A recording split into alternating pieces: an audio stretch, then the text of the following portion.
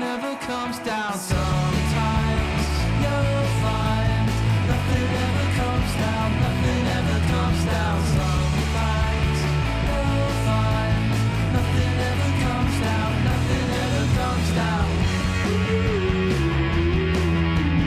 Nothing ever comes down, nothing ever comes down. Nothing ever comes down, nothing ever comes down.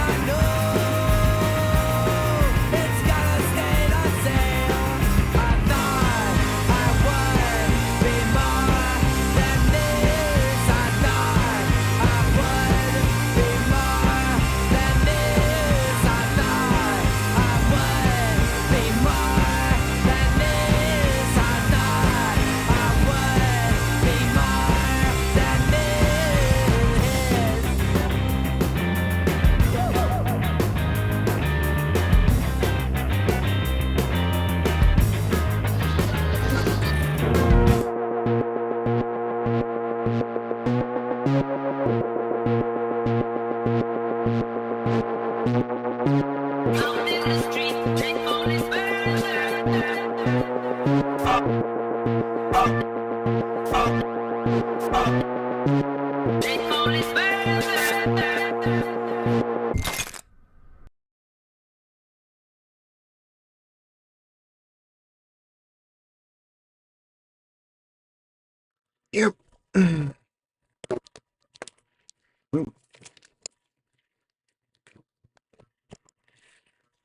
All right.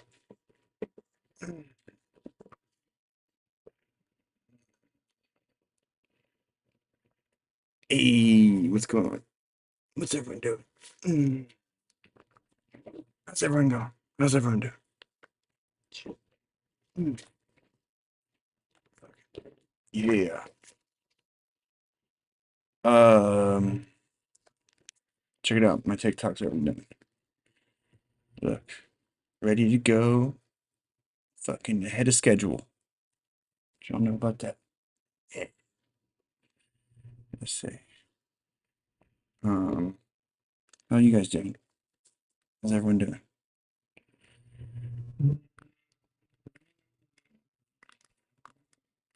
Dude, I love that fucking Cloud Nothing song. I mean, I love that whole first album, but especially that song. Where's the thing? I mean, I'm not ahead of schedule, but certainly barely behind schedule. There we go.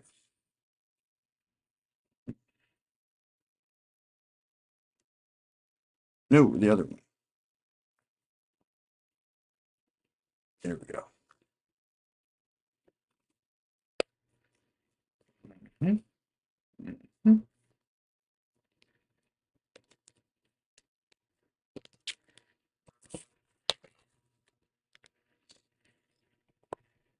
Where is it? Yeah, it sounds familiar, huh?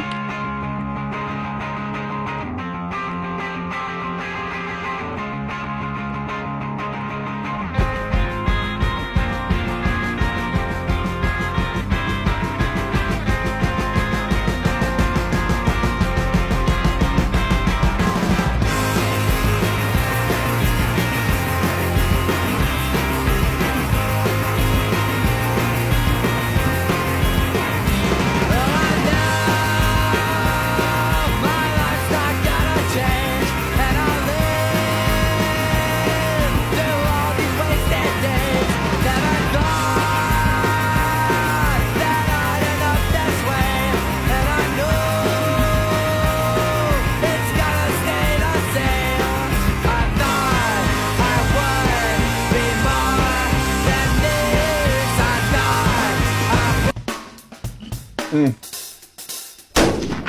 cuts off at the worst point. Damn. I should get one of those, like,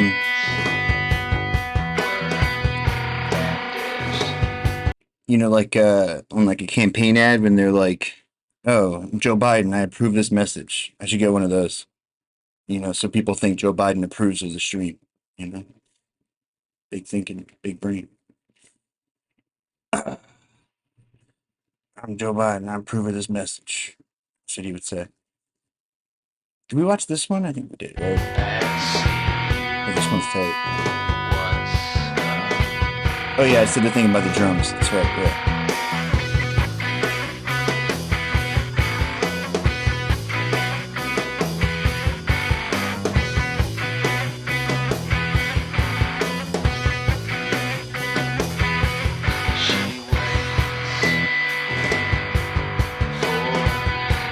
I mean, I feel like it's just not physically possible to be like to have like a cooler fucking intro, you know? It's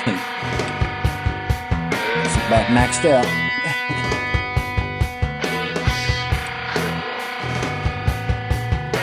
I mean, I can't stay for the content once the stream starts, but I mean that's it.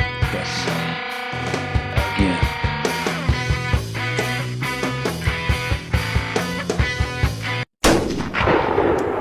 Yeah, and about maxed out.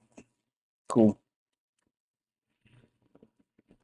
Every single year, talking about the Holocaust was a huge focus of our education. Why didn't we learn about any of the other genocides? Why did we only learn about the Holocaust? There's another aspect to how the Holocaust is taught in schools that I don't see talked about very often, and especially not on I don't know what she's gonna say, but I mean, you all know what the gist of it is. They did the same shit at Chicago public schools, right? They have like a fucking, I don't know if it's a lobbyist or whoever it is, but it's, somebody who's holds the issue near and dear to their heart, and they come and like talk to all the principals every year, and they're like, they try to like fucking guilt trip them or whatever, even though they like take every grade goes to the fucking Holocaust Museum every year, and it's like a huge part of the curriculum. They still go in there and like fucking try to jam it in there. Um, I certainly, back in my day, certainly spent a lot of time. Well, what's done is done. You're going to have to shift gears, recalibrate.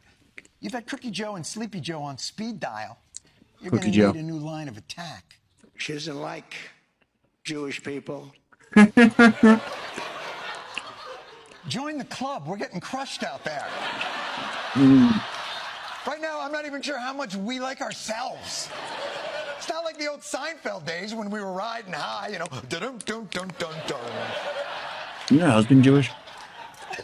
You can get a bagel in Iowa. Regime spokesman Jon Stewart. Yeah, give me a schmear in Ames, Iowa. Bum, bum, bum, bum, bum. Of course, that attack may ring hollow, seeing as Kamala Harris's husband is, Jewish. Do you have anything else that could denigrate all of Kamala Harris's accomplishments by suggesting it's merely the power of the Jezebel?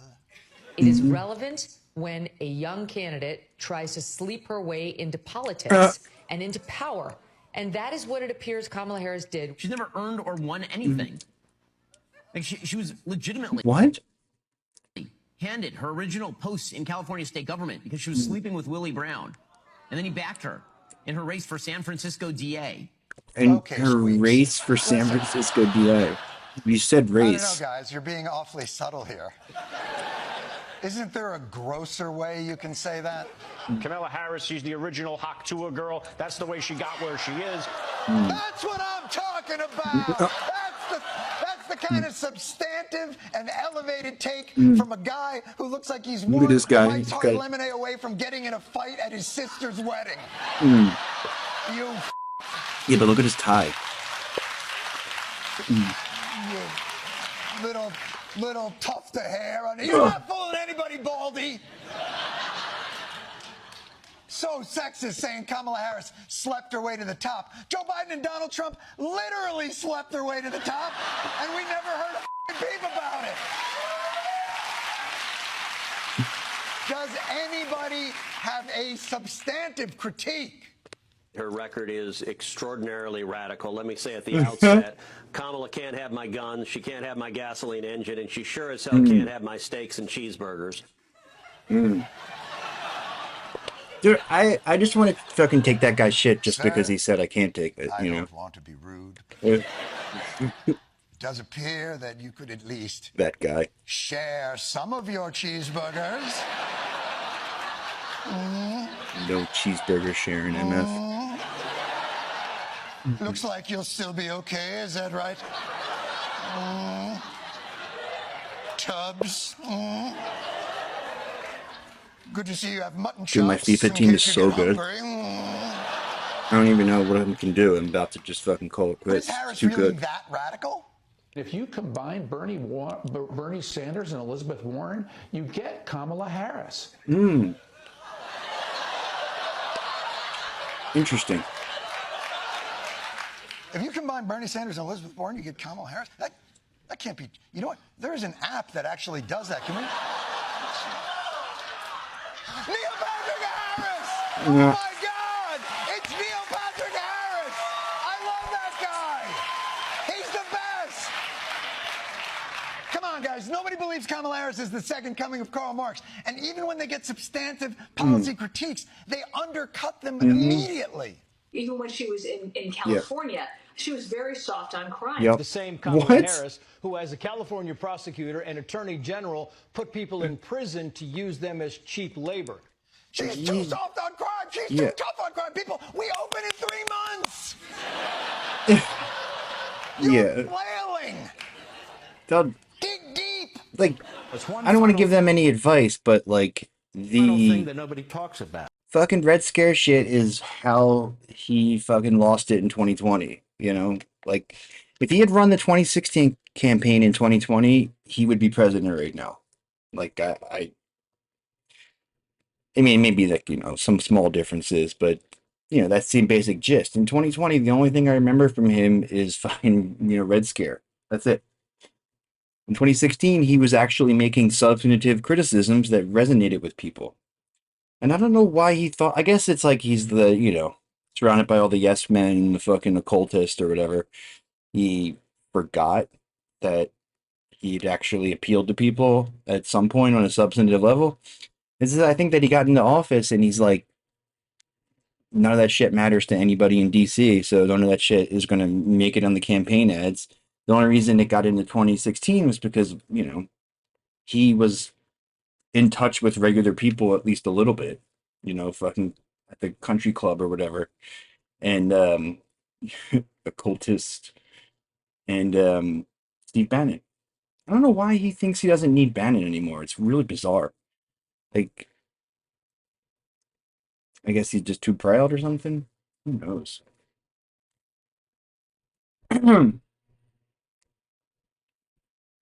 He's in prison?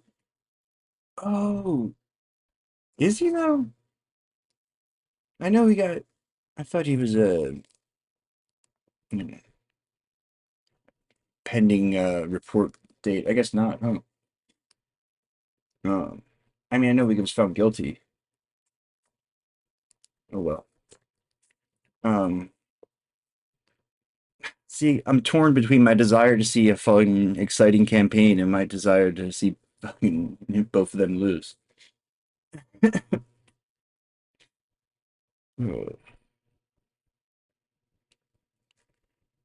This guy is so relentlessly stupid and ill-informed. Israel has a right to defend itself after a Hezbollah attack seems to have killed 12 children and teenagers in the Golan Heights. We're all agreed, right? So do the Palestinians have a right to defend themselves after more than 15,000 of their children were killed by Israel in Gaza? Yeah, see? This lady knows. Low-level Turkish intelligence. Went in July 1st, will be out November 1st. Oh, how convenient. How convenient that the fucking one guy on the right that knows how to win a campaign is in jail.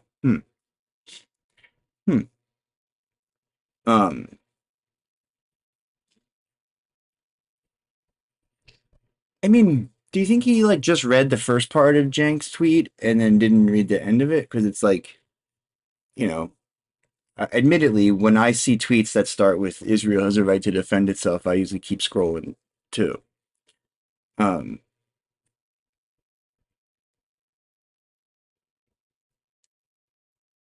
mean, I think he's stupid and ill-informed, but, you know, that's not evidenced by this so much by this tweet. Who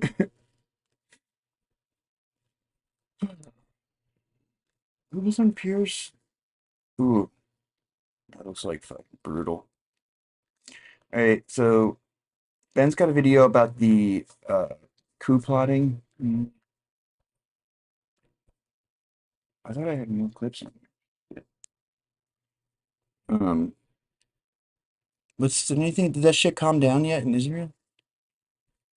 Are they still fucking doing the rape riots? There's an NYPD office in Tel Aviv that directed the arrest of U.S. student protesters. Israel made Congress vote to outlaw the Bible. Israelis are doing civil disobedience for their right to rape. Accurately describe Israel to someone and they think you were being anti-Semitic. Look at these fucking yahoos. The rape insurrection. I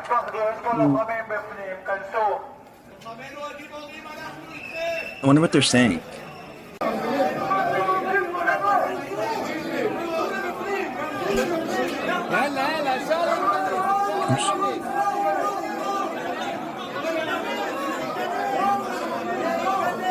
I mean, I don't know what's more pathetic, this or the Brazilian version. The Brazilian one was pretty bad. Ugh.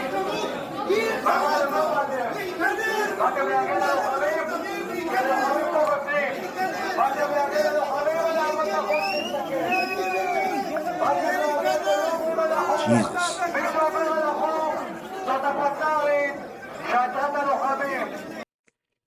Look, we all very, very concerned about your right to rape, okay? We're dealing with it. This is supposed to get rid of fucking headaches. But it gets stuck in my hair. Because I had a headache earlier, and I put this shit on, and then it went away. And then I got in the shower and washed it off, and then my head started hurting again. That's what it does. It just gets you fucking dependent on it. Astro Doug. In the middle of Beirut, a measured response that is supposed to not ignite a war.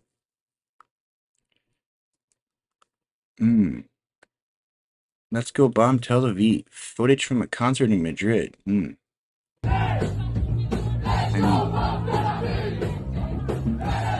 Is this guy trying to like get people fucking jazzed up over this?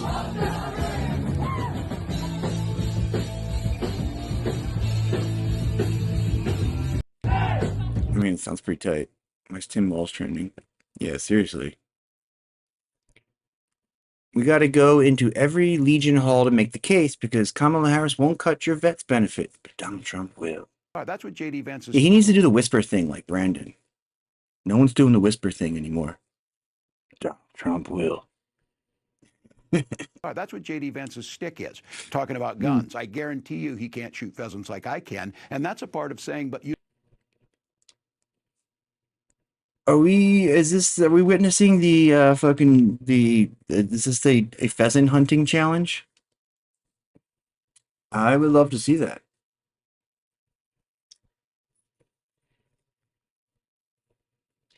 She's announcing the VP on Tuesday in Pennsylvania. Oh no.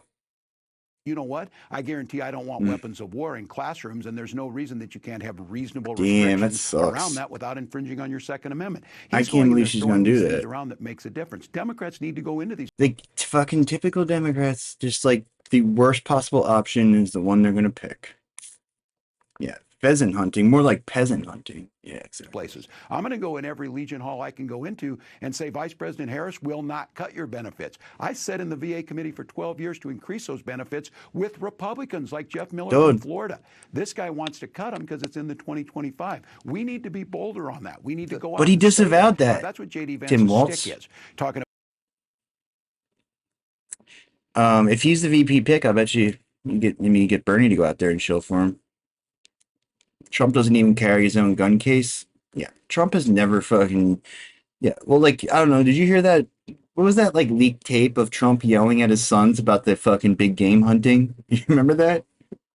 That was really funny. Who the fuck wants to go shoot an elephant? What was he saying? Oh, my God.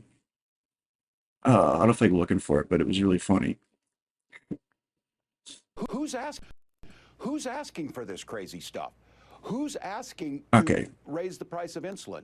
Who's asking to get rid of birth control? They do these focus groups or whatever. Who's sitting in a bar in Racine, Wisconsin saying, what we really need? We need to ban Animal Farm. Nobody is. They're talking about real things. I wouldn't mind banning Animal Farm.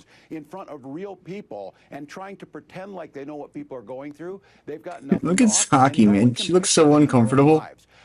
I brought this thing up that Donald Trump tries to mock Vice President Harris for laughing, and I made the point, you never see this guy laugh. You never see him do these normal things. Imagine when I go home at night, I pick up the Frisbee and throw it, and my dog catches it, he comes over, he gets the belly rub for being a good boy. Picture these guys doing that kind of stuff. They just can't. Give me puppy. What it allows us to do is, little puppy. Oh, Major. I'm so glad I named you after my opponent's dead dog. Raise the price of insulin. I mean, we know who's asking that, dog. Come on, follow that up. Why is it so hard to understand? When somebody else gets them right, it's not like a damn pie. Oh, somebody got a bigger piece of pie. I don't get it. Rights aren't that way. There's enough for everybody. There's enough for everybody to be included. Dude, all this like pro Tim Waltz momentum is building.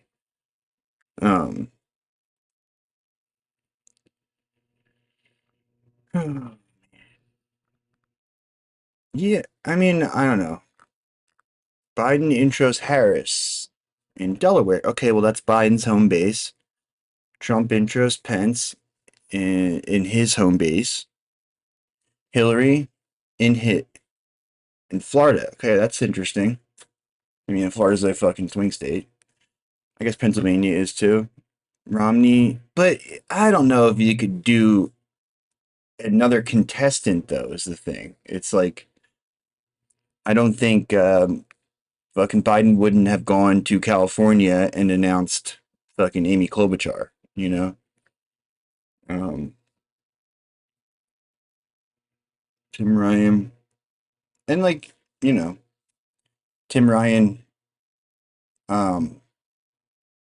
It's not like they're going to have an event in Wisconsin.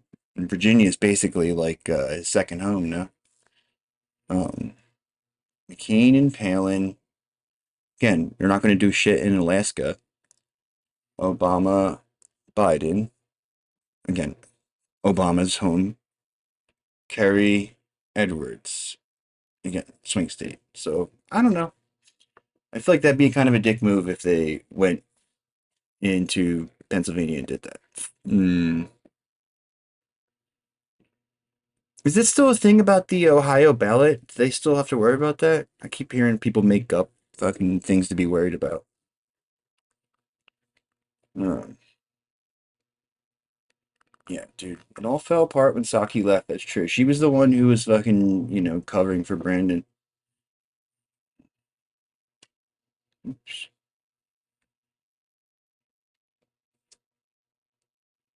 Anything else trending? This fucking platform sucks so bad. There's my boy. What's up, Crush? Yeah, this Matthew Pines guy I saw everyone talking about. This Bitcoin guy supposedly has some takes. Here he is. He's coming up with his tell-all book, basically, called Imminent in Good title. In August. Then there's gonna be 2 documentaries coming out with people that no one's heard of yet that are gonna make pretty eye-opening claims. How do you know and all that this? those people will have the credentials to back those claims up. Can you say what those claims are? I mean, basically that everything David Grush said in testimony is true. So right? that they've retrieved Did anybody doubt? Yes. I didn't and doubt. that they've I found never like doubted it. biological Yeah. beings. Essentially what the UAP says, which is that there are these legacy programs to retrieve and exploit, reverse engineer technologies of unknown origin and biological materials. Those programs exist. Like the Senate legislation Just get a disinformation is campaign premised on against those the programs American existing. people. The purpose is to investigate those programs and to force the information and records and materials that they hold into a more formal and legitimate and accountable process, and then to disclose Dude, look at Mick West. He's certain such a elements of fucking those loser, programs dude. to the public.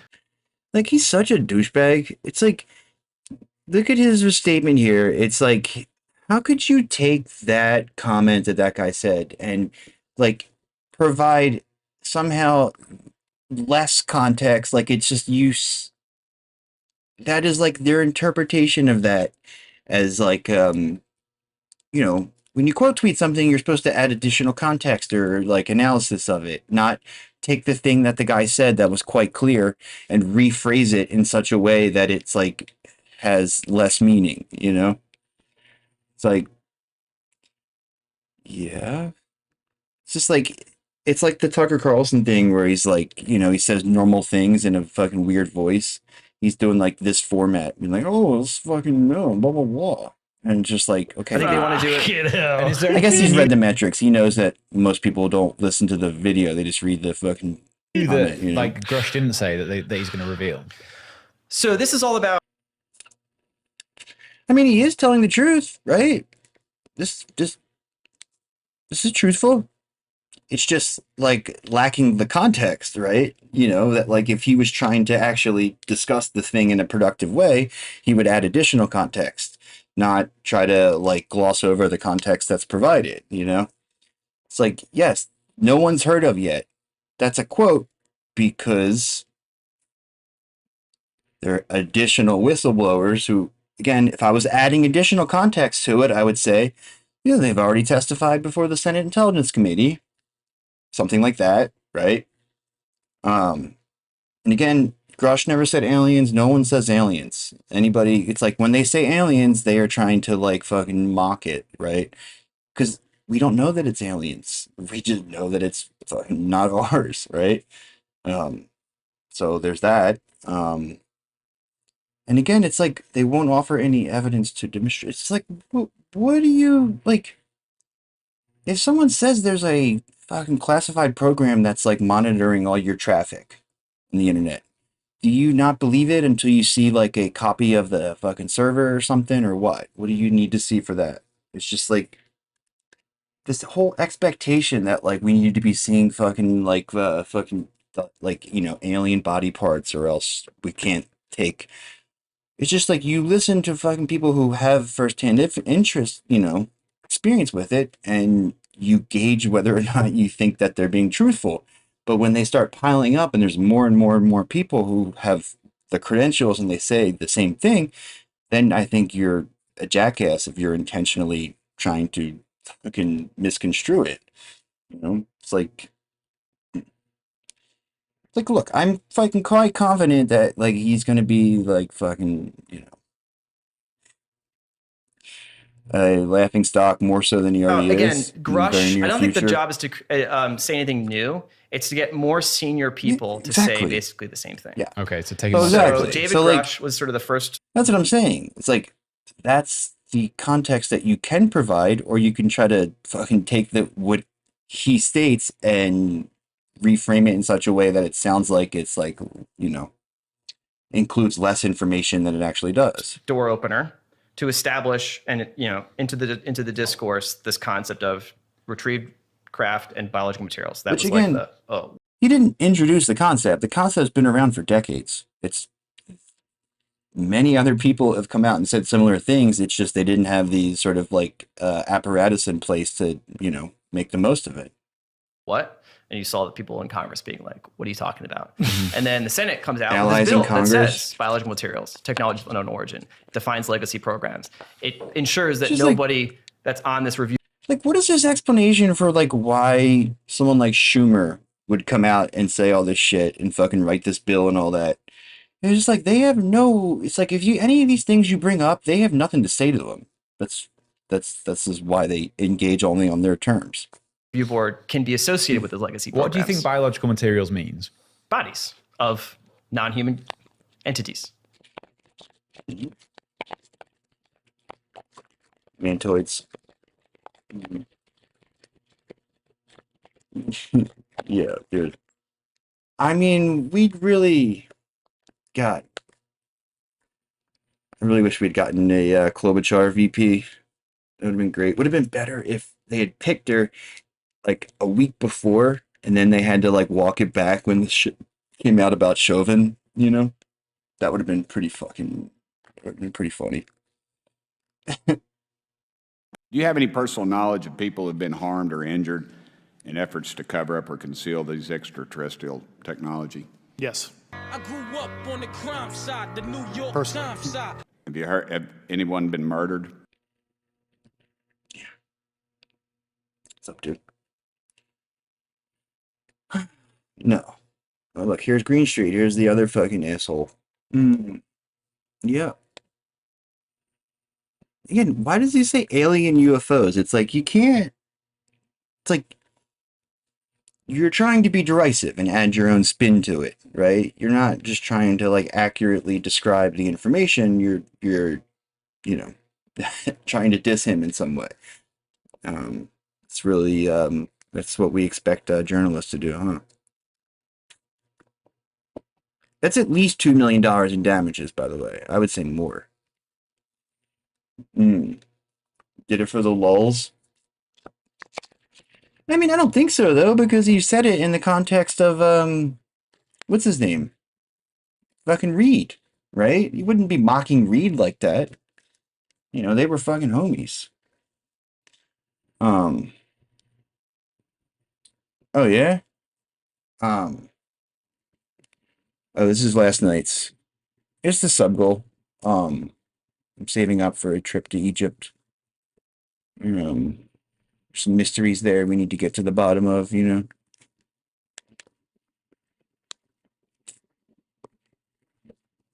know. Anyway, it's enough of that.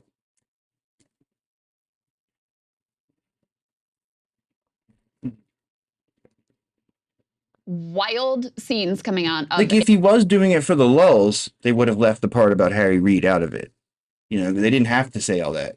Like, he talks about him every time it comes up, you know? Israel yesterday when members of the Knesset and government ministers Rape riots joined a underway. far-right armed mob to storm multiple Israeli military bases. And as I said before, you may think this is Yeah, just fucking too much irony poisoning. Everyone's too cynical to fucking, like, admit that they're interested in certain topics, right?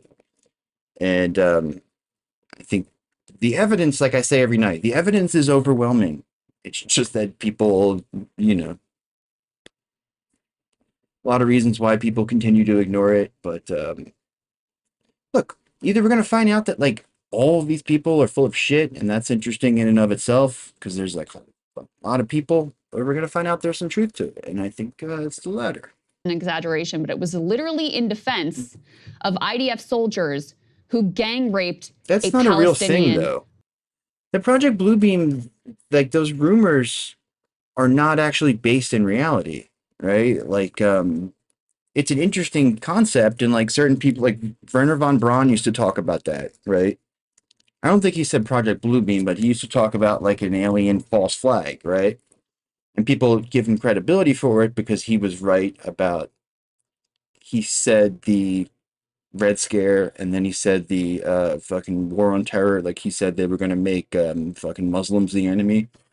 And then he said after that, they're going to do the UFO one. So, people, you know, they still might. But, like, Project Bluebeam, as the, you know, as the story goes, is not actually based on, like, a real program. They do have interesting technology. They have these, like, plasma they can, like, program plasma to, like, fucking act out, to, like, look like shit in the sky, right? So it can look like a physical craft, but it's just like a ball of plasma. I don't know how far along they are on that, but they could be doing Project Bluebeam, sure. But I think we'll know it when we see it, you know? Prisoner. So let me back up. Let me show you some of the images here as I speak. This is one of the mobs storming a military base that has been turned into a mass prison camp. Oh, no, they're not protesting about, like, their country's treatment of Palestine or anything like that. No, it's their right to fucking torture and rape Palestinian prisoners with zero accountability. Now, this is a place that has become quite notorious post-October 7th. There have been multiple news reports and a UN investigation that revealed horrifying That's the other details thing, of too. Some people like to say that. It's like, oh, they're just trying to, like, distract from their own projects or whatever. I don't think that really fits either, because why would they let people like Grush go on TV and talk about it and, you know, not discredit them or, like, say, oh, he's lying? Like, they could have just denied it at any point, and there's been no official fucking denial. It's just the whatchamacallit, you know, fucking like the arrow bullshit, not like any kind of, like, you know, systematic abuse of the Palestinians who are being held there, including systematic sexual assault. Specifically, we've got multiple accounts of a hot metal rod being shoved in the anus of multiple Palestinian prisoners. We've also... How many times do they write about the fucking fake October 7th rapes? And I hear about the, you know, hear about those every day, and not a peep about the actual rapes going on systematically. Also heard about severe beatings. There have been dozens of Palestinians who have died at these facilities. Starvation, I mean, every kind of degradation and torture you can imagine has been documented by Palestinians, doctors, Israeli doctors, whistleblowers, journalists, and the like occurring at this location. So the Israeli government has been under a lot of pressure from the ICC, the ICJ, and also from some different world governments, including the UK, to show some... Which, again, they do the Klippenstein type assassination, character assassination, so they can keep their distance from it. When he falls flat on his face, like he did, they can distance themselves from it, you know? It's pretty smart. Israeli soldiers severely gang raped a Gazan detainee at the whatever that place is called. You know it's bad if the IDF hospitalizes the guy.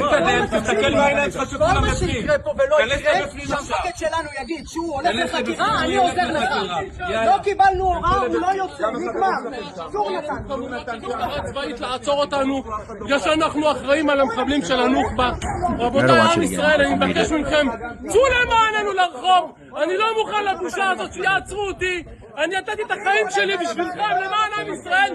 צאו להילחם בשבילנו. זאת בושה מה שעושים לנו. צריכים לעצור אותי, אני לוחם של מדינת ישראל. בחקירות שולה יצא שולן שהנוח'בה. אנשי!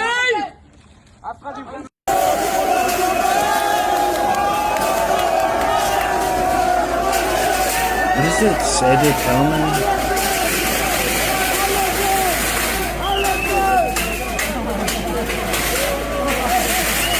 Again, this is the one guy who got in trouble for it. It's like this has been going on for a long time, and this is the one soldier that was actually in trouble.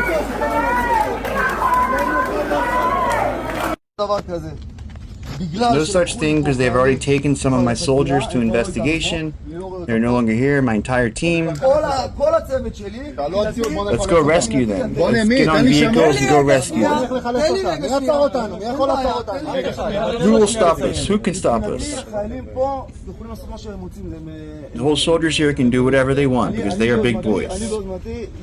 I will take the initiative along with my soldiers who are already there. Whether this will be enough or not, I can't believe that these bunches of thugs really gang raped the Gazantini.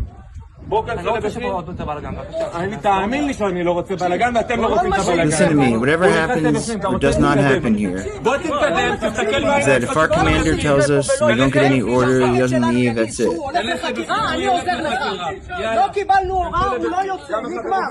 So these like Mizrahis or something? Who's who in here? Saving private rapists. This is the only democracy in the Middle East, exactly. So embarrassing, man. Jesus Christ. Like, even if they were genuinely interested in like spreading democracy, who the fuck's gonna want to do anything at all like these guys? It gives democracy a bad name, just like it gives Judaism a bad name. God damn. Loads of military police personnel are here to arrest us because we are in charge of the elite terrorists. He means the rapist, or they're 23rd in freedom in the conservative-based economic index by the Heritage Foundation.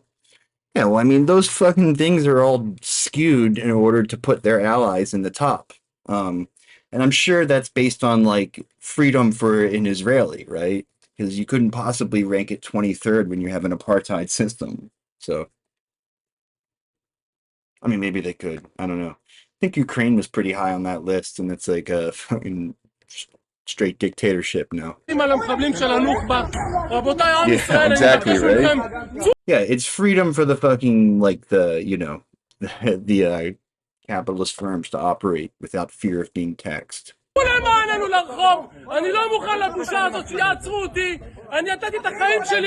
life for you, you go out and fight for us. Shameful what they're doing to us.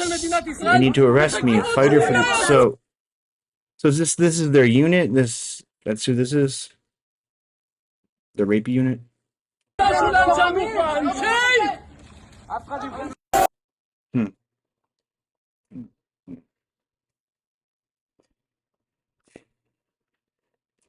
I don't think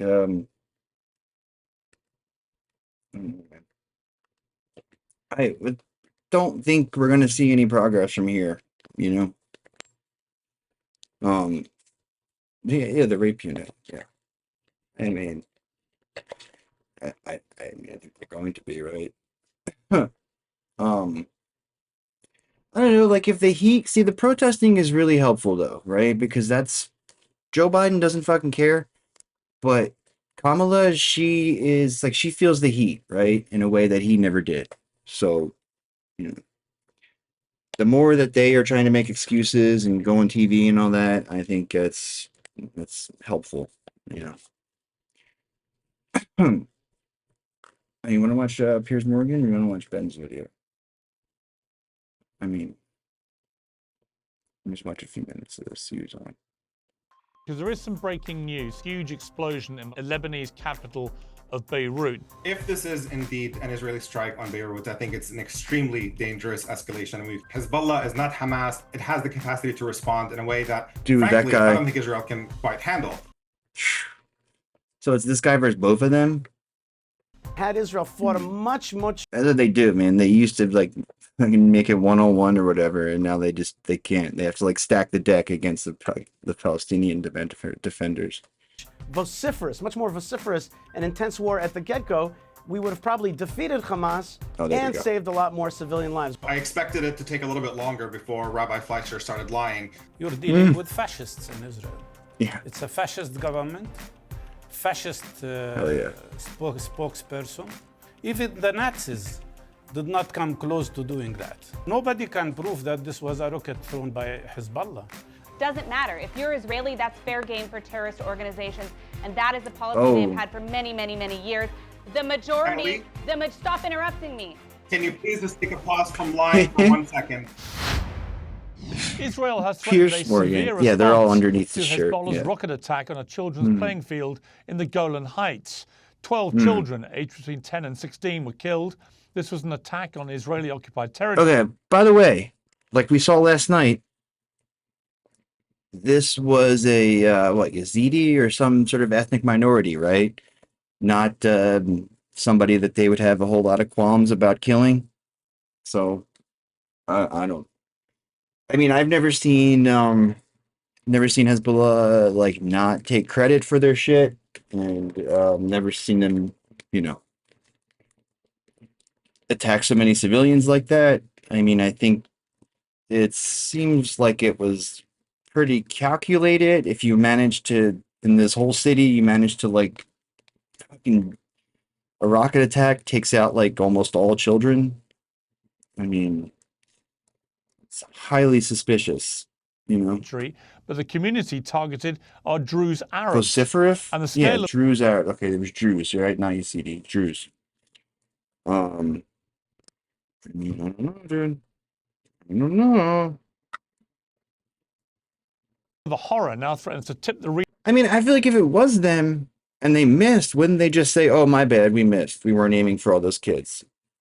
That's what I'm saying. They hit military targets, like almost exclusively. You see them hit military targets, like killing civilians. It's like the terror attack style is not what we've seen from them. That's the other guys. Region into a second all-out war. Can Israel fight a war against Hezbollah as it continues to pound Hamas in Gaza? Are the repeated attacks by its proxies drawing Israel ever closer to a massive war with Iran? Did Donald Trump have a point when he pointed the finger of blame at the current US president? Today's attack on Israel cannot be forgotten, and it will go. He loves Trump so much. He's like, it's Joe Biden's fault. Everybody loved Israel before Joe Biden came into office. Go down as another moment in history created by a weak and ineffective United States president and vice president. They wouldn't have done this if I were the president. And vice president. And they didn't. Well, joining me now is Hebron spokesman. I mean, I think there's some truth to it when he says it about Ukraine, because I feel like that one probably could have been avoided by somebody who didn't want war, or who had less financial interest in war happening, Rabbi Yishai Fleischer, American-Israeli commentator Emily Schrader, Palestinian-American Middle East analyst Omar Badr, and also be talking to General Secretary of the Palestinian National Initiative Party, Mustafa Barghouti. Well, welcome to all of you. Let me start, if I may, with you, Rabbi Fleischer. Your response, first of all, to this appalling attack which killed so many Israeli children. Well, they're Israeli children. They're also Druze. Dude, he couldn't take it. He could not fucking take it. He had to correct them. God damn it, what a piece of shit. Part of our minority that lives in Israel. I deal with Druze all the time, and I speak to them. They're an Arabic-speaking minority, non-Muslim, and they are angry. They're very angry, of course, at Hezbollah for striking against them, but they're also angry at Israel for not doing more to defend them. And they're saying, you know, with one bombing that happened in Tel Aviv, you guys did an airstrike in Yemen, but now that 12 children have been murdered inside of Israel in our village, you haven't done enough to flatten the bad guys, to get rid of Hezbollah. And so I call on Israeli leaders to act with equal measure, to strike back strong against Hezbollah, protect our Israeli citizens, if they be Jews or Druze. That's what we have to do. We have to push back hard. And whenever I speak to Druze, they're always saying to me, you guys are not strong enough against the jihad. You have to be strong against the jihad. And they know they're Middle Eastern people who have lived in Muslim areas. Right? They built their bases around minorities. They're in the middle of them. That's true. Well,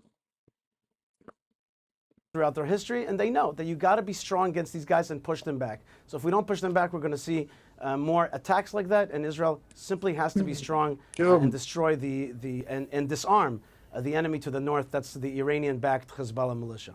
oh my God. But does that mean that It's just like they say this shit where it's like they don't remember the last couple times they tried to do that. there is a preparation going on for an all-out war with Hezbollah? Because if that is the case, the Middle East really is going to go up in flames, isn't it? It was an Iron Dome missile. Well, I mean, like, they should be able to find that fucking debris, right? I guess they, you know, as per usual, they're not going to let any kind of independent investigators on the scene. What are you going to do? The enemy now has 150,000 rockets trained against us. They could, estimates show that they could shoot 5,000 rockets a day at Israel. They have 20,000 regular troops, up to 50,000 reservists. And it's a very serious a gun that has been pulled and cocked against our head. So, of course, we're going to have a war at some point to get rid of that threat. Unburdened by what has been. Omar Badr, this was an appalling incident, wasn't it?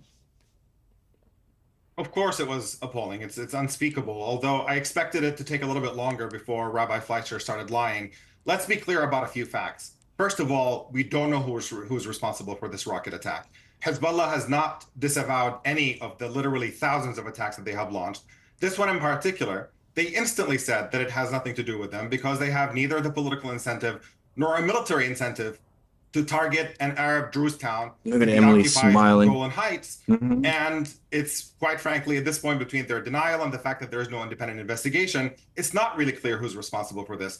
But more importantly, and contrary to what Rabbi Fleischer just claimed, the families of the victims want nothing to do with further war. They have refused to meet with Prime Minister Netanyahu. They have refused to allow Israeli politicians to attend their kids' funerals.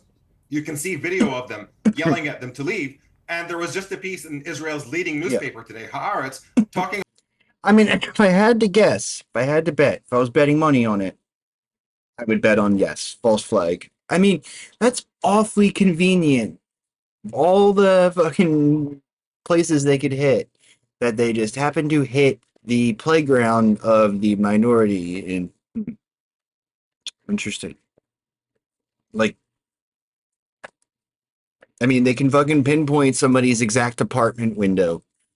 You know, like they can fucking they can assassinate people by drone. And this, now they... about how the majority of the Jewish community don't want the blood of their children to be used to essentially fulfill further bloodshed and the agenda of this fanatical Israeli government that is using this tragedy in order to promote more war. And the last thing I'll say here is that I think is really, really important.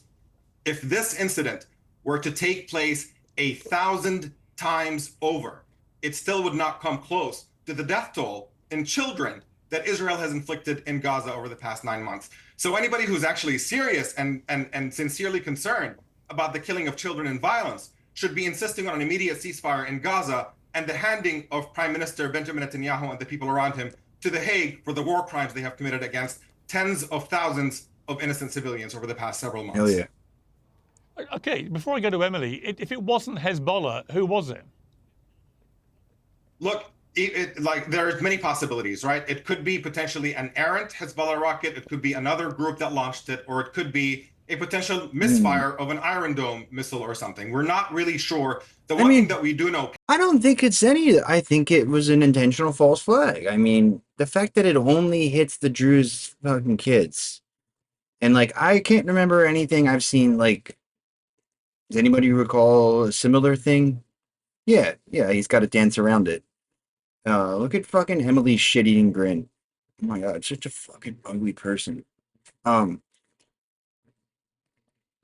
I can't recall Hezbollah ever missing like this. I mean, is anybody?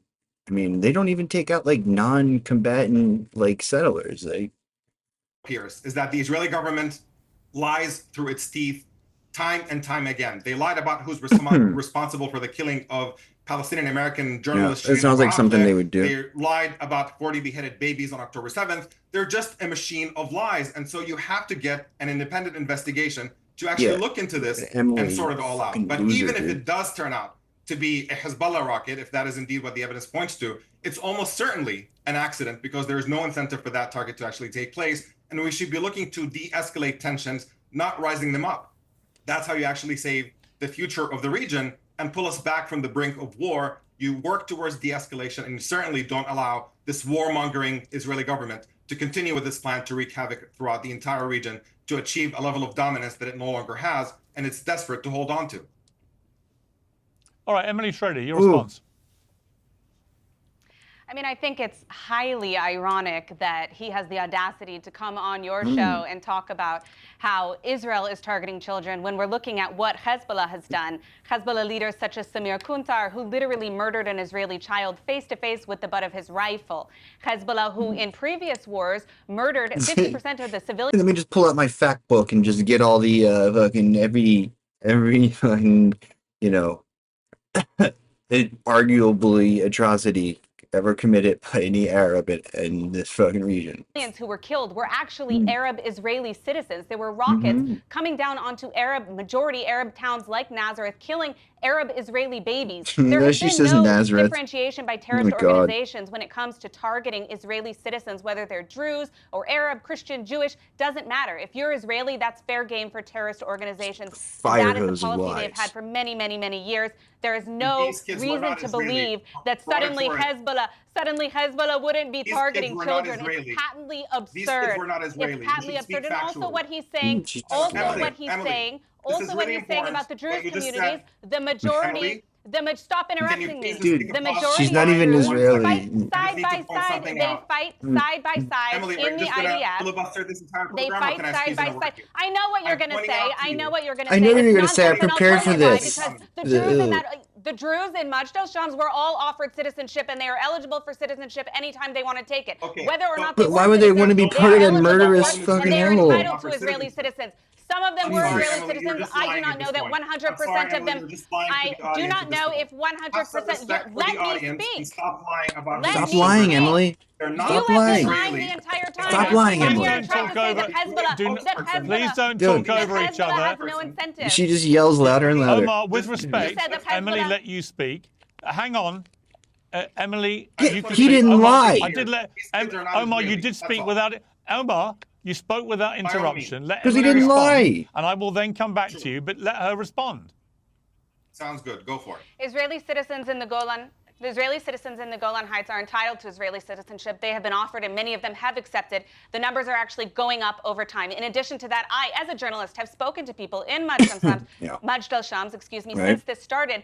They are very, very clear about what they want. And frankly, Yishai is correct. The Druze community doesn't put up with terrorist behavior, such as what Hezbollah did. And the idea that Hezbollah doesn't have an incentive to target Israeli children, whether Arab or Jewish, is absurd. I don't know anybody who's heard this report and then didn't immediately go to false flag, right? I mean, come on.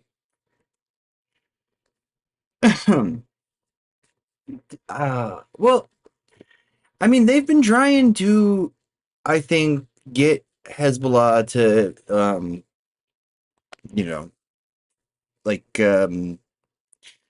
I don't want to say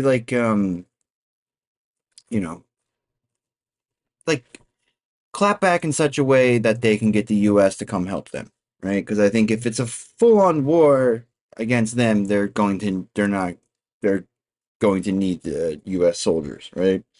Like, so they're trying to like fucking accelerate this timeline in such a way that like, what's up, dude? Yeah, I just saw that, right? Yeah, in Iran too. Like, yeah.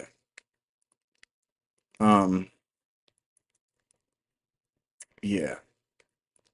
I mean, but that's what I'm saying is like they actually like the incentives for these other countries that they're provoking is to try to as restrained as possible.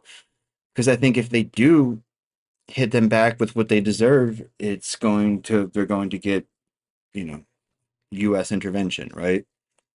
That's why it was such a delicate balance last time, when they gave like a week's notice that they were going to attack. I'm like, all right, we might be sending some drones down by you. You better watch out. So they got to do something though, but it's just like, what? I mean, maybe if they had a targeted assassination of their own, it's just that most countries don't do that because it's not really, pretty sure it's like against the Geneva Conventions and stuff, right? You're not really supposed to do that.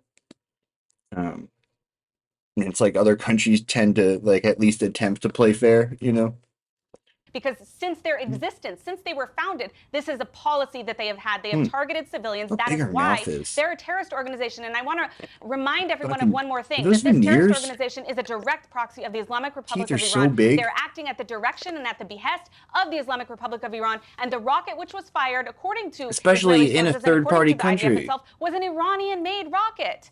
So the Iran fingerprints from the Islamic Republic are all over this, the same as they are with every terrorist organization that Israel is dealing with now. And I agree with Yishai that we need to deliver a very, very strong deterrent, not punishment. This isn't about revenge. This is about deterring Hezbollah from attacking Israeli citizens. And they have sent over 6,000 rockets since October 8th to act as if Israel is... And 5,999 of them hit military targets.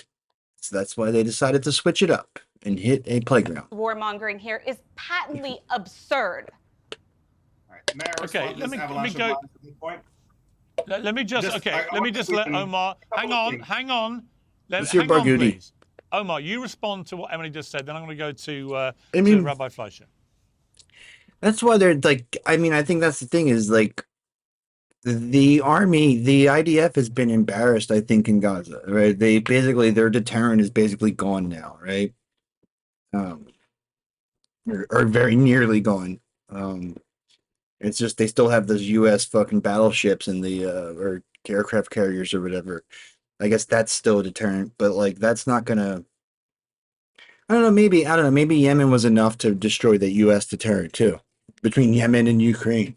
It used to be that like countries feared that they were powerful modern armies, but like I think seeing all this newfangled tech is not been too impressive, right? I think just watching the Russians versus the Ukrainians, I for one would prefer to have twice as many missiles of the Russian sort as the fancy, high-tech, expensive American ones.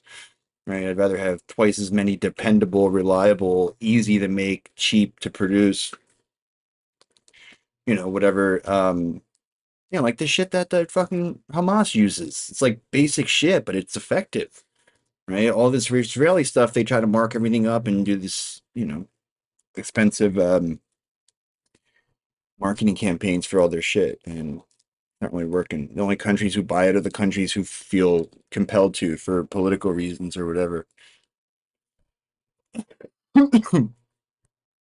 Sure. Two things. First of all, she said these were Israeli children, and we can see when the Israeli military spokesperson was addressing this incident that he was interrupted by other Israeli officials to point out that they're not, in fact, Israeli. The Golan Heights are occupied Syrian territory, and a significant portion of the Syrian Druze community that lives in them refused Israeli citizenship, which tells you something. And the other thing about what these children and their families want... Omar, do we know how many of the children who died were Israeli citizens? None of them. I'm not entirely sure if any of them were or not, but I can tell you there is one thing that is really clear at this point, Piers, that I think is really important, is you can listen to Emily and Rabbi Fleischer tell you about what the families of these kids want, or you can listen to the families themselves, who are widely quoted in the Israeli press, talking at this point about the fact that they don't want the blood of their children to be used as justification for further bloodshed. And they have referred to Netanyahu as a war criminal, and they want nothing to do with this government. So yes, you can listen to these propagandists tell you what their interpretation of these events are, or you can talk directly to the families of these children who were killed with this really incredibly tragic and horrifying incident, and find out what they actually want. And it has nothing to do with that's the a good lies point, that Jaeger. we've just heard from Right. Yishai and from Emily. I mean, I don't think it's the best test case, right? Just because they have been building, you know, like they've had the most high-powered propaganda outfit in the world, or the two most high-powered propaganda outfits in the world, manufacturing consent for dehumanizing Gaza, dehumanizing Palestinians, but especially Gazans, right? Like they've been doing that for decades now. So like the world's response to this is not necessarily the same as the world's response to, you know, I don't know, Kashmir or something, you know, something like that, right? Like some African country. Okay, First of all, Rabbi I have Fleischer. spoken I to mean, the family, so there's not a hang on, consensus on that. I mean, countries are just going to do like, they're going to protect the countries that they have a relationship with and are extracting resources from, and ignore when it's a country that they don't have a relationship with. You know, it's like they're only going to do what's in their own material interest. Emily, let me go to Rabbi Fleischer, please. Rabbi Fleischer, I mean, it's complex, this particular story, for the reasons that we are now discussing in this debate, is that we don't actually know how many, if any, of these children were Israeli school children. I assumed that most of them were. That appears not to be the case. Do you have any information which can say unequivocally either way? I'm a little bit at wonderment at your question, as though it matters. These guys live, they're citizens or residents of Israel. What does it matter? They have specifically said, do not use our and death to justify more war. But this guy is undoubtedly going to do that. Were shot at by Hezbollah, which shoots into Israel. So we have all kinds of folks, minorities living in our land, all kinds. If they were Arab, that would be okay. They killed 12 kids because they're trying to shoot at Israel, one way or the other. So that's what this is about. What exactly the identity of the kids were, is that really important, Pierce? I don't quite understand the question. No, I know listen, Jews I think people. it doesn't change the fact these children have been work killed. with Jews every single day. I always ask them, I say to them, tell me candidly, what do you think about living in Israel? They're like, you know, great country, but you guys are weak. You guys are weak via jihad. Dude. I hear that every day. My God. I work with them. They're in the army in Hebron. I deal with them. They're in the civil administration. Dude, I'm at the barbershop and everyone's talking about Elizabeth Warren. The status of these kids are. The kids should not be murdered by folks who, what they do is arm themselves with 150,000 rockets, Iranian paid, ready to shoot at Israel. It happened to have hit some Druze kids. Tomorrow will be Jewish kids. No. What's the difference? This has the attention because they wanted to specifically. I mean, yeah, it's the fact that they're intentionally trying to cover up the Palestinian deaths and then intentionally trying to make hay out of this incident because it was almost certainly a false flag, which is like, they're so bad, they're so obvious now. I mean, they don't care how obvious it is though, right? Because it's like, unless you can fucking prove it, and even if you can prove it, it doesn't matter. You know, like, they'll probably like, you know, I mean, whenever something is like the Maidan, right? It's a perfect example. It was like just a few years ago, the court ruled that it was like basically they've ruled that like the assassinations were done by the neo-Nazi side, right? So that's like how they were able to, you know, garner a lot of support and justify a lot of, you know, like fascism, whatever you want to call it. There was like supposedly that they said the story was that like the regime cops were like shooting at protesters and they killed some protesters, right? that was like they had trial for that in court and they lost, right? And it was demonstrated that it was actually the other way. It was the U.S. backside who had shot them. Not a fucking peep. Nothing. Most people have never even heard of that, you know? Okay, well, let me turn to Palestinian kids who were killed. 30 people, including women and children, were killed in Israel. Like MLK's death, right? There was a civil court that ruled that the government was responsible for it, you know? So if it, like, they couldn't prove that like who the conspirators were because they didn't know the names of them, but they could see what they did, you know? Israeli airstrike. The negative on a template school thing. in central Gaza on Saturday. Over 130 odd injured, I think. What is your response to that, Rabbi Fleischer? This is the tragedy of war, and this is exactly Hamas's strategy for this war. They and their fighters will live in tunnels underneath Gaza. They will fire rockets into Israel. They will send in their terrorists to kill, maim, and murder. Then they'll keep the civilians on top while they live in their tunnel hotels underneath, and make sure that there's more dead babies so that they could use that in the media as a strategy, as another way of striking at Israel. So it's horrific. But how it's many terrorists were promise- killed? Okay, but hang on. How many terrorists were killed in that airstrike? Pierce, it's a war. I'm not here. I'm not an army spokesman. I'm not here to tell you exactly numbers. You're kind of getting today into these, what if Hezbollah? Okay, but here's my point. If Hezbollah, they suddenly change. Still waiting on that evidence about the Hamas tunnels. Yeah. Let me make my position. If Hezbollah suddenly said, "Yeah, we fired that rocket which killed the 12 children," right? The 12 children who were killed after this attack in Gaza. Yes, we fired that rocket. It's war. That's what war involves. You would be incandescent with rage that the lives of so many innocent children had been destroyed, and Hezbollah's response was simply, "This is war." What is the difference ideologically if they were to take that position to what Israel and you've just said about the killing of so many innocent people in Gaza? I think that's a very fair question, but I think that the answer is obvious. Israel is an ethnic minority in our region trying to survive. We are now surrounded by a proxy noose around us. Hezbollah, Hamas, the Houthis, and probably more through from Iraq. And these are all Iranian tentacles. It's a noose that's tightening around us. We're fighting for our survival. And the enemies are shooting into Israel to try to destroy us and try to goad us into killing more of their kids because that's part of their strategy. When they do it, they're trying to destroy Israel. When we do it, God forbid, when we try not to, we're trying to defend ourselves and to defend our ethnic minority in the region. So we're fighting a defensive war. They're fighting an offensive war of destruction. That's the difference. But when you say that you're fighting a defensive war, if I may. Hang on, Emily, hang on. I will Shut come to you up. next. When you say you're fighting a defensive war, what the critics of the way that Israel has executed this war will say is that, yes, what happened October 7th was horrific.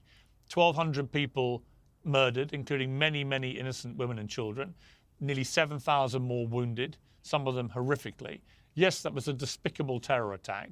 But the scale I know it's a double standard, but, you know, we're Jewish. Has been unbelievably That's basically what he was saying. That you're now up to 35, 40,000 people being killed. Again on Saturday, not really reported that much because it becomes the norm that 30 people are killed by an Israeli airstrike, 100 plus more injured, many, many women and children killed and wounded.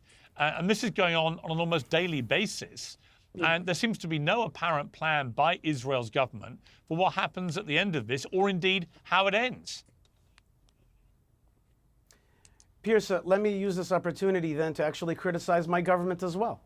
I think that Israel should have fought this war much harder right at the beginning in the first 2 weeks. Oh my God, see? We should have. That's what the cope's going to be now is like, oh, look, the only reason we got our asses beat was because we didn't try as hard as we could. Okay, man. Like, we've been watching these videos every single week of them getting fucking smoked. And, like, what do we have from them is them killing civilians, large numbers of civilians, right? Like, I think people who know the military angle of this know that they are getting hosed.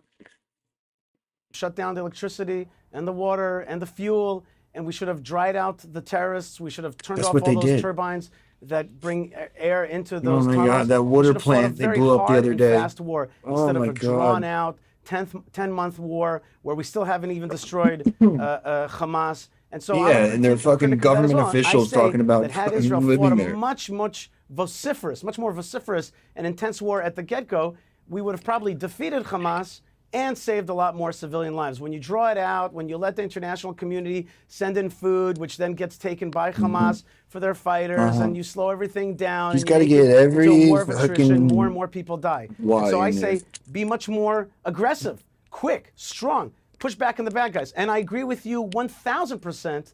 I couldn't agree even more that Israel does not have an endgame strategy. As I've said on your show previously, people like myself believe that Israel should govern Gaza, re-govern Gaza militarily, and then slowly but surely resettle it. And of course, give decent Arabs, Palestinians who are pro-Israel, who are anti-jihad, which there are millions of them.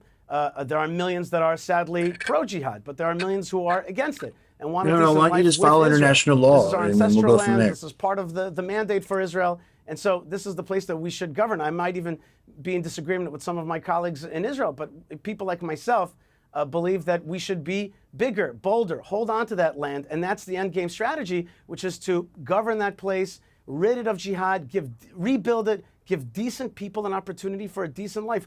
Only Israel can ensure that. Certainly not the Palestinian Authority, certainly not Hamas or some kind of international consortium. It's not going to work. It never worked. And they're just going to rebuild the jihad if you let them. And I say destroy the jihad, govern the place, give decent people an opportunity for a life again in Gaza. Let me go to the General Secretary of the Palestinian National Initiative Party, Mustafa Barghouti. Mustafa Barghouti, thank you for joining me. Your response to what you just heard from Rabbi Fleischer.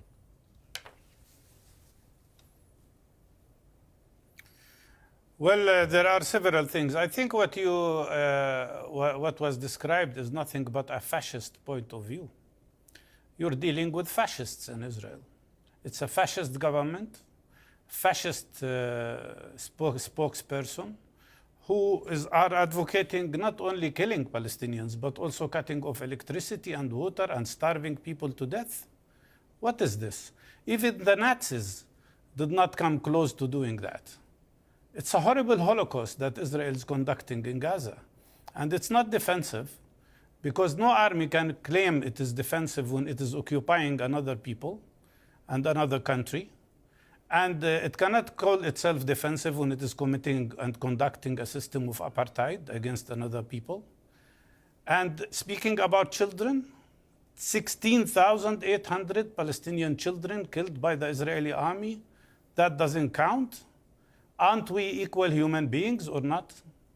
50,000 people killed, 72% of them are women and children. More than 90,000 people injured so far, many of whom will die because Israel has destroyed all hospitals, all medical facilities, all services. And they speak about defensive war. What kind of defensive war? This is an aggression, a terrible aggression. And the cause of that, I don't want to repeat what we told you on many times on your program.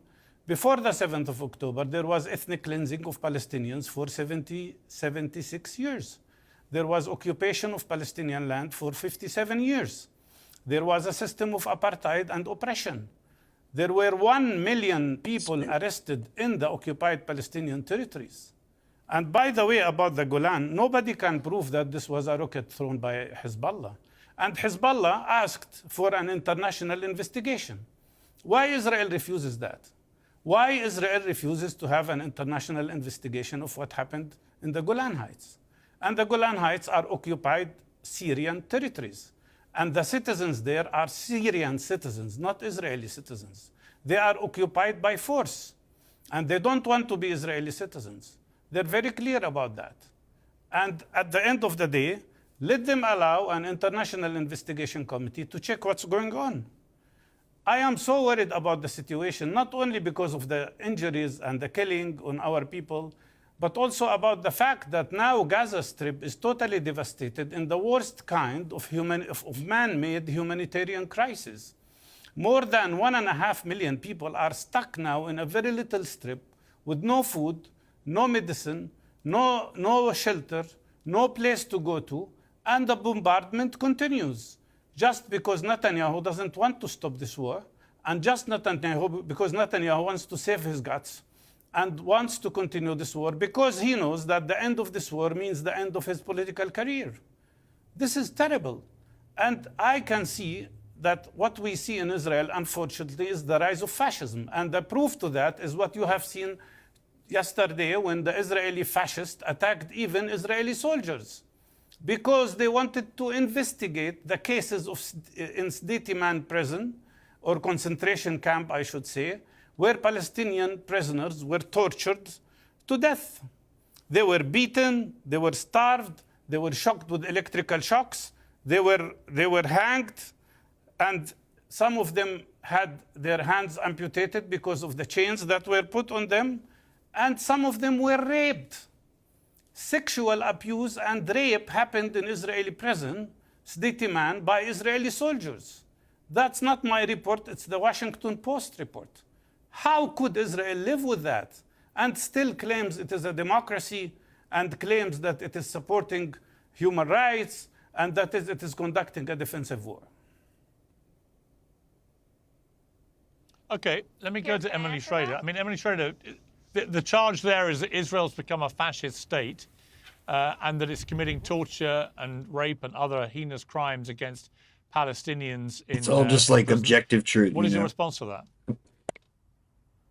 I mean, I think that the reports are horrifying, of course. I know that this is under investigation and that several of the soldiers in question have been arrested and are currently undergoing interrogation. And yes, there have been several incidents of riots outside of army bases. One of them, I think, was actually they breached into that, and it's disgraceful behavior, and it runs contrary to our laws, which is why there were arrests related to this. And I think, you know, he asked, how can Israel claim that they're a democracy when there are incidents such as what was reported? It remains to be seen if that's verified or not, but for now we'll assume that it is the case.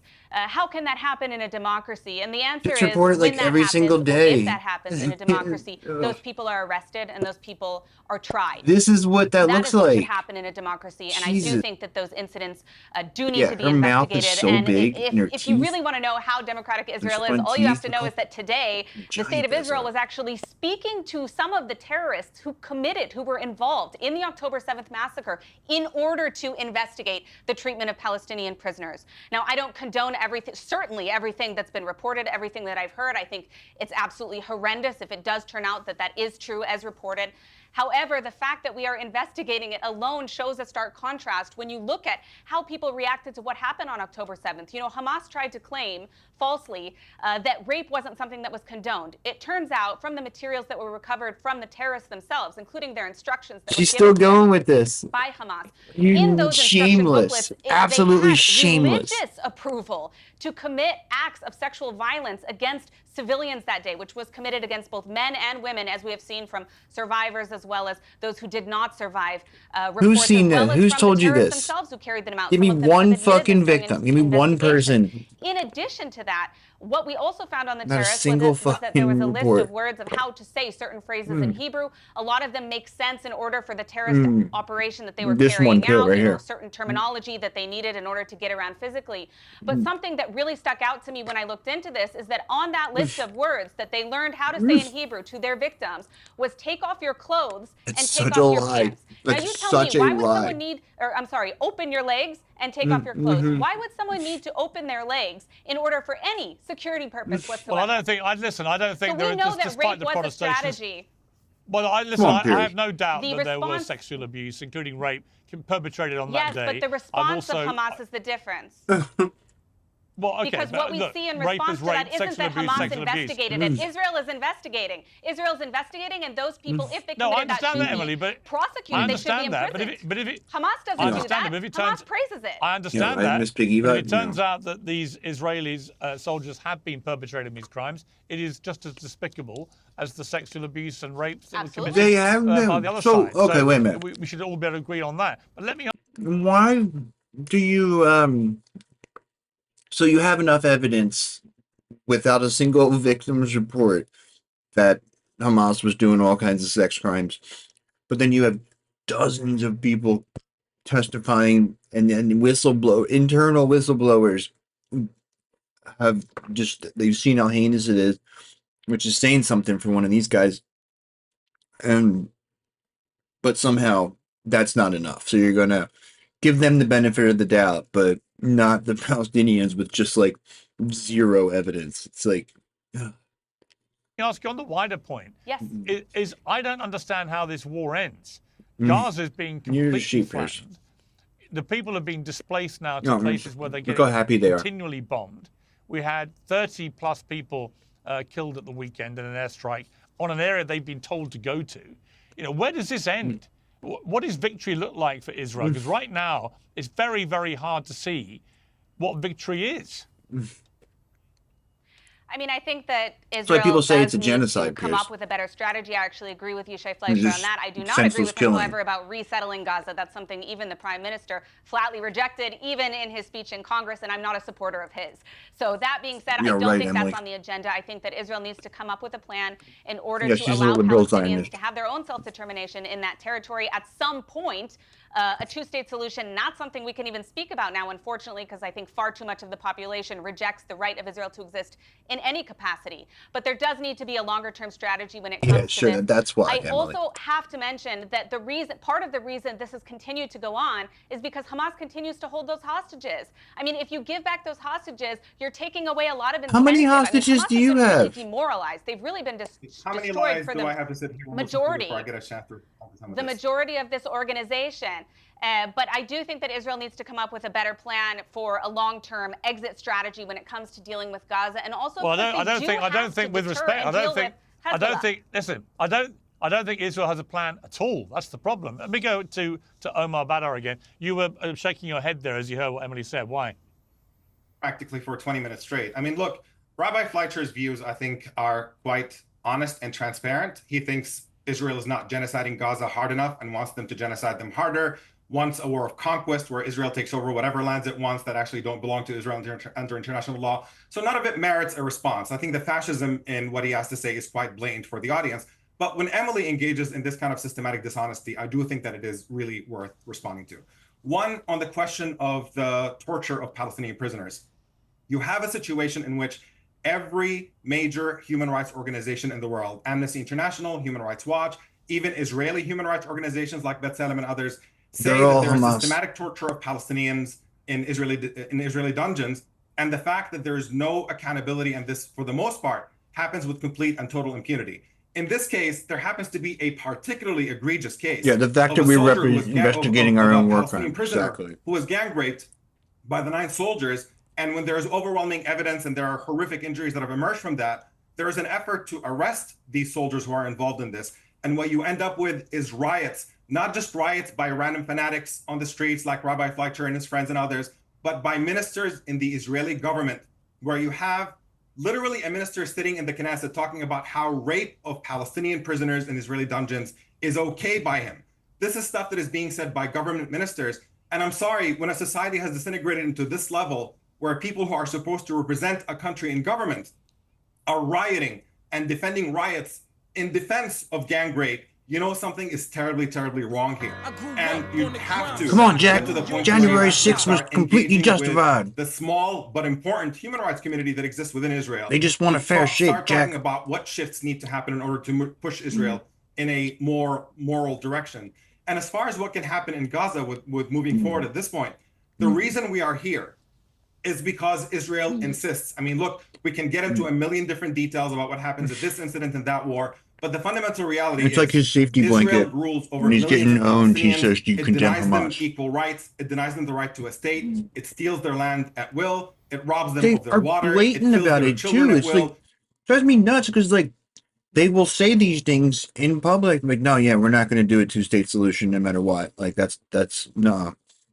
And then they go on TV and people like Piers are like, oh, can't you just see that they're working towards the 2-state solution and the Hamas won't let them?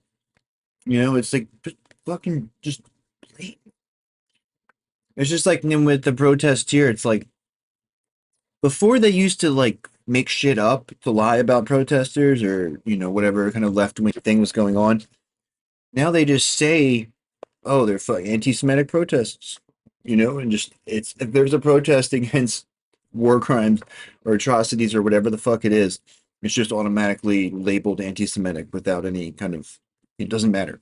Like they don't even need to like have somebody go like spray paint on the wall now, like they used to.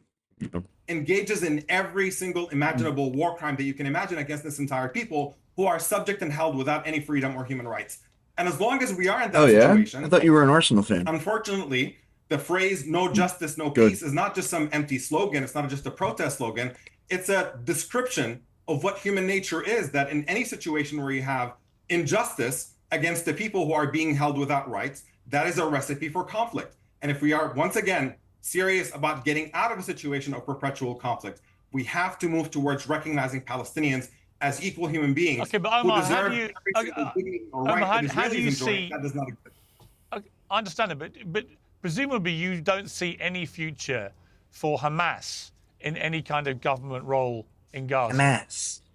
Look, in the long term, we have to move towards rejecting all forms of violence. But again, justice is a prerequisite for that. And what the problem that you have right now, Piers, is that you have a fascist, monstrous, genocidal government on one side practicing apartheid for decades, gets to carry out wanton violence. And then we're asking the question of, should Hamas exist or not? Yes, obviously, in an ideal world, Hamas would not exist. But Hamas is a natural product of the policies that Israelis impose on Palestinians, that whenever you abuse and humiliate and deny people their freedom for this long, people are going to gravitate towards violence. This is what people on the left need to say. Right? I'm so sick of people being like, oh, I don't support Hamas. And that's how groups like Hamas form in the first place. So are we just going to sloganeer about which groups should exist or not exist? Or are we interested in solving a problem?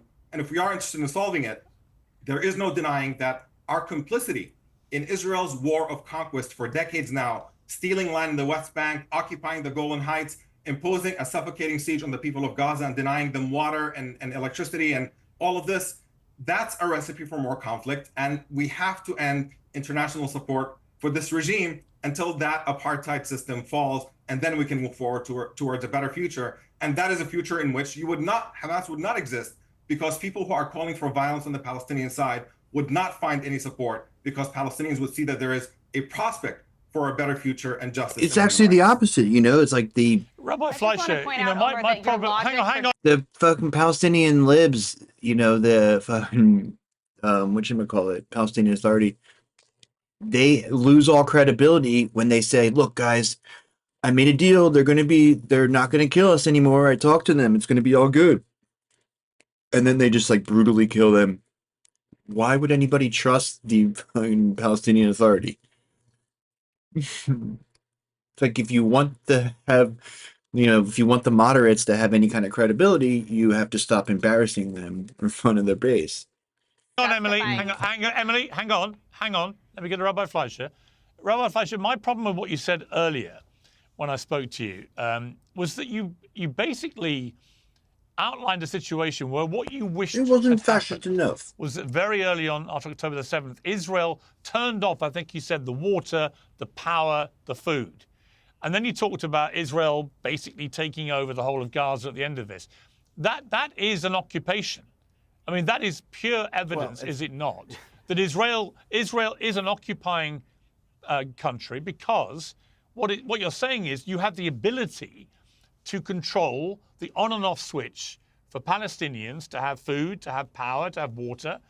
And at the end of it, you want to just go in and take it over anyway. That is the purest embodiment of an occupation. Both the power levers you have to control whether they eat or have power or whatever. And secondly, your desire for just taking over the entire Gaza Strip at the end of it. So let me clarify. First thing is, let's remember that when you start wars, then the other side now it's wars their back fault. at you, Okay, right? They started a horrific war against us. That's what happens. You start with they Israel, started it. Jewish They people, started it on tried to October destroy them and 7th. injure Okay, them. dude. Expect us to fight back with ruthlessness and with seriousness to destroy you back. That's what happens when you have a society that supports the Hamas. That's what happens. So first thing is, like, remember that wars are not pretty things. If you start a war against you're an aggressor, accept the idea that the other side is going to push back hard. You can't start a war and then be like, hey, look what you're doing to me. That's what happens when you start a war. Hang on. Okay, Rabbi Fleischer, let me just clarify.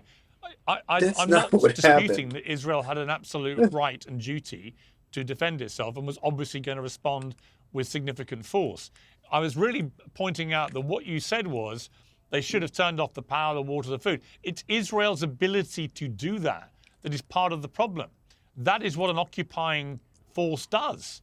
It has that control. You see, I've been telling everybody that they don't occupy. Over electricity. And I don't think there can be. Yeah, but how can there be a future for Palestinians if, out of all this horror, Israel continues to be able to control the ability of Palestinians to eat or have power?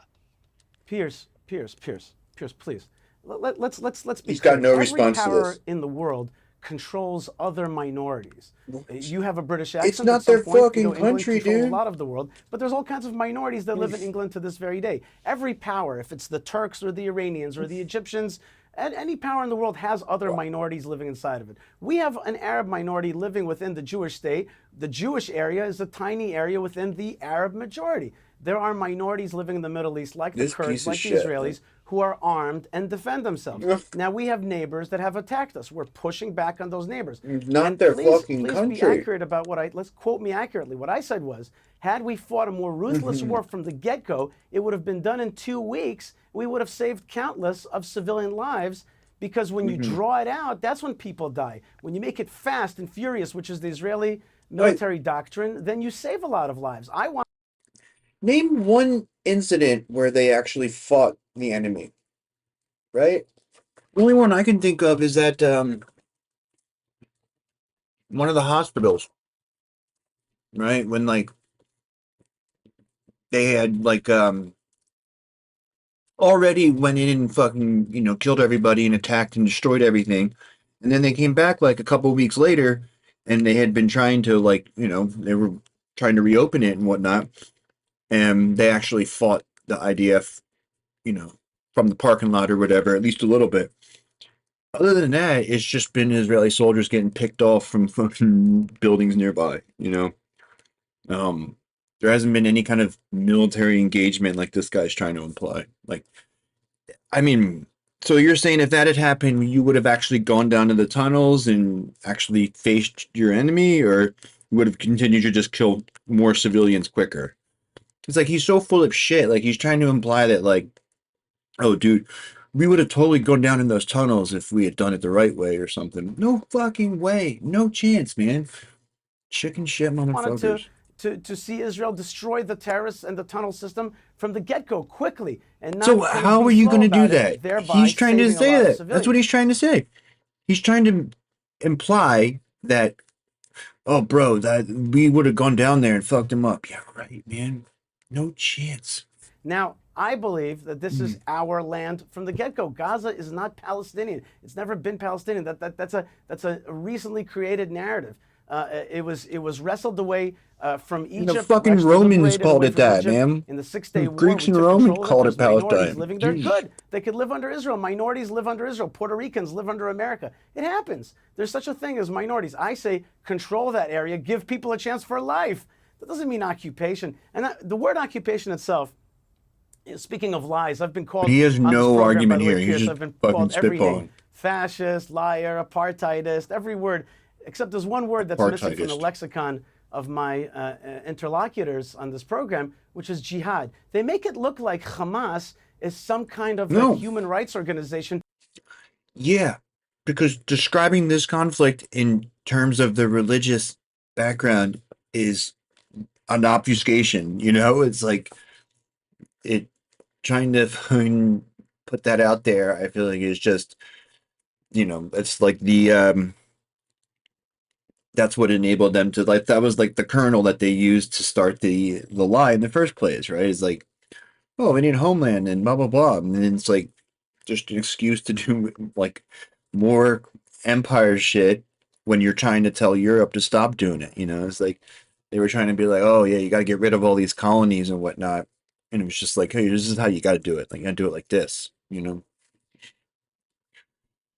Fighting for liberation and equality and a two-state solution. Read the jihad charter, the Hamas charter, that is full of the ideas that the Jewish people should be destroyed, that Israel is some kind of crusader continuation of the Crusaders. It needs to be wiped away, just like they took out the Crusaders in the Middle Ages. And they have all this language that's clear what their real intention is. So the people that are with me on the program, they are basically they are wolf in sheep's clothing.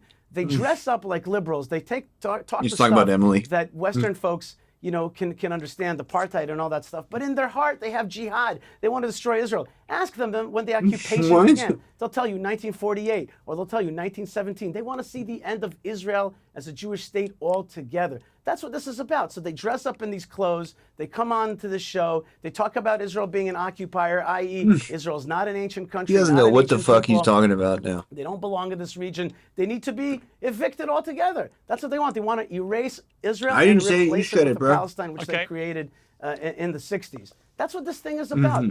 And they put on the airs of liberalism for ears like yours.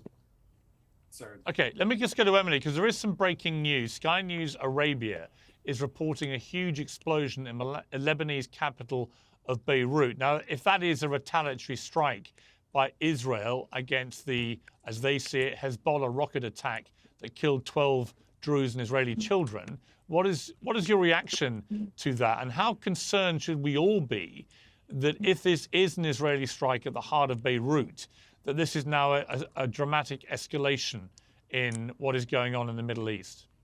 Yeah.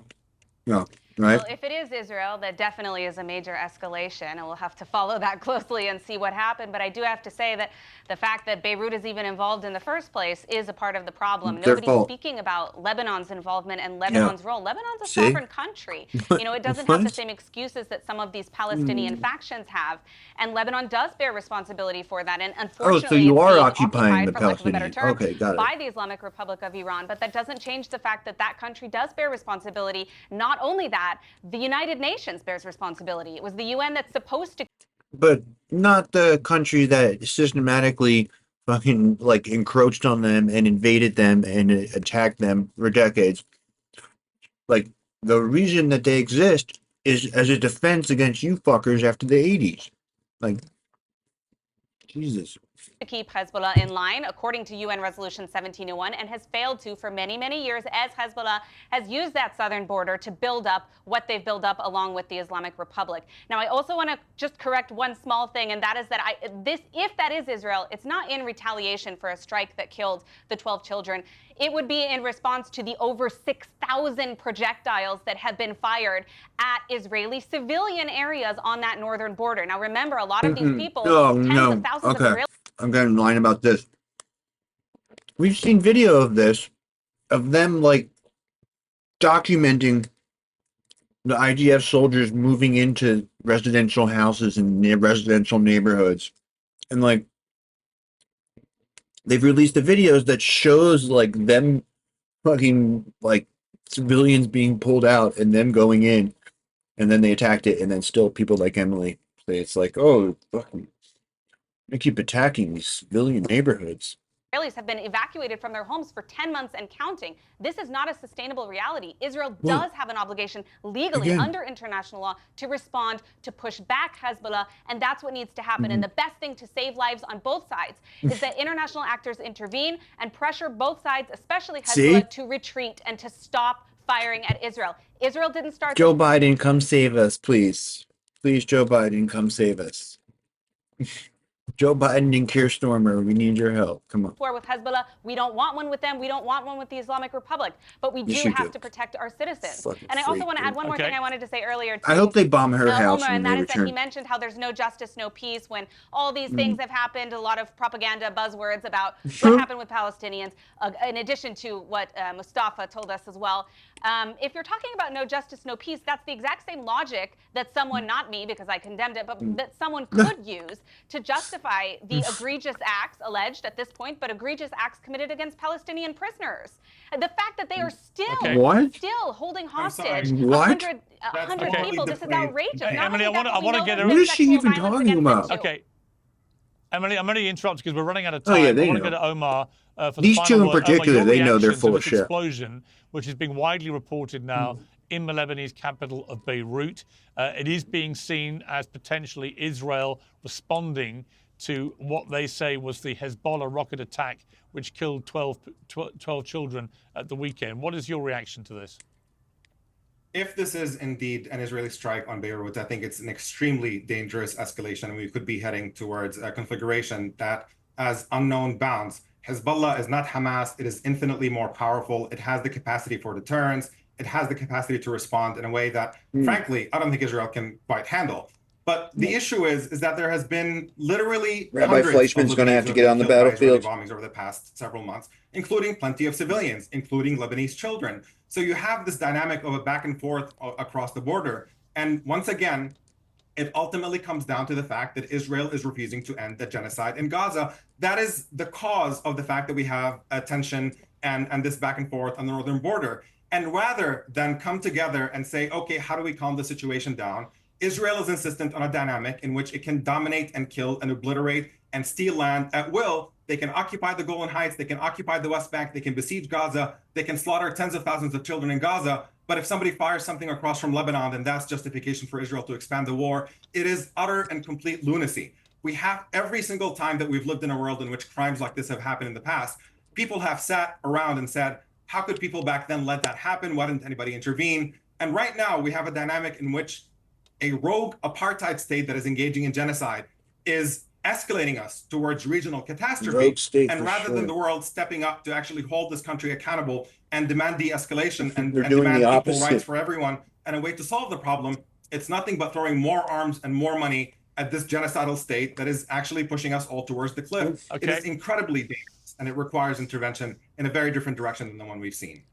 Well, we're going to have to wait and see exactly what's Omar happening. Badar I'm sorry. I mean, we just need more countries to... I'm sorry, Rabbi Fleischer, we have run out of time. Dude, fucking Pierce, he shows different length every night, so I don't know what he's talking about.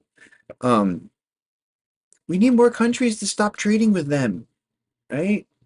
And us too, if necessary, right? Like, just, you shouldn't, you can't. It's funny, it reminds me of what the guy was saying the other night, on Ranya's show, with the, about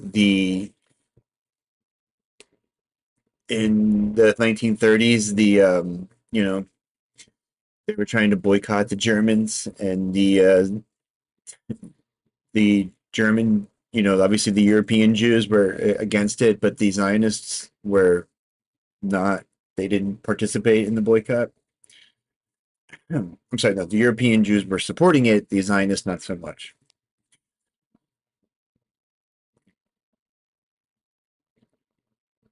Oops, shit. Hold on. Shit. Don't look at my email.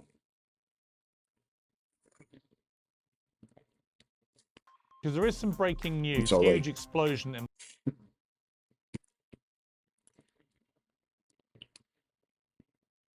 in... Discernible versus remedial metaphysics. Why would I want that? Remedial metaphysics. I'm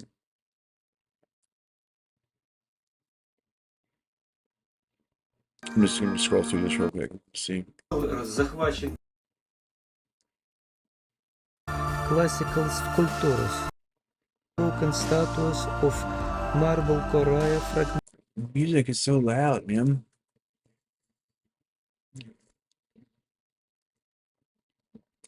Oh. Ooh. I mean, I bet you Hassan's got some good video. Let's get to this insane story. Israeli soldiers severely Gazan detainee at Seyman torture camp. This is something that was broadly reported even in Western media. The case was so extreme, the victim had to be hospitalized and the IDF had to detain 10 of the reservists. As you guys know, Sderot Seyman is a concentration camp. Oh, it was the reservists. Palestinians in Gaza are through a protocol known as Dragnet, where every and any Palestinian that they have declared to be a terrorist is picked up, first of all, humiliated, stripped down to their underwear and then postured around as though they're like all terrorists or whatever without any evidence whatsoever. And then they put them in this concentration camp. It's gruesome. It's horrifying. It's something that some Israelis have actually protested as well. Israeli coverage on it has happened even before Western media covered it. We covered it when Local Call did an investigative piece on it. I believe it was Local Call, if I'm not mistaken. Okay. So then Western media even covered it, as a matter of fact. This is a very real thing that happened. The New York Times covered it. CNN covered it. Okay. But the story doesn't end there. So they detained 10 reservists that were responsible for the brutal of a Palestinian prisoner. Israeli ministers then, including those in Benjamin Netanyahu's own Likud party, said that they should have a right to in Israeli parliament, in the Israeli Knesset. They got together and had a conversation about whether or not, and I know it sounds insane, I'm telling you right now, it sounds insane when I say this, but it is 100% true. Here is Knesset member Ahmad Tibi from Ta'al saying to insert a stick to a person's rectum, is that legitimate? And then a Likud, which is Benjamin Netanyahu's party, a Likud Knesset member says, if he is Nukba, everything is legitimate to do to him. אני לא יודע אם יודעים, אבל יש אירוע כרגע בתימן שמשטרה צבאית הגיעו לעצור חיילים ששמרו על מחבלי נוח'בה. For the record, Nukba is like Hamas. Yeah, probably some forces. Americans Having or Brits. said that, yeah, however, right. they say Sdei Teman is the Nukba terrorist detention center. This is not true either. When they say that these are like the best like Hamas militants or whatever, one, it's still a war crime. You can't just like and do torture to people, unless you're the American government, or I guess unless you're Israel, which does do those things. Yeah, here's Time with Ovio. Thank you. Good thing to know before you start reading. 40% of Sdei Teman detainees are re-released into Gaza after being held for weeks or months. When they say they are terrorists, know that many have nothing to do with Hamas. Also, yes, it was Yuval Abraham for Local Call and Hagar Shezaf for Haaretz back in January. We covered the story about Sdei Teman in January when Local Call, which is a great Israeli investigative reporting magazine that broke so many of these stories that you've seen even circulate in Western media sometimes, cover Sdei Teman and how barbaric it is. The New York Times covered it months later, where we found out in detail how gruesome the conditions were. In June, the New York Times wrote this article. They obviously buried the lead in terms of like using electric cattle prods to Palestinian detainees. You need to understand that. So just like there is a personalized aspect of the violence that they subject the Palestinian detainees to. Palestinian detainees that once again are re-released into Gaza, as in these guys aren't like the super terrorists that Israel claims that they are. Almost half of these, the ruling class of these countries, like, that's what they want. Like, they want to be able to do the Abraham Accords and not get fucking like overthrown, like it's like that's why that was such a victory for the Palestinian movement. Just Saudi Arabia said, now we're not going to do it. They were pretty damn close to normalizing as well, right? And that was Biden was furiously trying to get that done and run on that as if anybody fucking cares. It's like he's just trying to run on, like, literally, it's just like, I did NATO, Jack. That's like his only fucking thing he wants to talk about. And it's nobody cares. To the extent that people care, they care the opposite direction, Like, yeah, we're like, yeah, we know you did NATO, fucking stop. I don't know. I mean, I don't know where Trump's head's at. I mean, it's hard to say, because it's like Biden is like, he's committed to the empire above all else, right? Like that's what this is indicating. It's like that's his top priority is, consolidating the imperial holdings. So this is like a frontier action, This is like, you gotta go like fight the tribes on the, the border, like out west. Like back in the day. Which is interesting too, because you think that like, so 20 years ago, they tried to do that in Afghanistan and they had to retreat. Now, like, this is them fucking strengthening like the new border or whatever. You know, they had to fall back. They had to fall back to fucking Israel. I mean, it's gonna be interesting to see what happens. Like, certainly with like the Gaza envelope and all, I feel like they're gonna be fighting. Like, they're not gonna be able to like. There's gonna be a fight when they try to reclaim that shit. You know.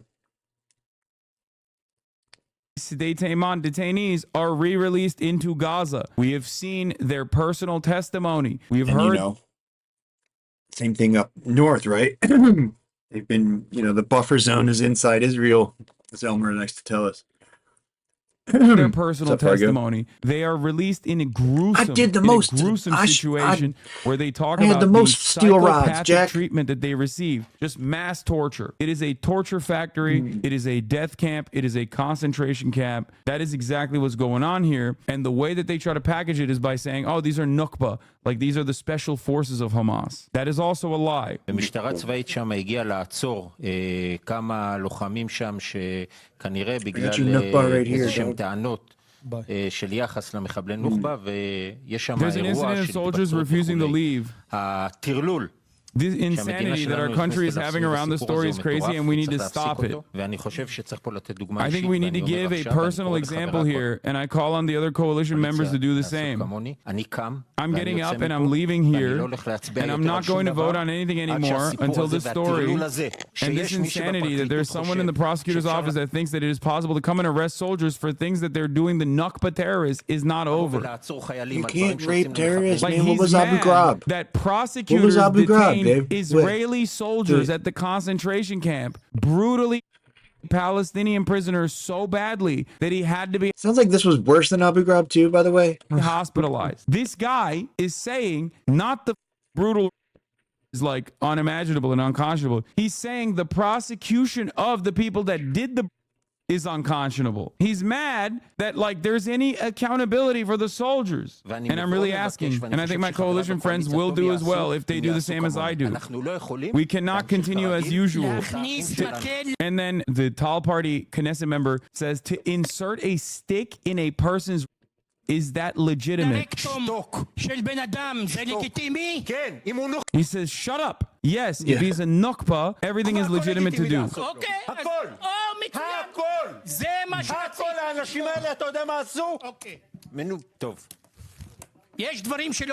Like, this is next level fash. It doesn't end there, okay? While this conversation is taking place, Israel's Knesset, currently on summer break, is holding an emergency discussion to defend the IDF soldiers who were detained for Gazan detainee. Israeli finance minister is calling the IDF soldiers heroic warriors, demanding their immediate release. This is Bezalel Smotrich. He is a settler. He is incredibly far right. Yeah, I don't think there was any than rape Benjamin Netanyahu. The security minister is calling them our best heroes and calling their arrest shameful. Israeli journalists and public figures are also rushing and scrambling to defend the IDF, who severely assaulted a Gazan civilian, and the IDF had kidnapped to the Sdei Taman torture camp. There are wide calls for protests in Israel right now. So that was around 12 hours ago. And those wide calls for protests, leave everything now and come protect our soldiers who are detainees. The Gazan victim was hospitalized with a serious wound in his rectum area. Israeli media is calling him a Nakba terrorist to cover it up, but every single detainee in Sdei Taman is a civilian, never charged or put on trial. Combatants are detained elsewhere. Yeah, Israelis and none of the officers, are now right? rushing. So then they rushed the Sdei Taman concentration camp for a mass protest. They're not there to demand the release of the unjustly kidnapped or systematically tortured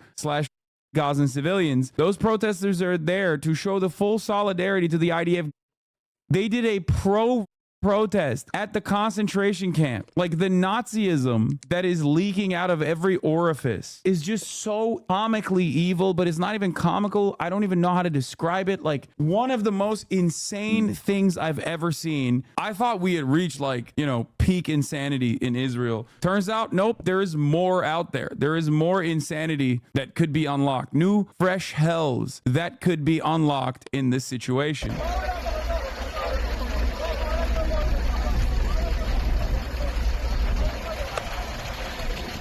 The irony, of course, that these inbred don't understand is that the only reason why Israel is moving to actually detain some of the not all, but some of the is so they can actually stop the international organs of justice adequately prosecuting Israel for their war crimes. Because you might be thinking, Hassan, what is going on? It seems like Israel never takes actions like this. And you'd be right, because Israel doesn't take actions like this normally. So why now? Especially without any additional coverage on this, with the exception of the articles that came out in June. That is because of a principle that the ICC upholds normally is supposed to declare countries that have their own democratic process to not be prosecuted under the International Criminal Court's jurisdiction. What is the term called? I'm forgetting now. Complementarity. Thank you, ALIS58. That is what it's called. It's called complementarity. Complementarity means that if the country itself is at least making an attempt to, and this is created to shelter Western countries from, ever being prosecuted in the ICC and only keep the ICC's attention on, in the words of potentially Lindsey Graham, ICC's attention should be kept to African and also thugs like Putin. African leaders, Serbians, thugs like Putin. The triple Monty. That's usually how this is supposed to work. As a matter of fact, we have additional evidence on the principle of complementarity. Complementarity, I hope everybody understands that. Okay, are you paying attention? Complementarity implies that if the country where these crimes are happening has its own actual criminal justice system and supposedly an interest in a democratic process and due process in general and prosecuting their own wrongdoers, the ICC doesn't step in. But the ICC has stepped in, right? Karim Khan, the prosecutor, applied for arrest warrants for Benjamin Netanyahu and Defense Minister Yoav Gallant. We know that Israel knows this process. Why do we know that? Because Local Call and The Guardian conducted an investigation that we reported on this broadcast, where they intercepted the communications of the former prosecutor before Karim Khan that was besmirched by Israeli attempts and was surveilled round the clock. Israel intercepted her communications with Palestinians specifically so they could figure out exactly what she was looking into. Bensouda is her name, a Gambian woman. They intercepted her conversations with Palestinian authorities as she was conducting an investigation into Israeli war crimes, specifically so that they could start their own internal investigations on the wrongdoers inside of Israel so they could use complementarity as a defense mechanism. So they could say, oh, you want to prosecute us for war crimes? Well, we prosecuted those war crimes ourselves. So how can you do that? We obviously are on it. Not all of the Israeli war crimes were prosecuted, simply the ones that Bensouda was looking into in an effort to use complementarity as a shield. So remember that. The reason why Israel even detained these IDF soldiers is because they know that there is an ICC investigation being conducted as we speak. And if they don't actually detain or prosecute any of their soldiers, then the ICC can turn around and say, you're not actually prosecuting your own war criminals. We have to prosecute it for you. So these dumb don't understand that what Israel was doing was out of self-preservation. They want to evade any kind of additional scrutiny from international organs of justice, which would blow the whole case up and would create another vector of pressure upon Israel, an apartheid state that is currently actively conducting a genocide. But they don't think like that. They're like, IDF soldiers were doing, that's awesome. So then they did their own January 6th.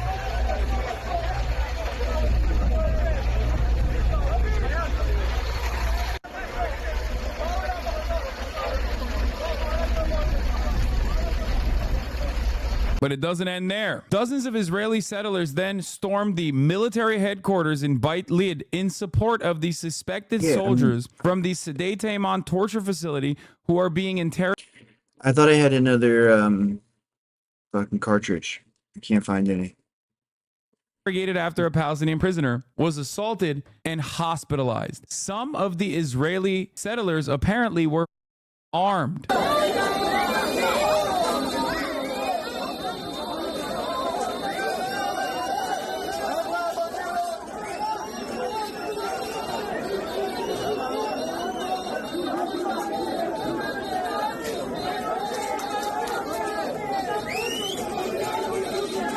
Ministers of the Knesset rarely say it, but it's very common. It was a continuation of from the judicial coup, and fury at the military prosecutors happens in the same context too. Oh, that's awesome. They have their own deep state narrative. Of course they do. Why wouldn't they have their own deep state narrative? They're hogs. The hog universality principle remains. It's always the same. The funniest thing is, like, who are they going to blame? The Jews? That's what we do in America. That's what our hogs do. Oh, they're gonna blame the libs, like, dude. yeah, it's gonna be the deep globalists state led by the Jews are doing this, and then what are the Israeli hogs doing? Other Jews? Like what? That's awesome. Okay. Here we say it's leftist. Yeah, I mean that makes sense. Yeah, it's the leftist Jews, the bad Jews. That's what Ben Shapiro says too. So, oh my God. Okay, hog universality, baby, is a real thing. Okay, it is global. It is real. It doesn't matter. Israel. You can have an Islamist fundamentalist government. You can have a Jewish supremacist fundamentalist government. You could have a Christian fascist fundamentalist government. And their supporters that are always leaning in the direction of fascism or just like are openly fascist will always be like, there's a deep state. There is a deep state. That's awesome. It's Hamas deep state. Self-preservation not only from Israel, but also the United States. Soldiers are resisting arrest. Lawmakers are rioting to say Israeli forces should get to sexually abuse prisoners. In February, I asked the U.S. about Israeli forces parading women's underwear allegations of sexual abuse. They defer to Israel's professional military standards. This also looks bad for America as well. And America knows that it ruins Israel's remaining fraction of credibility that they had. They don't really have any. This is what Leibowitz meant when he said in 1967, the occupation will take us from a proud and rising nationalism to a messianic radical nationalism. The third step will be barbarism. The last step will be the end of Zionism. There are extreme psychological steps one has to make to justify such horrific and frequent violence toward the outside. The longer it goes on, the more this logic extends inwards. This is the third step, barbarism, and it's the beginning of the end. Yeah, 100%. As I've said before, time and time again, since October 7, the inherent contradictions paired up with the arrogance and entitlement and bloodlust that is a never-ending self-justifying cycle that must continue in Israel for Israel to continue being an apartheid state that makes the average Israeli person, this incredibly bloodless fascist, is going to inevitably cause Zionism to crumble. Opposition leader Yair Lapid says, we are not at the brink of the abyss, we are in the abyss. All red lines were crossed today. Legislators and ministers who took part in the incursion of violent militias into military bases are telling the state of Israel they are done with democracy, they are done with the rule of law. A dangerous fascist group threatens the existence of the state of Israel. They are the best thing that happened to Sinwar and Nasrallah. If we don't stand up to them, the country will fall apart. Yair Lapid also famously said, if you remember, Yair Lapid is the centrist opposition. That's what a real supporter also looks calling like. the ICC Hamas. Maybe he didn't go that far, but was like this unacceptable. The ICC decision that would bring about justice to my major enemy, my political rival Benjamin Netanyahu, who I constantly talk about as though he's the spawn of Satan. I am very mad. I'm very mad that the ICC is trying to prosecute him as a war criminal. It's like the Democratic Party members being like, Donald Trump is literally the second coming of Hitler, but also, you know, I am very sad about what happened where he got. It makes me so sad. According to Benzion Sanders, armed militias are claiming to have taken over military courts. The mob is trying to free soldiers who were arrested on suspicion of brutally sexual assault of Palestinian prisoners. Just normal stuff, dude. Real cool and real normal stuff. Is there any coverages in Western media? I have seen such little coverage of this. Everyone is talking about Netanyahu vowing to retaliate against Hezbollah after a lethal weekend strike. No. Why don't you guys be nice to new chatter? What? It's kind of breaking my brain to watch Democrats. What do you mean it's got enough? Why haven't gotten fucking paid? Oh. Talking about.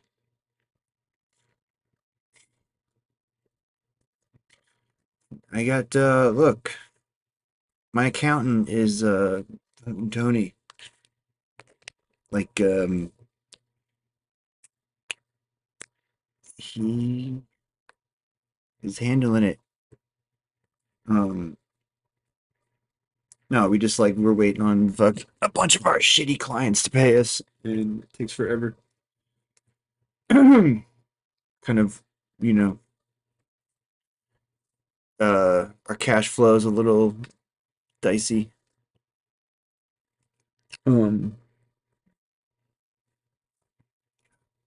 It's like they want to like try to like hold on and like basically not pay for a case until the guy's fucking settlement is like, you know, already done. That's bullshit too. It's like fucking how much of the risk can they pass off to somebody else? Somebody else being us. It's like that's not, you know, that's not how it goes. Like we give you the guy who's qualified. It's your job to get it over the finish line. We shouldn't be waiting around for you to do that, you know. Shit. Hold on. Okay. Dude, US this guy government doesn't want to learn. Oh, jeez. What else do we got? Breaking news here on CNN, a major development in the Middle East. Hamas says the political leader of the organization the U.S. calls a terror group has been killed in Tehran. So far, the Israeli military is only saying they do not respond to reports in the foreign media. The White House says it is aware of the reports and is monitoring it. This comes as Israel and Hamas were locked in tense negotiations to free dozens of hostages still held in Gaza by Hamas. Let's go to CNN's Paula Hancock's live in Abu Dhabi. Paula, what more do you Dude, know? CNN is the worst, man. CNN is the worst media outlet probably in the world. Well, Laura, this is a very They're so significant bad. development. Ismail Haniyeh, the political leader It's of like Hamas. when you listen to Fox News and you can tell it's like reactionary, you know, it's like it's got editorial slant in it, right? CNN tries to pretend that they're just like, you know, bloodlessly reporting the news. Oh, it's just what happened and the terrorist group and blah blah blah. And I think it's effective, you know. I think they managed to like get the reactionary shit into your people's heads without being so overt about it. Killed in Tehran. This, according to the Islamic Revolutionary Guard Corps, it's been confirmed as well by a Hamas statement saying that he was killed in a residence in the Iranian capital as he was in town for the inauguration of the new Iranian leader. Now, we know that that inauguration of Iran's new president was on Tuesday. We don't have an exact timing of when this killing took place, but it was the early hours of Wednesday when the news emerged. Now, it is a significant development. We have heard, as you say, that Israel is saying it does not comment on foreign news media reports.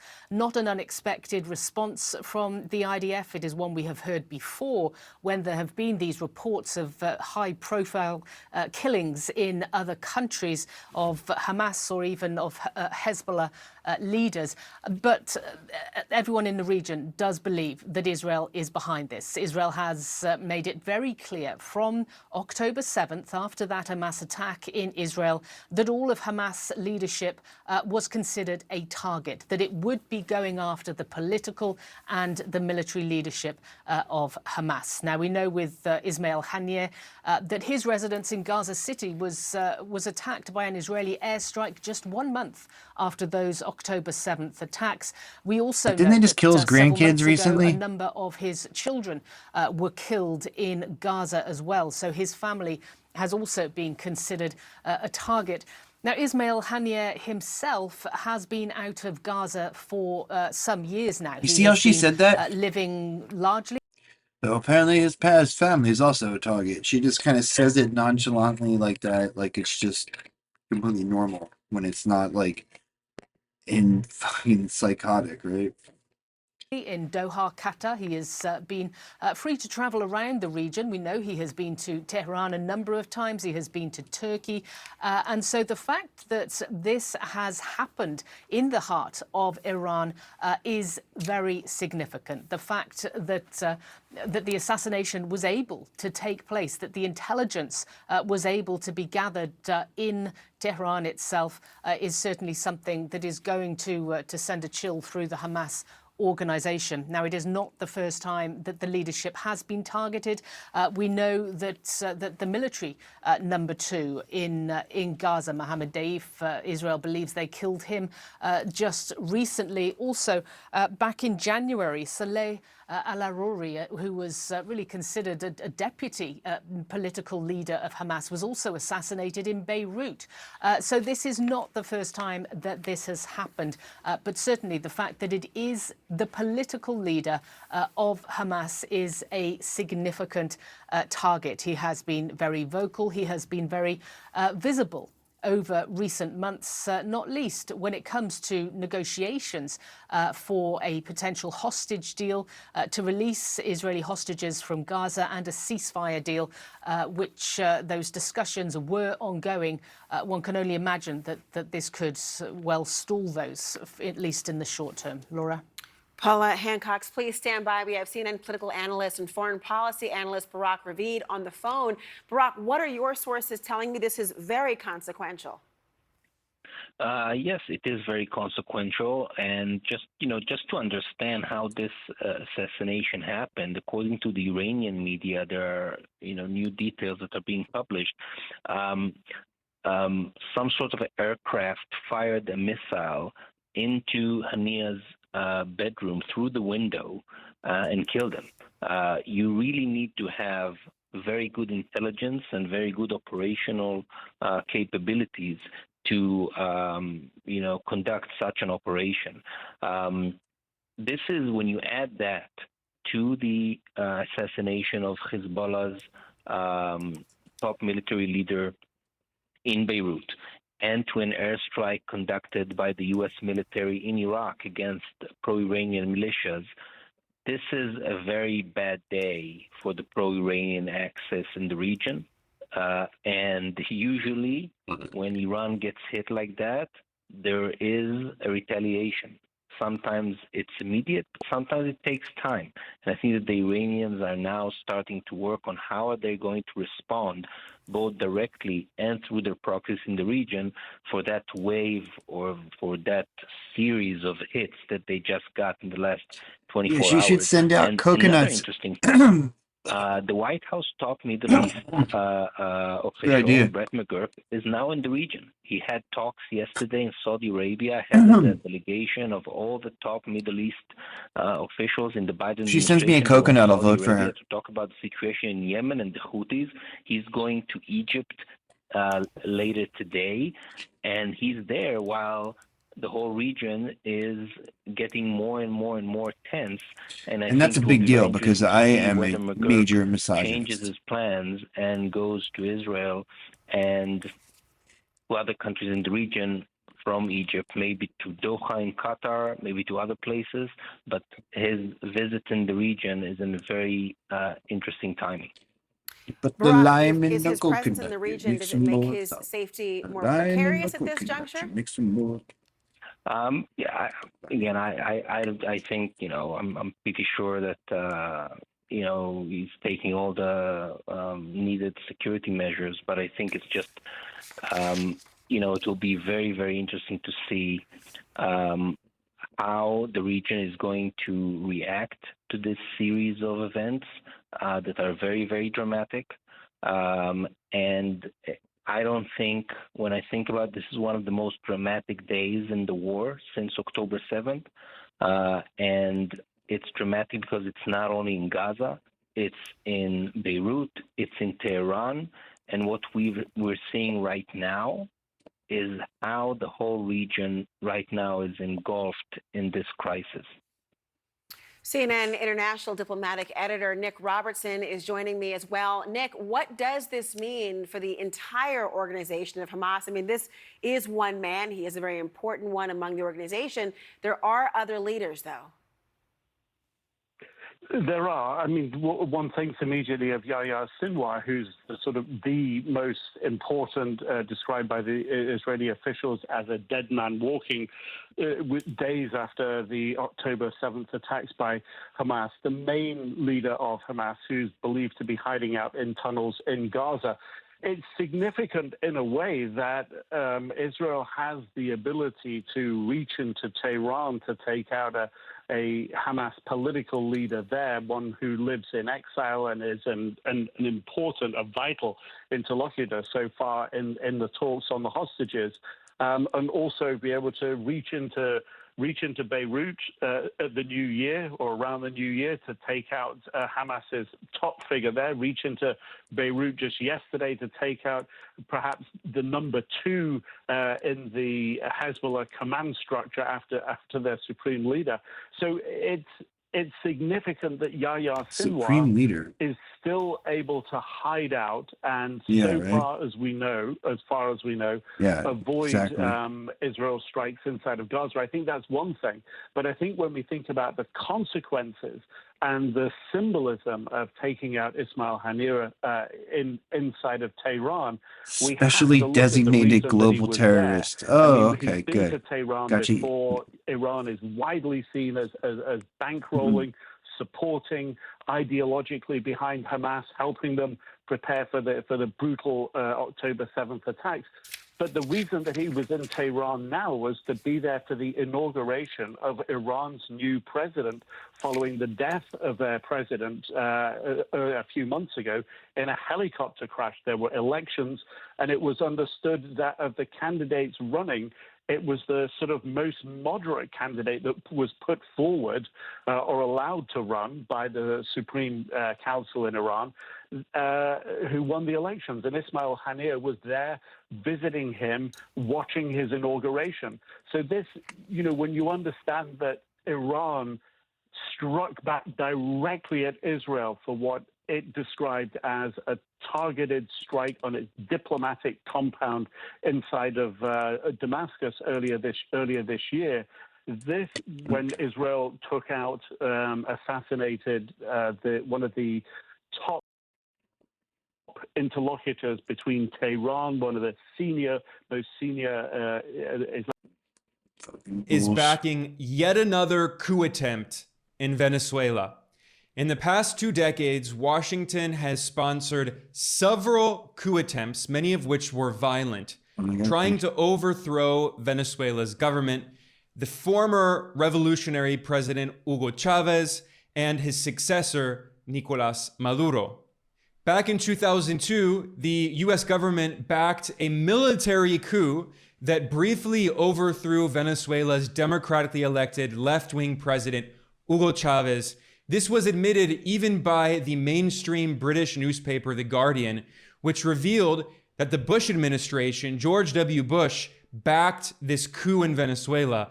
But it only lasted for 2 days, and the people of Venezuela flooded the streets, and they overthrew the coup regime and reinstalled in power Chavez, who continued the Bolivarian revolution that he started.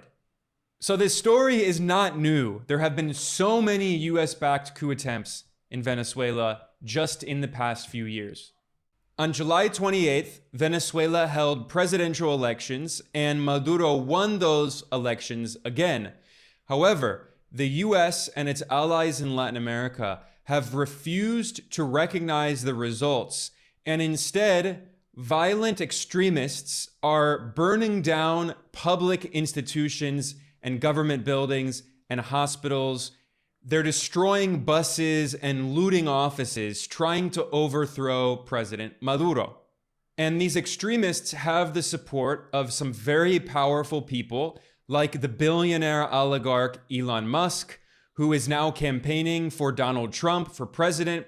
And of course, Elon Musk, in addition to being CEO of Tesla, which has received billions of dollars of subsidies from the US government, he also is the owner of Twitter, now known as X.com. And Musk has been sharing loads of disinformation on Twitter, fake news, deceiving people about what's going on in Venezuela.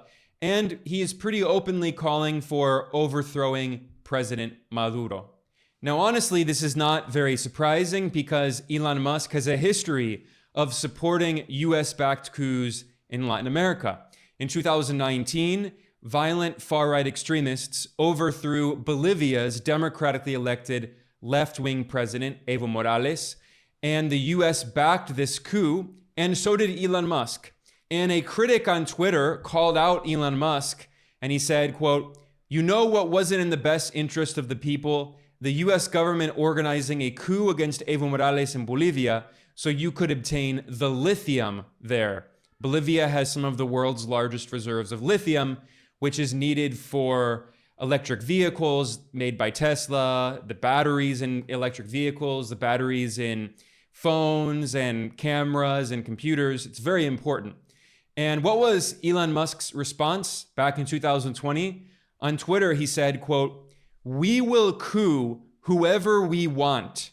Deal with it." And now, 4 years later, we can see that Musk is being very consistent and supporting yet another coup in Latin America, this time in Venezuela. And the main tactic that extremists in Venezuela are using to try to justify this coup attempt is they're claiming that there was electoral fraud. And I published an investigation, which I will link to in the description below, in which I show in great detail how the allegations of supposed electoral fraud originate with a firm in the US in New Jersey that is very closely linked to the US government and even linked to the CIA. This is a polling firm called Edison Research that works for US government propaganda organs overseen by the US Agency for Global Media, including US government propaganda outlets like Voice of America or Radio Free Europe, Radio Liberty. And these are propaganda organs that were created by the CIA. They were literally founded by the CIA. We know this because the New York Times admitted this back in 1977. The New York Times described these US propaganda outlets as part of a, quote, worldwide propaganda network built by the CIA. And the US polling firm that is the origin of the Venezuelan opposition's claims of supposed electoral fraud works with these US government propaganda organs that were literally founded by the CIA. So once again, we can see that Washington is playing an important role in supporting this coup attempt in Venezuela and in justifying these baseless accusations of electoral fraud. As I'll show today, there is no evidence of electoral fraud, but this is not stopping billionaire oligarchs who are closely linked to the US government, like Elon Musk, from sharing this discredited disinformation, including Elon Musk personally shared this exit poll done by the CIA-linked, US government-linked firm. So we can see that when Musk threatened, quote, "We will coup whoever we want, deal with it," they really mean it. They're trying it again. Today I'm going to be analyzing the evidence that shows how completely wrong this narrative is. And before I get into great detail, I want to look at a few comments that were made by some of the independent international electoral observers who were on the ground in Venezuela. One of these groups is actually from the US. They're an independent group called the National Lawyers Guild, and as their name suggests, they consist of lawyers coming from the US. And they had a delegation of 5 US lawyers who were on the ground in Venezuela, and they said very clearly, I'm reading from their press release, quote, "The delegation observed a transparent, fair voting process with scrupulous attention to legitimacy, access to the polls, and pluralism." They said, despite the soundness of the electoral process, the US-backed opposition, with support from an anti-Maduro Western press, has refused to accept the results, undermining the stability of Venezuela's democracy. And this delegation of lawyers from the US said that they, quote, strongly condemn these attacks on the electoral system, as well as the role of the US in undermining the democratic process. Similar comments were made by another independent international electoral observer, the human rights activist Ajamu Baraka, and he tweeted, quote, "I am in Venezuela as an observer and can say with certainty that after systematic interference by anti-democratic forces in the US, the election results represented the sentiments of the people who voted. What is not being reported is the organizing that took place to win." And he talks about how Maduro was able to win the election because he had the support from a progressive social bloc of unions, parties, student groups, women organizations, and they all moved in one common organized direction. And he said, with organization, you can resist moneyed interests, the big oligarchs and corporations that are trying to retake control of Venezuela.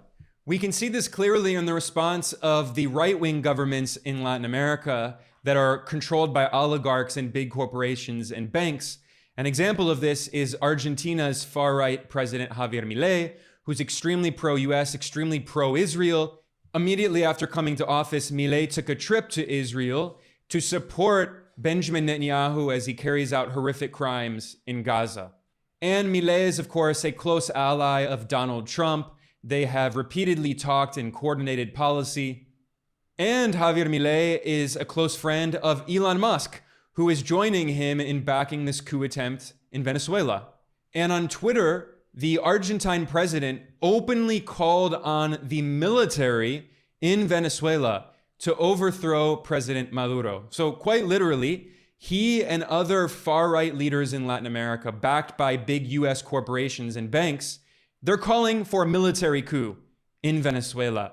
And I should point out, by the way, that Milei is closely collaborating with the CIA. This is not hidden.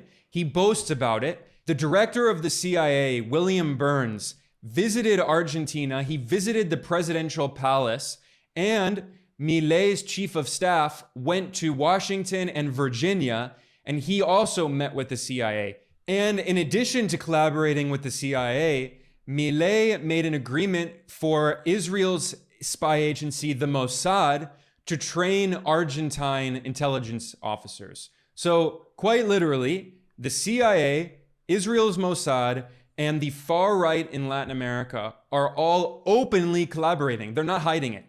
In fact, the current leader of the far right opposition in Venezuela is the extremist Maria Corina Machado. And she, in 2018, published a letter, an open letter on her Twitter account, in which she asked the former right-wing president of Argentina, the multimillionaire Mauricio Macri, and she asked Benjamin Netanyahu, Israel's far-right prime minister, for a military intervention in Venezuela to overthrow President Maduro. I mean, they really don't hide it. It's so incredible. You don't have to be an investigative journalist to find some of this stuff. It's on their Twitter account. And this is the extremist, Machado, who the US is currently backing to try to install in power in Venezuela. And there could not be a starker contrast between these far-right Venezuelan extremists like Maria Corina Machado, who love Israel and the US, and on the other hand, the leftist Chavista movement and people like President Nicolas Maduro, who have been huge supporters of Palestine, some of the world's biggest supporters of Palestine. Maduro always speaks in support of Palestine. He broke off diplomatic relations with Israel. And then there, of course, is the geopolitical angle, because while the US and right-wing governments in Latin America that are run by oligarchs, they have refused to recognize Venezuela's electoral results. However, the left-wing governments in Latin America have recognized Venezuela's electoral results. And in addition, China, Russia, and Iran have come out recognizing Maduro. So once again, as we see with so many conflicts in the world, the US is trying to turn this into a proxy war in this new Cold War. And the US is trying to isolate any countries that have an independent foreign policy and ultimately try to overthrow their government. In another video that I did, which I will link to in the description below, I analyzed why the US government has been so obsessed with trying to overthrow the Venezuelan government for decades now. And I talked about how geopolitics is a big element, because ever since the beginning of the leftist Bolivarian revolution, started by President Hugo Chavez when he came to power in 1999, Venezuela has tried to pursue a multipolar foreign policy, try to build a multipolar world. Venezuela has formed close ties with China and Russia and Iran. Venezuela has built regional institutions to try to integrate Latin America politically and economically through things like the Community of Latin American and Caribbean States, CELAC, and the Bolivarian Alliance, the ALBA. Venezuela tried to challenge the hegemony of the US dollar and helped to create a new currency for Latin America to trade so they don't have to use the US dollar. And then, of course, there's the issue of natural resources. Venezuela has the world's largest oil reserves, and not just that, they were nationalized and they now belong to the people of Venezuela, overseen by a state-owned company, PDVSA, and Hugo Chavez kicked out all of the US oil corporations. So Donald Trump, when he was president, he tried to oversee a coup to overthrow Venezuela's government. And in 2023, he admitted that the US wanted to take over Venezuela and pillage its oil. Venezuela. How about we're buying oil from Venezuela? When I left, Venezuela was ready to collapse. We would have taken it over. We would have gotten all that oil. It would have been right next door.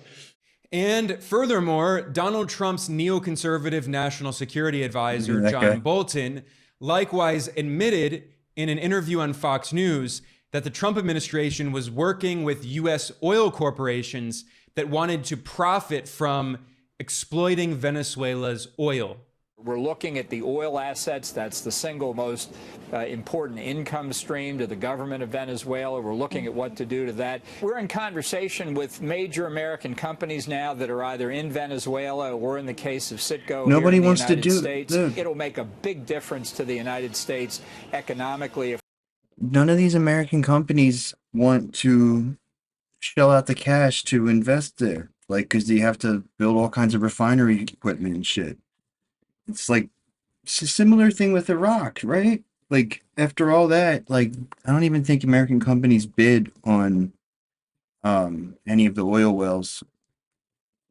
They finally went up for auction. If we could have them. They don't want to spend money on jack shit. These oil companies are like, oh, you guys are going to do climate change. You don't want oil. We're just going to have to take our shit and go to Mars or whatever the fuck they're saying. All right. So the government's like, wait, we didn't mean it. We didn't mean it. Come here. It's okay. We still love you. Here's $1 trillion or whatever. Fucking. Now, will you please invest in refineries? I don't know. You guys are too woke. You're probably going to do climate change again. No, we promise. You know, rinse and repeat. It's just that. American oil companies really invest in and produce the oil capabilities in Venezuela.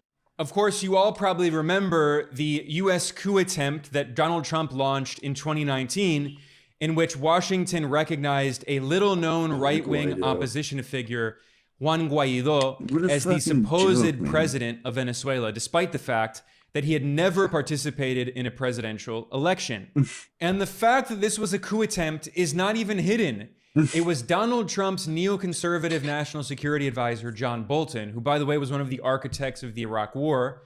And he boasted in an interview on CNN that he had experience organizing coups, and he named Venezuela as an example of somewhere he had experience organizing coups. One doesn't have to be brilliant to attempt a coup. I disagree with that. As somebody who has helped plan coup d'etat, I'm quite brilliant, actually. Not here, but other places. I'm actually quite It takes a lot of work. I do want to ask a follow-up. When we were talking about what is capable, what you need to do to be able to plan a coup, and you cited your expertise having planned coups. I'm not going to get into the specifics, but successful coups? Well, I wrote about Venezuela in the book, and it turned out not to be successful. Now, that coup attempt obviously failed. Juan Guaido never came even remotely close to power in Caracas. But today, the U.S. is backing basically the same strategy under the Democrats now, under Joe Biden, that Trump did. And instead of Juan Guaido, the U.S. is refusing to recognize Maduro and is backing the far-right extremist Maria Corina Machado, who has repeatedly called on the U.S. and Israel to militarily intervene. If they can somehow pull this off, which I don't know how they'd be able to do that, but dude, they're gonna run on this. Like, oh, look what we did, like, we save democracy in Venezuela or whatever. I fucking dare her to, man. Jesus. I mean, even if they don't publicly run on it, they will, I bet, at least be running on that shit in with the donors, talking about like how strong their fucking foreign policy is. It's like, okay, dude, Democrats are fucking psychotic. Intervene to overthrow Venezuela's government. And she's doing this in collaboration with a man that people are jokingly calling the Joe Biden of Venezuela. His name is Edmundo Gonzalez. He is a right-wing oligarch. He is not popular at all. And in fact, he barely even speaks. It's obvious that the real force behind him is Machado, who is this far-right extremist who has been backed by the US government for many years. Machado has led opposition organizations and right-wing political parties that have been funded with millions of dollars from the US government. And she's such a close ally of Washington that US President George W. Bush personally invited her to the White House in 2005 for a one-on-one meeting. This is the extremist US puppet that the US is trying to install in power in Venezuela yet again. Now, I want to briefly go through some of the recent history of the many US-backed coup attempts in Venezuela. I mentioned that in 2002, the George Bush administration backed a briefly successful military coup that overthrew democratically elected President Hugo Chavez. After the military physically removed Chavez from power, a right-wing millionaire businessman who was the head of the Chamber of Commerce in Venezuela, named Pedro Carmona, declared himself so-called president, despite the fact that he was not elected. And the US government supported him because this is what Washington wants. They want oligarchs in control of Venezuela who will sell off Venezuela's natural resources to US corporations. They don't care about democracy at all. Right. And the Guardian newspaper revealed that the Bush administration was involved in this coup, and in particular, it named some of the former Ronald Reagan administration officials who oversaw the CIA war on Central America in the 1980s, in particular on the revolutionary Sandinista government in Nicaragua. Some of these war criminals were brought back, including the convicted criminal Elliot Abrams, who was a key figure involved in the Iran-Contra scandal. And then when Donald Trump came to power, he brought back this literal convicted criminal, Elliot Abrams, to oversee the Venezuela coup attempt. In January 2019, right as the Trump administration was launching this coup attempt in Venezuela, Donald Trump named notorious neoconservative Elliot Abrams as his special envoy for Venezuela. And he reused some of those same tactics that the CIA used against Nicaragua in the 1980s, this time in Venezuela. But like I said, the 2019 Trump administration coup attempt against Venezuela was simply the latest in a long line. In fact, going back to the very first election that Nicolás Maduro won in 2013, US-backed right-wing opposition forces in Venezuela have always refused to recognize the election results. In 2013, they also claimed supposedly that there was fraud. And of course, they had no evidence, just like they're claiming fraud once again today. And these coup attempts backed by the US have often been very violent. After Hugo Chavez died in 2013, and then Nicolás Maduro won the election in 2013 and became president, then in 2014, there was another violent US-backed coup attempt, and far-right extremists began burning government buildings, attacking Chavistas, left-wingers, and they created these notorious barricades that were known as guarimbas. And these were not peaceful protesters, although the Western media falsely claimed they were. They were armed, usually with mortar cannons. There were some who had guns, but many of them instead had these makeshift cannons that are known as morteros. And these things are extremely lethal. They're not non-violent protesters. Many people lost their lives because of these far-right extremists shooting left-wing supporters of the government, Chavistas as they're known. Average people, average families in Venezuela lived in terror for many months in 2014 during these violent US-backed riots. And one of the main leaders of this US-backed coup attempt was the far-right extremist Leopoldo López, who is from one of the richest oligarch families in Venezuela. And you know who the other main leader of this US-backed coup attempt was? Once again, Maria Corina Machado, who is so close to the US government, she was invited to the White House for a one-on-one meeting with George Bush. And she is the US puppet that the Biden administration is trying to put in power today. So these same coup leaders in Venezuela come back again and again and again. And meanwhile, the US government and its mouthpieces in the Western media absurdly claim that Venezuela is a so-called dictatorship. Meanwhile, all of these coup plotters who have participated in violent attempts to overthrow the government, they're not in prison. They're walking around free, like Machado. If these extremists carried out these kinds of actions and coup attempts in the US, they would be in prison. But in the so-called dictatorship in Venezuela, they're all walking around free because Venezuela is not a dictatorship. And meanwhile, supplementing these US-backed coup attempts in Venezuela, which were often violent, you also have the brutal sanctions that Washington has imposed on Venezuela going back to Barack Obama, before Donald Trump, going back to 2015. In that year, nearly a decade ago now, Obama issued a completely ridiculous executive order that, quote, declared a national emergency with respect to the unusual and an extraordinary threat to the national security and foreign policy of the United States posed by the situation in Venezuela. This is completely preposterous. I remember when this happened at the time. It was laughable. Can you imagine actually believing that Venezuela is somehow a national security threat to the US? Do they think that Venezuela is going to invade Washington or bomb Washington? It is completely absurd. And yet every single year since, in the past 9 years, every US president, Obama, Trump, and Biden, has renewed this executive order every year. And why is that?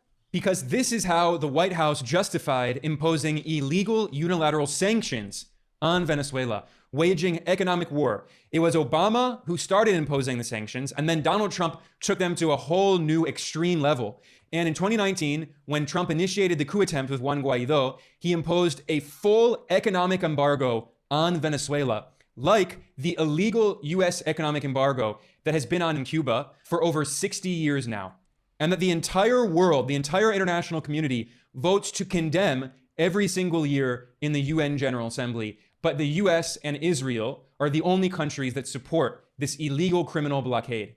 Now, in 1960, the US State Department published an internal memo in which they admitted that the goal of the US sanctions on Cuba was to, quote, weaken the economic life of Cuba, to, quote, make the greatest inroads in denying money and supplies to Cuba, to decrease monetary and real wages, to bring about hunger, desperation, and overthrow of government. And this is exactly the same strategy that Washington is using to try to suffocate Venezuela today. In 2019, a top Trump administration official admitted, and this was published by Univision, which is one of the most anti-Venezuela media outlets imaginable. This top US official said, he boasted, that the US sanctions on Venezuela were like Darth Vader's grip around the throat of the Venezuelan economy. This is how sadistic and criminal and barbaric these US government officials are. They're willingly comparing themselves to Darth Vader, the villain of Star Wars, and saying, yeah, what Darth Vader did to his victims by suffocating them, that's what we are doing to Venezuela, to the Venezuelan people, and we're proud of it. And this explains the economic crisis in Venezuela. It is by far the most important factor in causing... Glad you're here. Won't let you down. And exacerbating that economic crisis and hyperinflation and other problems in Venezuela. And this has been acknowledged even by Venezuelan economists who are critics of the Venezuelan government. For instance, the Venezuelan economist Francisco Rodriguez is a critic of Maduro. He does not support the Venezuelan government. He's part of the opposition, but he's not an extremist. He's not far right like many of the leaders. And he published research, including a study in 2023 titled The Human Consequences of Economic Sanctions. Here's how Juan Guaido can still win. He showed how the US sanctions devastated Venezuela's oil industry, sabotaging its production. And the more the US imposed sanctions on Venezuela, it prevented the government from exporting its oil. It prevented the government from signing trade agreements and doing... It's like a catch-22, right? It's like if you are willing to back what the U.S. has to do to overthrow this country, then by definition, you don't belong in office. You know, it's that simple. Transactions with other countries because oil is still mostly traded in the US dollar. It blocked Venezuela from the international financial system.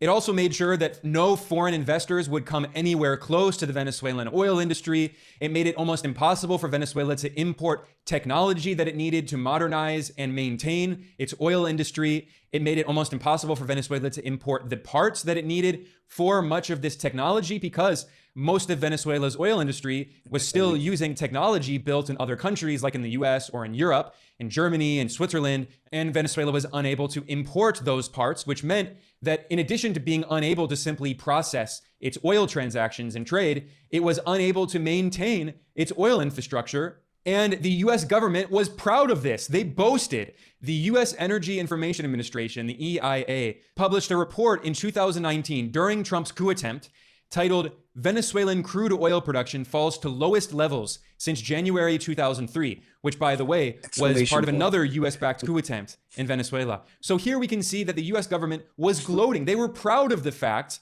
that they had completely paralyzed Venezuela's oil industry, which completely devastated the Venezuelan economy. Because the reality is that Venezuela has been a petrostate for a century. Well before the birth of Hugo Chavez, the Venezuelan economy has relied on oil, just like Saudi Arabia. He should have been in its jail economy years has ago. relied on oil. And like Venezuela, Saudi Arabia has been trying to diversify its economy, but that is very difficult to do when so much of your economy is based on oil. And the top United Nations... It's like, I know, they won't know that this lady is a fascist because she's a woman. It's like, they're trying that, it's not really working. Expert on sanctions published a report in 2021. It's on the website of the UN Office of the High Commissioner of Human Rights. Her name is Alina Duhan. She's an international human rights expert and lawyer, and she was the United Nations Special Rapporteur on the negative impact of unilateral coercive measures on the enjoyment of human rights. The UN has these very long titles, but she was the top UN expert on sanctions. And in this report, the UN expert emphasized that US sanctions and European sanctions on Venezuela are illegal. They are unilateral coercive measures. They do not have the support of the UN Security Council and therefore violate international law. And she wrote, quote, unilateral sanctions increasingly imposed by the United States, the European Union, and other countries have exacerbated the economic crisis in Venezuela. She said, quote, the government's revenue was reported to shrink by 99%. The government lost 99% of its revenue.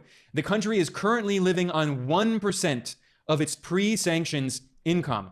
And again, that's because Venezuela for 100 years has been a petrostate, and well before Hugo Chavez and the Bolivarian Revolution, the government relied on oil revenue to fund its operations. The difference is that previously, a small handful of oligarchs, wealthy capitalists, were basically stealing that oil wealth and using it to enrich themselves and their friends.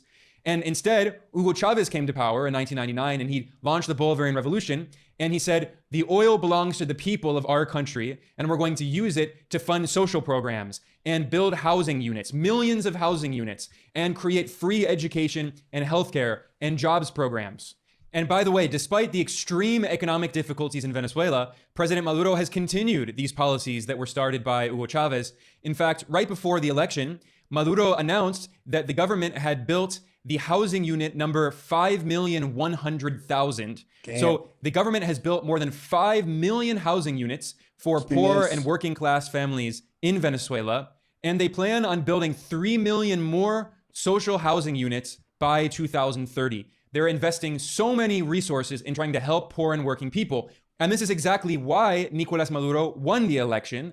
And it's why the opposition keeps losing the election, because the majority of people in Venezuela are working class. They are not the small handful of elite oligarchs who have dual passports and spend half their time living in Miami or Madrid. They are working class people from humble barrios, and they support Maduro and the Bolivarian Revolution because they have received tangible benefits, despite the brutal U.S. economic war waged against them that, in the words of U.S. government officials, is like Darth Vader's grip around the throat of the Venezuelan economy, trying to destroy it. In fact, the irony is that Venezuela now has lower inflation than Argentina, which has become the poster boy of the far right. Argentina's libertarian president, Javier Milei, has been imposing brutal neoliberal shock therapy, mass privatizations, destroying entire government ministries. And meanwhile, Argentina, as of March 2024, has annual inflation of 288%, which is by far the worst inflation in the entire region. You can thank his neoliberal, libertarian, free market fundamentalist economic policies for that. Meanwhile, in Venezuela, despite the continued U.S. economic war, the brutal U.S. sanctions and embargo, Venezuela's annual inflation is 68%, which is a small fraction of Argentina's inflation. In the UN report that I mentioned earlier, this top UN expert also talked about some of the other economic difficulties that have been caused by the illegal U.S. sanctions. She noted that, quote, the hardening of sanctions faced by the country since 2015 undermines the potential positive impact of the current reforms, as well as the state's capacity to maintain infrastructure and implement social projects. Today, Venezuela faces a lack of necessary machinery, spare parts, electricity, water, fuel, gas, food, and medicine. Again, because the US has been waging a war on Venezuela. What happens in war? Many people flee the country. There are refugees and migrants, like the US war in Iraq, and the US war in Afghanistan, and the US war in Syria, the US war in Yemen, and also the US hybrid war and economic war on Venezuela. President Maduro has been a wartime president. Ever since he entered office, the US has not given the people of Venezuela one day to breathe. It has been tormenting them with this endless hybrid war. And then when Donald Trump launched the coup attempt in 2019, the US and its European allies began to steal billions of dollars of Venezuelan assets held abroad, as this UN expert pointed out.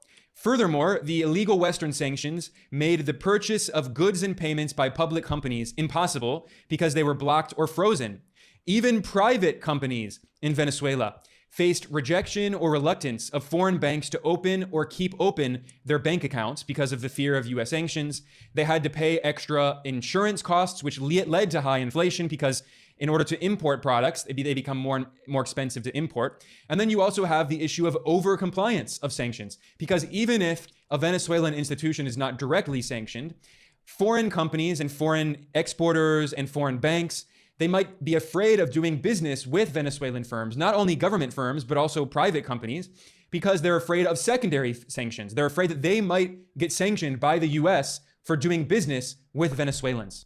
So the US and European countries have been waging brutal economic war on Venezuela. The Bank of England stole $1.2 billion worth of gold that belonged to the Venezuelan people. And by the way, with the price of gold massively increasing, this is now around $2 billion.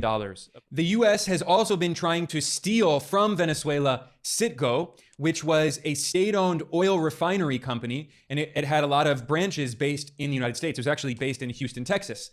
And during the Trump administration's coup attempt in 2019, they stole Citgo and gave it to Juan Guaido, this US puppet, and they proceeded to bankrupt Citgo, these corrupt US-backed coup leaders. They use it as their personal piggy bank, and now the US is basically going to steal it from them and turn it into US corporate property. And by the way, Citgo is worth many billions of dollars. So this is another example of the US stealing billions of dollars from the Venezuelan people. And I haven't even talked yet about the failed US-backed invasion of Venezuela in 2020, in which former US military officers led a group of Colombian paramilitary forces and Venezuelan traitors that were trained by the US in Colombia. And one of the leaders of this attempted invasion admitted that the CIA was involved in backing this failed operation that was jokingly called Bay of Piglets. But like the failed CIA invasion of Cuba in Bay of Pigs, the CIA-backed failed invasion of Venezuela in 2020, this was very serious. It was called Operation Gideon. They were trying to invade a foreign country and violently overthrow its elected government. Meanwhile, it's the US government and the far-right Venezuelan opposition forces it's backing who are the ones absurdly claiming that there's supposed electoral fraud in Venezuela today. And there's no evidence of this. As I explained in an investigation, which I will link to in the description below, the allegations of supposed fraud, the allegations that claim that the Venezuelan opposition supposedly won, come from a US firm that works with US government propaganda outlets founded by the CIA. And I was going to talk in more detail about this investigation today, but I've actually gone way too long in this episode today. So instead, I'm going to actually continue that discussion in a separate episode where I go into detail showing how the US government-backed firm based in New Jersey, Edison Research, which works with propaganda organs founded by the CIA, they are the origin of these false allegations of electoral fraud. And of course, as I mentioned earlier, it's not just the US government that is backing these false allegations, but it's also billionaire oligarchs like Elon Musk and the right-wing governments in Latin America that are backing this coup attempt. But I'm going to talk about that in greater detail in a separate episode. But I thought it was very important to talk about some of these details about the US-backed coup attempt in Venezuela. And I wanted to provide its historical context, because this is by no means the first time the US has backed a coup attempt. It's by no means the first time that the US-backed right-wing opposition has claimed that there's supposed electoral fraud with no evidence. There's a pattern here. Every time there's an election in Venezuela, this is exactly what happens. And we need to learn from that pattern so we can understand what's happening today. But on that note, I'm going to conclude. I am Ben Norton. I am the editor-in-chief of Geopolitical Economy Report. I want to thank everyone for joining me today. Please like and subscribe. Please share this. And I will be back very soon for much more in-depth coverage. Thanks a lot.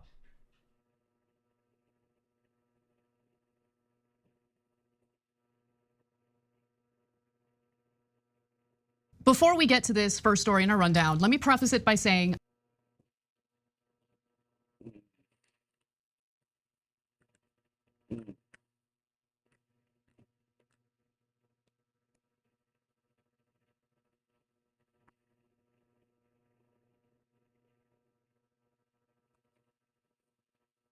It's this channel. I just saw this video on my feed the other day. In 2011, 4 strange videos were uploaded to YouTube by a user going by Ivan0135. These 4 videos are fairly short.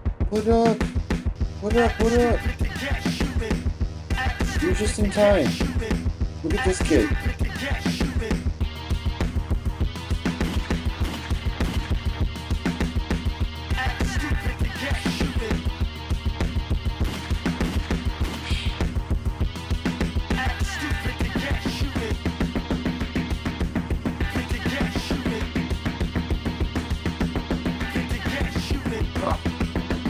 Sitting up. Come on. Turn this off. It's so long. There's. See, what usually ends up happening is by the time I get up and like find the thing to turn it off, it's like it's at the ending part. That's like I like that part where it's like brow, brow, brow. It's really, yeah. What up? Welcome in. You're just in time. We were just about to get into crank shit. Yeah. You missed all the communism. We're all out of communism. It's just all crank shit. No. How was your stream? It was I don't know. I was thinking about cutting it short, but we'll see.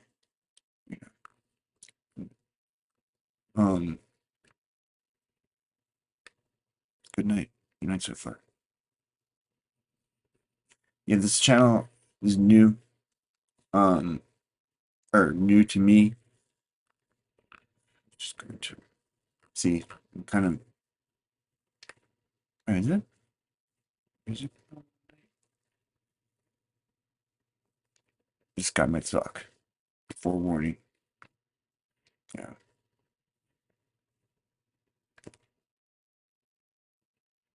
But they do contain multiple clips from Dude, different how alien fucking neckbeardy he is. I can't watch this. I mean, the channel's called the Zeta Files, so I want to like it. That's my co-host in the corner here, Zeta Kiss. He's telepathic, so he does the show in telepathy. So you gotta like focus on it to pick it up.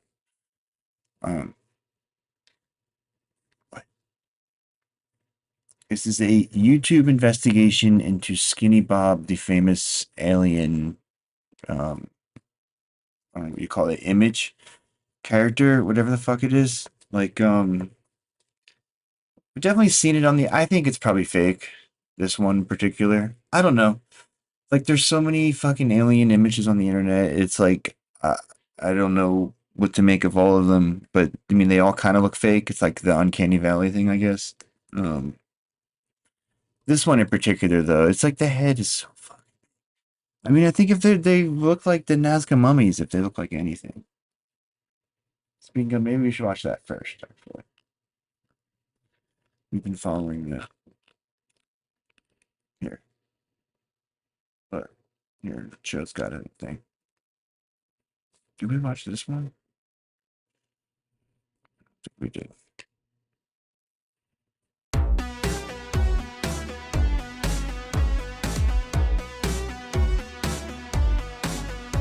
Cosmic Chode. Okay, we've got to talk about the Nazca mummies. So get in here. This is Jack with Cosmic Road. I talk about UFOs and the paranormal.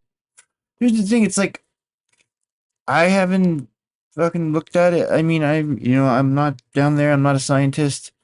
There are a bunch of scientists who've like gone down there and looked at the thing and said, yeah, it's pretty bizarre. I don't know what to make of it. It seems, seems to be what they say it is, It's so weird. Like, I never would have thought this one would have so much weight behind it. Like, who am I supposed to say that, like, all these people whose job is studying fucking bones and all that shit, and they're like, yeah, this is real. I mean, I don't know. Plus the thing that they did, like, they put out that debunking.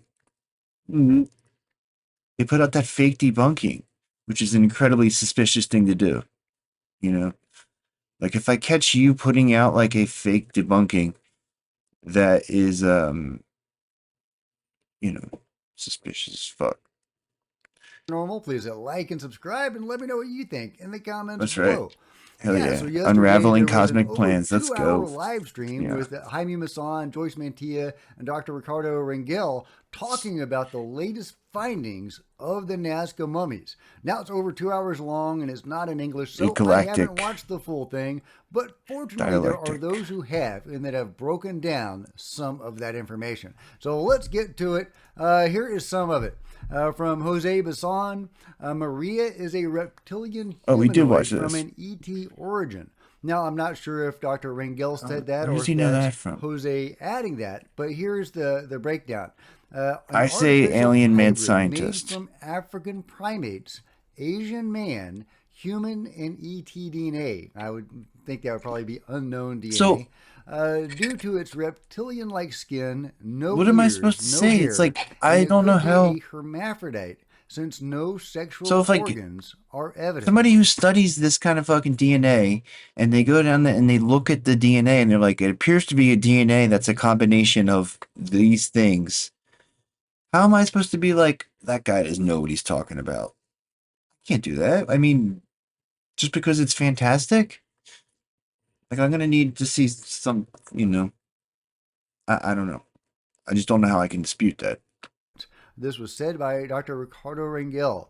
Yeah, that's just so fascinating that Maria seems to be this hybrid of man and primate. I'm surprised Chode never fell on this, by the way. It came to me right away. As soon as I saw what this was, I was like, well, maybe is it an alien mad scientist?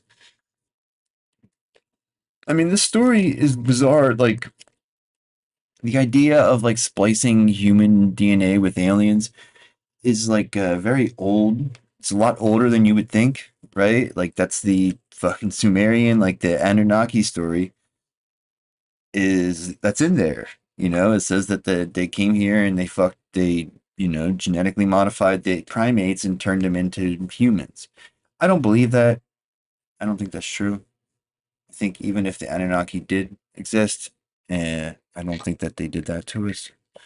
I think we were already on our way to that anyway, which would be a hell of a coincidence if we were evolving just like this, but then these aliens showed up and happened to have the key to expedite it, I don't think so. Ancient history too long. I mean, that's what I was saying too, is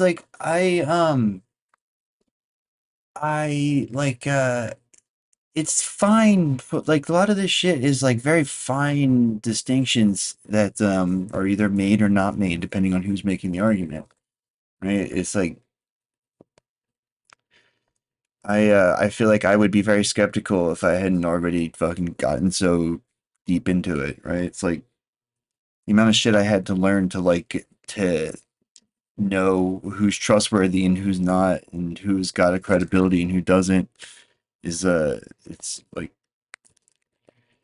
not something I probably wouldn't. I don't know. It's just I get it. I get why people are skeptical. In unknown factors. Well, I mean, I don't know why you need to anything like that, because the fucking tablets are right there. They say the thing. It's I feel like people were like trying to like discredit different, what's his name, Sitchin and that shit with the translations, but it's like, what do you mean the translations? Like, you can, change like a few words here and there, but that's not going to like, the story is the story. It's like right there, it's like like if they're exaggerating certain details, I don't know what that shouldn't really make the argument one way or the other. I don't know who you're looking into, but I mean that's the, like they don't need like Zachariah Sitchin's not the reason why that there's like a, it's bizarre, man, that these fucking people came into the city and they started living there, and like one of the first things they did was like hammer out this elaborate thousands of tablets long space opera, right? Doesn't that sound crazy? It's like they just had to tell this story. They had to get down there and they had to invent writing just so they could write this down and tell the story of the Anunnaki, It's like, that's pretty amazing to me, just from the jump, It's hard to imagine. In fact, it's pretty much impossible to imagine life like Maria evolving naturally here on Earth. She or he or it. There's nothing in the fossil record like this, right? Almost, pretty much conclusively point to somebody making these beings. Yeah. Some sort of genetic hybridization or experimentation, or some sort of program I love going Billy on Carson. involving genetics in hybridization. I don't know how else, what other conclusion you can draw, but if you can draw a different conclusion, let me know in the comments below. Naturalized Alien posts this: Maria or Mario's genealogical tree explained by Ricardo Rangel's thesis. She/he may be a hermaphrodite due to the presence of the Y chromosome, but no male genitals. Mitochondrial DNA shows she/he had progenitors from the Han population in China. And naturalized alien poses this question: in what kind of hermaphrodite, no matter the mitochondrial DNA, has no navel and no nipples? Yeah, definitely not a mammalian hermaphrodite of any sort that we know of. And yet Maria or Mario, whatever we're calling Maria these days, did indeed have primate and even human DNA. So very interesting. How is this primate and human DNA being expressed is my question. But apparently you don't. That's my new favorite theory, that they reproduce telepathically somehow, like in Demolition Man. Need that have a humanoid shape or figure, at least if the little guys Mind are sex. Any indication. They seem to have little or no human DNA, and yet they're perfectly humanoid. So I thought they were like 60% human DNA. No, I guess not. Since she's got scaly skin, she's tridactyl. Not human in any particular way. So, if you have any theories about one that, of them had eggs. About the research revealed yesterday, Jose the one has Basson eggs like in its fucking, Nazca it's like mummies a had burned feet due to having to walk barefoot on the scorching Peruvian desert. Specifically, Montserrat displayed burned toes so much that its fingerprints are almost That's gone. a bizarre feature to put in your hoax. Like those ET creators cared much about their well-being. And in Maria, we also see that its teeth were badly worn out. Yeah, it's so the one of them has like these are, osmium implants too. It's like a beings, or at really least rare, creators were, like platinums and stuff. Judging by the implants, and also, of course, the genetic experimentation or processes that would have been required to create these beings. But yeah, they couldn't. Dr. Mrs. Chode is a DNA scientist, right? And she said it looks real. However, there was some like if it was done in my lab, we would have had different procedures or whatever. So she's still drawing shade on it. So she says it looks real, but basically like they could be lying, which I mean, yeah, they could always be lying, get some shoes for Maria and Montserrat. Look at It's Chode's feet. strange. I can't quite make sense of that. In the 60 centimeter bodies. Harris on fracking, conflicting statements. UK High Court upholds puberty blockers ban. Southport mass stabbing at Taylor Swift workout. I mean, he's got that badass crocodile headline. I wish I had that. Those other ones are pretty sketchy, Chode. Show signs of worn out joints and broken bones, just like we see on those workers. The one implants was like fused to the bone, like in such a way that like it's, the guy was saying that it doesn't understand how that could happen if it was implanted after the fact, right? Like the bone or like the muscle like grew around it or something, right? Something like that. Yeah, and then there's the Paracas skulls, they're called, right? Those are from Peru as well, right? And they have all kinds of like weird DNA and all. Yeah, look, man, I don't know. I think I don't know. Maybe some crank shit went down in Peru at some point. Like it's different timeline too. It doesn't really match up, I don't think, right? Like these are supposed to be like 1,000 years old or something. But like if the Annunaki had been there, that would have had to have been, 10,000 plus years ago, right? So I don't know. Maybe they came back. I mean, I guess. I don't know. The story is incredibly detailed is the other thing. Yeah, well, like they're different. So it's like the skull binding, right? Was popular all over the world. Never mind how that got popular, because I mean that's interesting too if you think about it. The skulls in Peru that they found, the Paracas skulls, they very clearly their skulls are different. Like they're flat and smooth, and they don't have this sort of like indentations that you get from the binding process. So they're just fucking like conehead skulls with no sort of, nothing to indicate that they didn't, like, they don't know how they could have come out of the birth canal, right? Like they don't have like you get like the plate in your skull on the top because you have to pass through birth canal. So it's like it squeezes you. These guys the skulls they have there, they don't have that,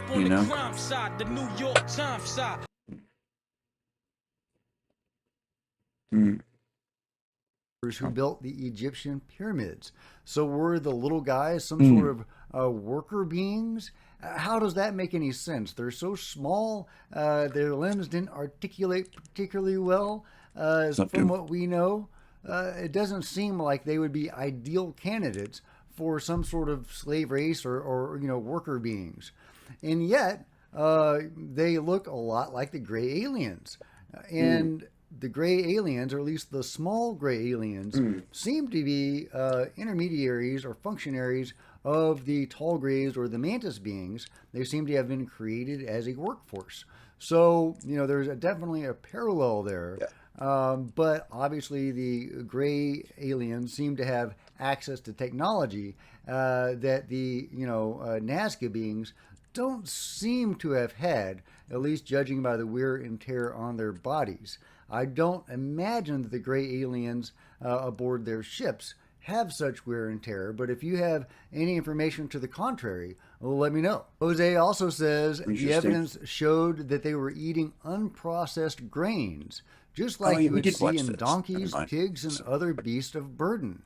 That's really alarming, grains. Kind of disturbing that the beings may have been created and then treated this way. Really, my heart goes out to these beings. I would love to know what was going on back then. I mean, it's really bizarre. What are your theories? Let me know in the comments below. Also, new theories are emerging about the new bodies that were revealed. The new 2 human-sized bodies that definitely look more gray alien looking than Montserrat or Maria or Mario. Again, I'm not sure quite what we're calling Maria these days, but fascinating beings that I don't think have undergone very many tests, x-rays and CT scans and the like. We don't have a lot of information about them yet. I can't wait for that information to be revealed or for those tests to be done. but people are asking, why does one of the bodies look so strange? Why does its head look the way it does? And there are a couple of different theories that viewers of Cosmic Road were suggesting. Call them cosmic And one of chodes. the theories that explains its mismatched eyes and crooked nose is that it may be a birth defect. And I think that's totally likely. We know that at least one of He the says they had a mean specimens, boss. that have been extensively studied appears to have scoliosis. So even if these beings were created by highly sophisticated genetic engineers, they are not necessarily without flaws. So a birth defect with distorted features is entirely possible. Another viewer had another theory that maybe it was an injury, maybe even a fatal injury. There appears possibly to be an indentation there that might be a blunt instrument blow to the head. Now, again, that's just a theory. They got hit in the head so hard their that's a eyes viewer's turned theory, they turned into a and gray that alien. might explain the distorted features on this being. Now, if that is the case, that's, I think, the first evidence that we have of an actual cause of death. I don't think on any of the other mummies do we have a cause of death. It's unexplained how these beings met their fates. So that would be interesting if that turned out to be true. But again, that's just a theory. We'll have to see where the research goes. But I don't Told think him to these go are lie fake. down in the I think cave, and then these he pressed are off. real beings, and we just need more tests done, or some tests done. We need to figure these guys out and learn where they factor in all of this. It's also interesting when you consider the grapes in Maria's intestines, grapes that didn't come from the New World. They came from the Old World. And she apparently has Old World DNA. So another connection between the Old World and the New World, at least in the case of Maria. Where were they getting these grapes? What was going on there? Is this some sort of trade system? Like So Atlantis, bizarre, man. some What the sort of fuck? worldwide, cultural connection? Or are the beings bringing It's in just like the grapes details from their seem so saucers? bizarre. It's like, what? This is really something that like a hoaxer made all this shit up, and he chose to include that detail about the European grapes? Really? What is the deal there? Let me know what your theory is on that and everything else in the comments below. And if you've enjoyed this video, please give me a big thumbs up. I sure would appreciate it. Smash the like button, the subscribe button, and the bell to be notified of future videos. You don't want to miss a thing. Join me on social media, Facebook and Twitter, links below. Love to see you guys there. If you wanted to support Cosmic Road in a bigger... Now I feel warmed up enough to try this new channel.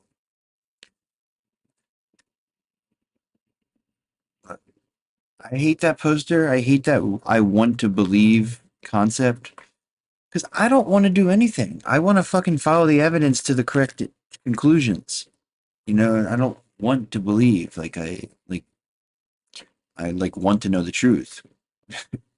Encounters happening from between 1942 and 1969. Now it's been over 13 years and still nobody has definitively debunked any of these scenes. Now if you haven't seen these videos, don't worry, I'll be showing the important parts and I'll link his channel down below in the description. Now let's go ahead and jump into a brief description of each video.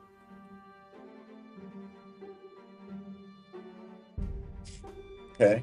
Alright. So far I like his style. So far, cooler than Chode.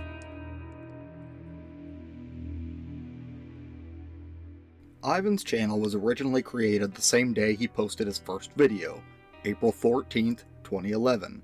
The description of this channel gives us little degree. That always strikes me as an authentic thing to do, right? Like if you were doing a hoax, you would maybe I don't know, start the channel and then put out like a couple whatever videos and just kind of get the ball rolling so that you could put out the hoax and it wouldn't look suspicious. Something like that. The fact that you start the channel and then post the first video, I think it tells me that you I don't know what the Skinny Bob story is. I don't know if the guy's supposed to be a leaker or whatever, but Go on with the only info about Ivan is that he was born in 1969 and claims to be from Russia. No one can actually verify that this was indeed one man or if his name was even Ivan. We'll just have to leave it at that since no one has ever came forward. Ivan put together these small... If the gist of the story is true, right, that, like, there was a Cold War, behind the scenes, and, like, the Soviets had their own history with it. I mean, that would seem to be, like, if that was true, knowing what else happened to Russia in the 90s, seems to me that, like, classified information like that would have made its way to the black market, private hands. Yeah, I want to know, right? Compilations of alien encounters, supposedly taking clips from longer physical tapes. He even goes as far as timestamping each individual scene, showing exactly the point he got them from on his original copies. The first video, titled Disclosure Leaked UFO Alien Case Video Confidential Documents Old Footage, was uploaded with the creation of Ivan's channel. Also, this video haven't people said, I feel like, like high-ranking officials have said that there's, real stuff online. You're just not going to say which is which. Right? With a still image of a strange logo with some black boxes covering what we assume to be text.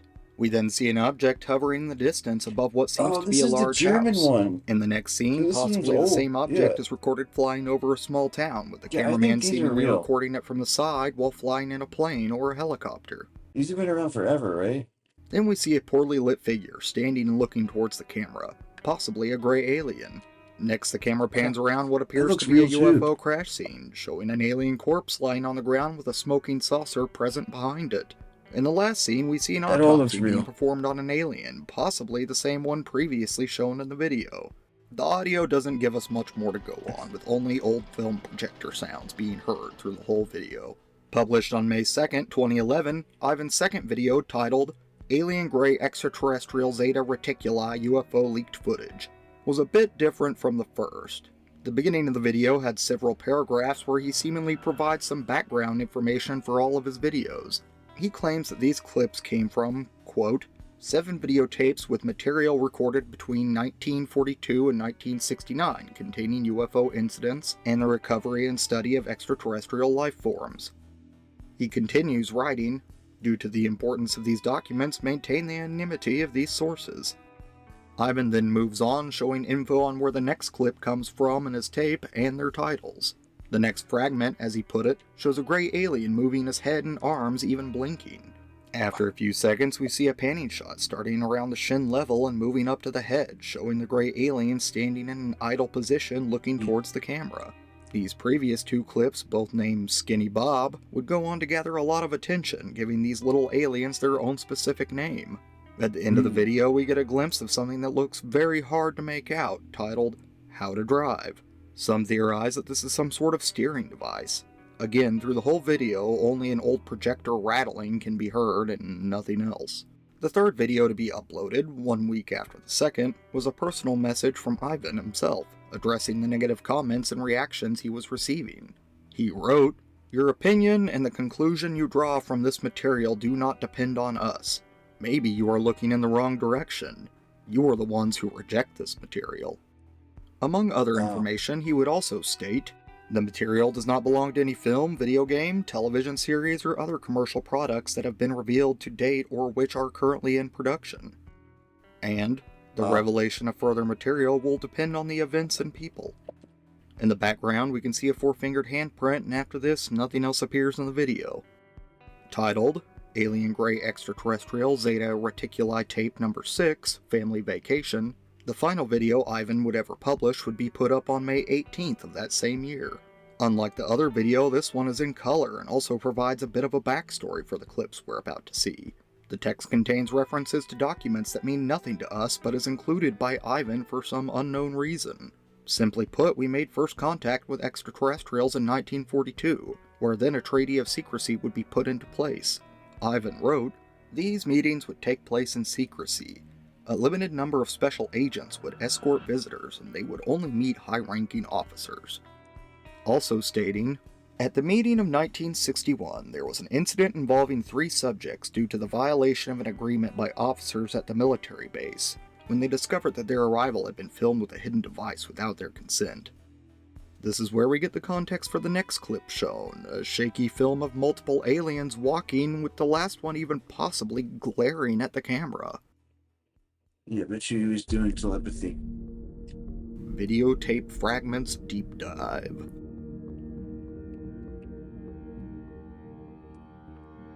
Clip 1. Tin Bird. Title gives us a pretty good description of the fragment itself, with a metallic saucer object seen in the sky.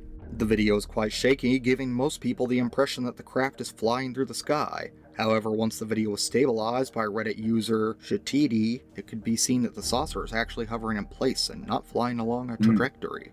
Some speculate that it could be something like a blimp tethered in position, however no details commonly seen on blimps of that time can be seen on this object.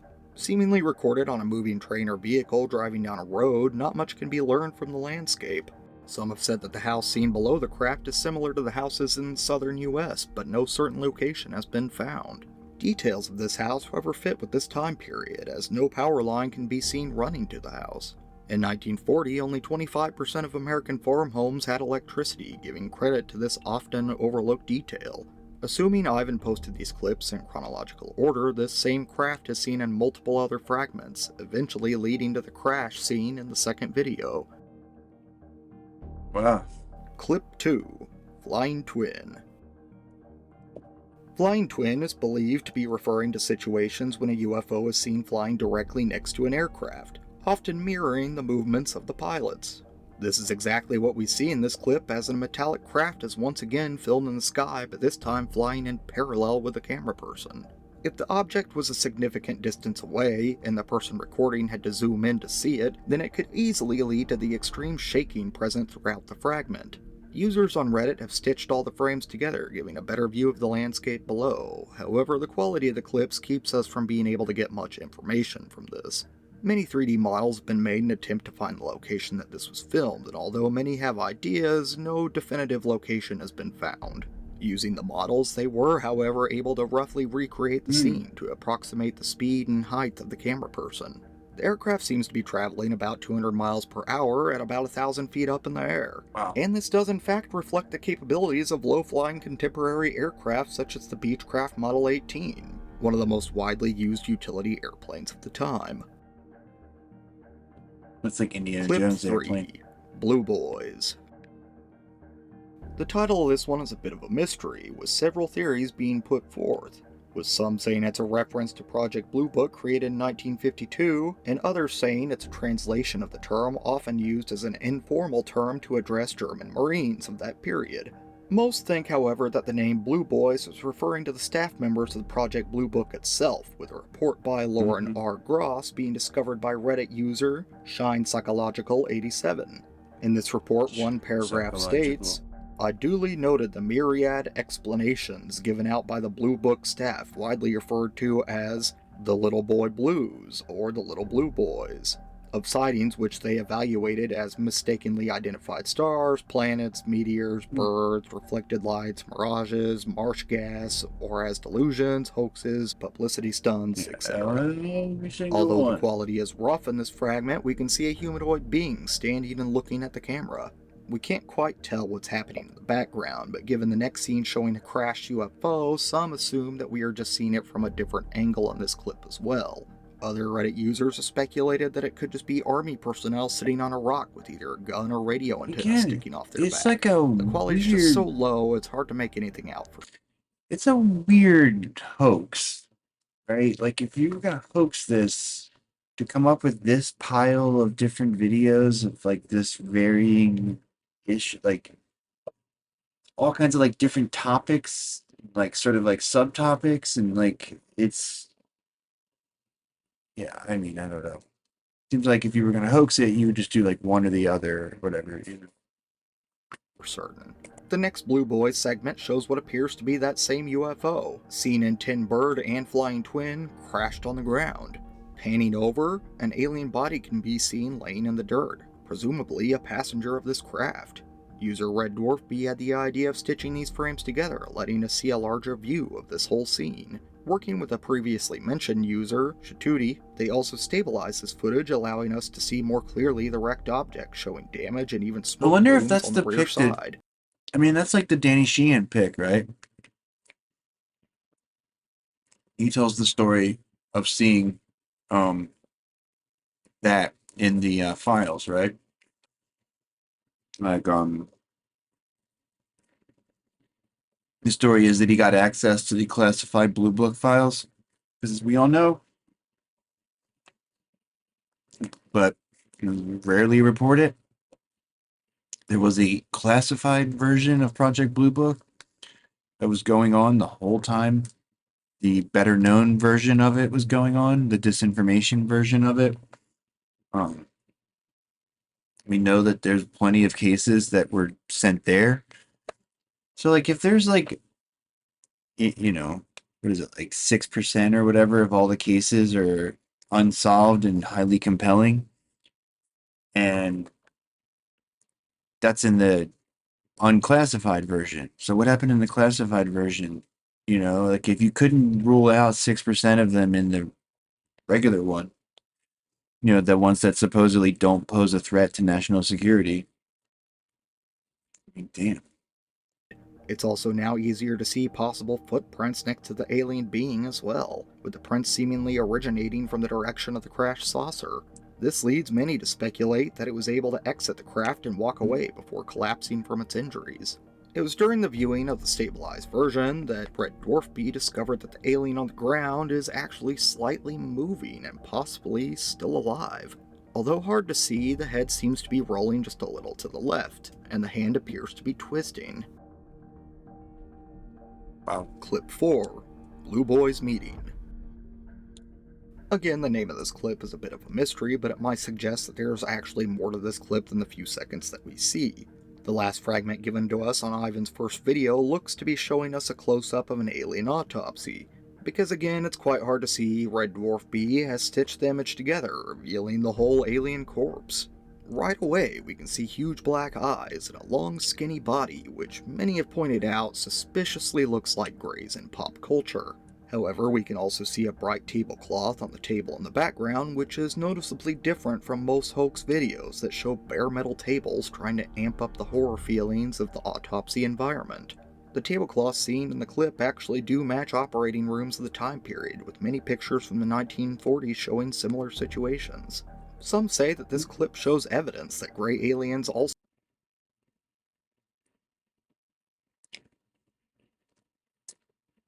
What time did the fucking guy get here?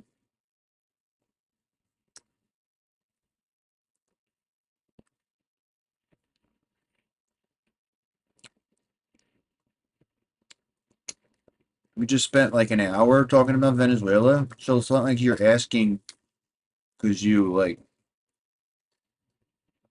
have like something genuine to add to the conversation. You're like trying to do some gotcha bullshit, but you're too fucking stupid to know like how wrong it would be. Also didn't have huge black eyes that seems apparent at first glance. Looking closely, you can see a small glint in both of the eyes, which should mean there's a small hard surface and not I'm like a not in large the mood lens-like tonight, man. If you covering. stick around, you're probably gonna get Artists have banned. You might shown how a want to well-placed object could observe try the this another creature's time. eyes, and some even think this was done on purpose. Seeing that this clip is the only one bright enough to actually see the face clearly, it's just suspicious to many that we can't see the eyes better. Yeah. Clip 5. Skinny Bob. This video fragment, also often called Skinny Bob Sitting, shows us what appears to be a gray alien looking down and interacting with something. Quite a lot can be learned from analyzing this short clip, and the first thing that many people notice is the object behind the alien's back, leading many to speculate that the alien is sitting in a human chair. This being also doesn't seem to be alone, with the edge of a uniform barely being visible on the left side of the screen. There is evidence that this video has been cropped as well. By looking closely at the edges of the screen, you can see the left side has a sharp edge while the right side falls smoothly. Looking at the gray alien, we can even make more observations, such as the discoloration and the patches on its head. This leaves some to speculate that this could be signs of injury, possibly even from the UFO crash shown in Blue Boys. Red Dwarf B has also could that pointed be out a that Nazca Bob's mummy? mouth seems fully capable of opening and closing, and that he also seems to not only have upper eyelids but lower eyelids as well. This gives Right. more evidence towards Greys not actually having large bulbous black eyes, and that they only appear like this because of the bad quality of the videos out there. Oddly enough, Skinny Bob can also be seen with black fingernails, which apparently is also seen in obscure UFO lore. Notably, the head seems to be a different shape compared to the aliens in the other clips. Some have put this down to sexual dimorphism, suggesting that Bob is possibly a different gender than the other crested aliens we've seen. Out of all the clips, Skinny Bob sitting gets the most comments about it being computer generated. While trying to prove or disprove the video, people state that the jerky head movements must be the result of poor digital animation. Others state that if this was animation, it wouldn't be that hard to correct and just put the blame on the low quality and frame rate of the fragment. It's also worth noting that the other head movements are completely smooth and seem natural. Saying that though, we honestly just don't know how aliens would move their heads to begin with. A jerky motion could be the normal to them. Looks like he's like doing telepathy. Clip 6. Skinny Bob 2. This is definitely the most detailed shot of any aliens that Ivan provides us with, showing a blinking Skinny Bob almost in. I mean, we do know that they love to put in a bunch of like real shit mixed in with bullshit, you know, that frequently happens. Or, you know, like the limited hangout will have like some sort of op version of the information to cover for the actual version that was leaked, you know? Like a video will come out and then you'll see another one like the next day or two that's like similar but not quite the same, but with a better like you know, online presence, so it'll get the, you know, all the searches will go to that. Entirety. Above the alien's head we see a wedge-shaped object, which reminds many of a vintage height measuring device called a stadiometer. This is still found in doctors' offices and clinics today. We can also see that Skinny Bob seems to be in a different outfit. In another stitched-together image of Skinny Bob, we can see that this outfit has a noticeably different collar and also a crease on the chest when compared to the alien's outfit in Blue Boys. It's also somewhat concerning to some that there seems to be odd camera movement, as the clip of Skinny Bob doesn't show any signs of distortion, which you would expect to see in this type of scanning wouldn't even know his action. name. It's possible that the camera was set up specifically for scanning Bob, but the more likely answer is that Bob was filmed as a whole in the original tape, then afterwards, possibly Ivan, digitally added the panning we see in the current fragment. Others speculate this clip is also played in reverse, perhaps for dramatic effect, or to again not show the entirety of the video. When playing the video in the opposite direction, the eyes seem to blink more naturally, with the eyelids closing more quickly and opening more slowly. Although this is how our muscles work, it doesn't necessarily mean that the alien's eyes would work the same way. This all lies in speculation and is still up for debate. Clip 7. How to drive. It could be like a vintage fake.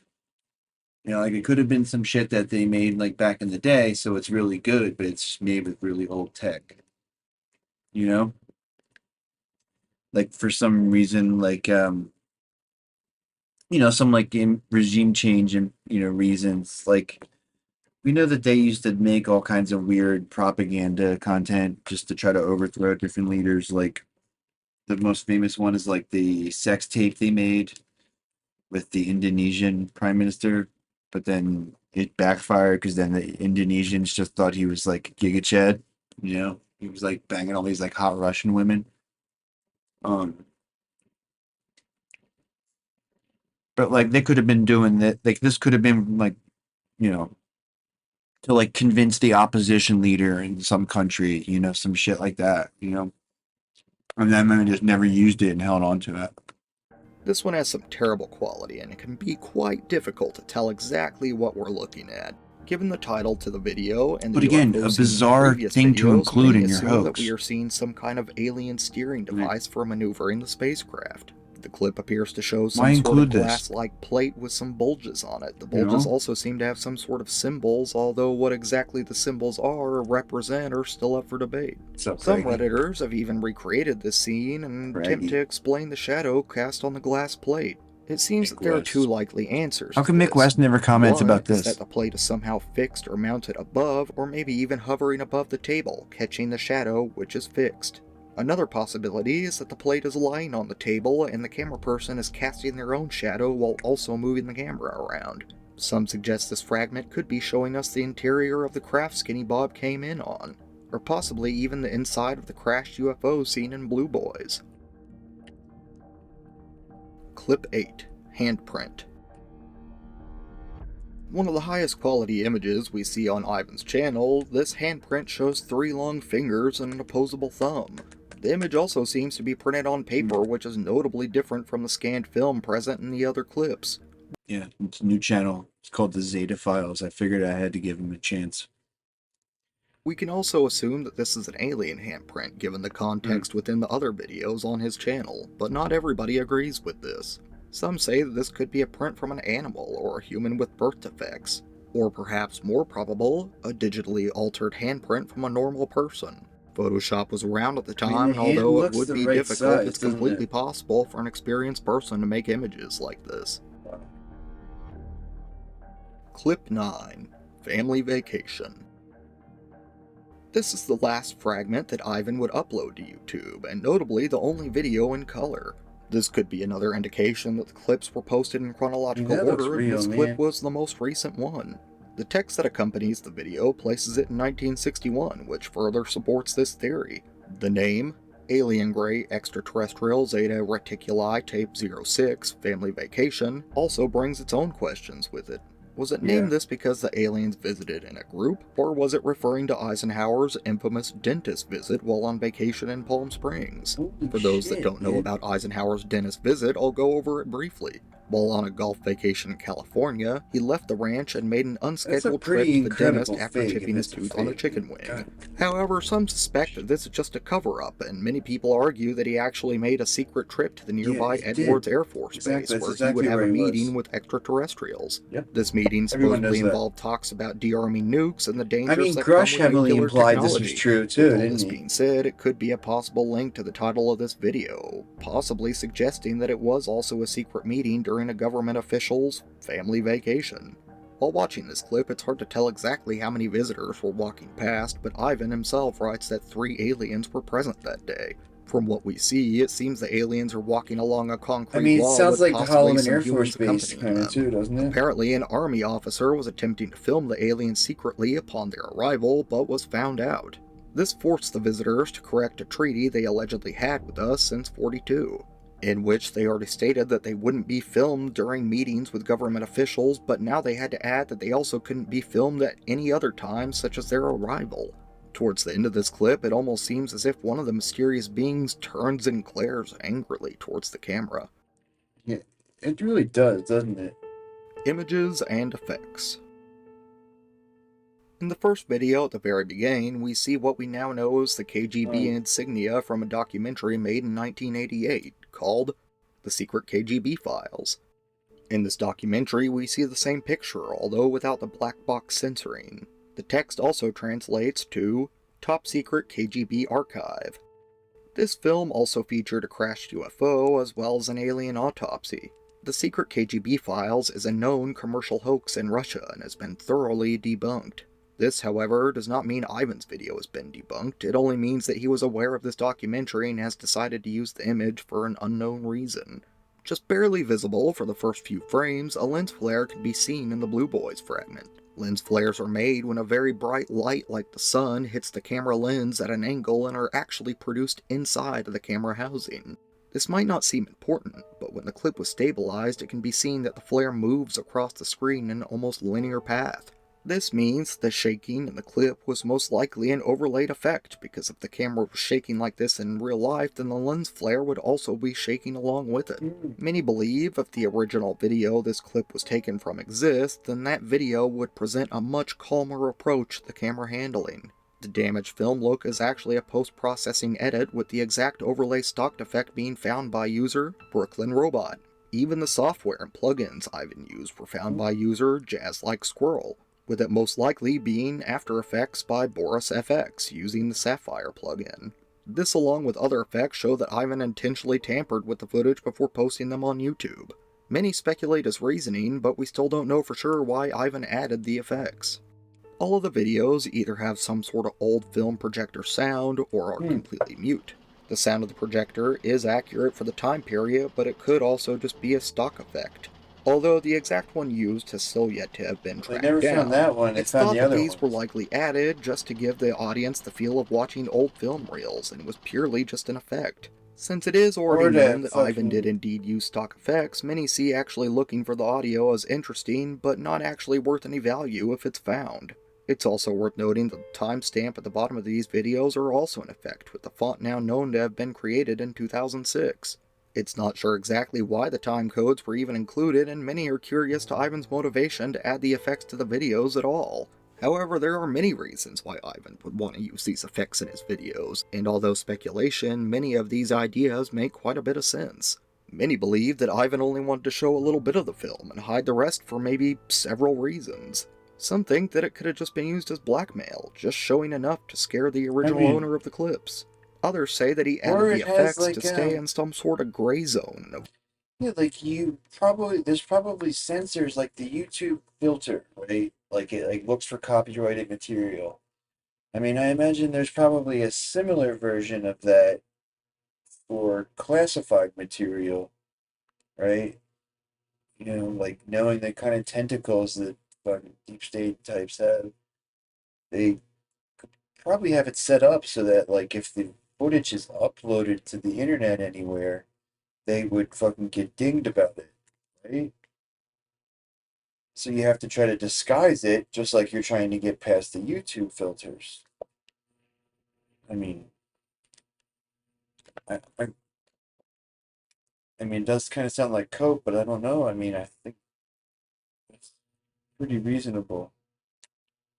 Avoid any responsibility that may come with leaking this footage. Yeah, it's also been theorized that these clips were stolen in a Pentagon leak, and the heavy editing was used to avoid being proved authentic and creating too much attention, something Ivan wouldn't want. Some think that it could have been incompetence, not everyone. Or something like that. It may be made to like identify what was the real one and what wasn't. I mean, it might have like a search program that like searches for like that exact combination of filters on all videos or whatever. Some shit like that, maybe. There's a lot of different explanations that don't necessarily mean that it was a hoax, right?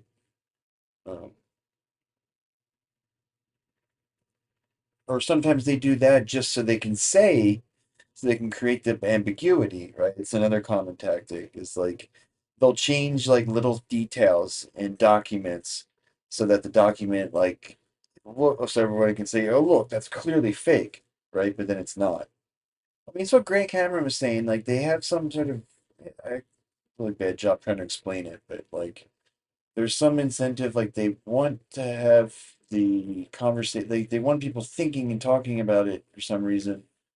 You know, they can't like ever like deliver the information because it's like if it's the answer's known, then it's like it's less there's less interest, there's less like speculation and all.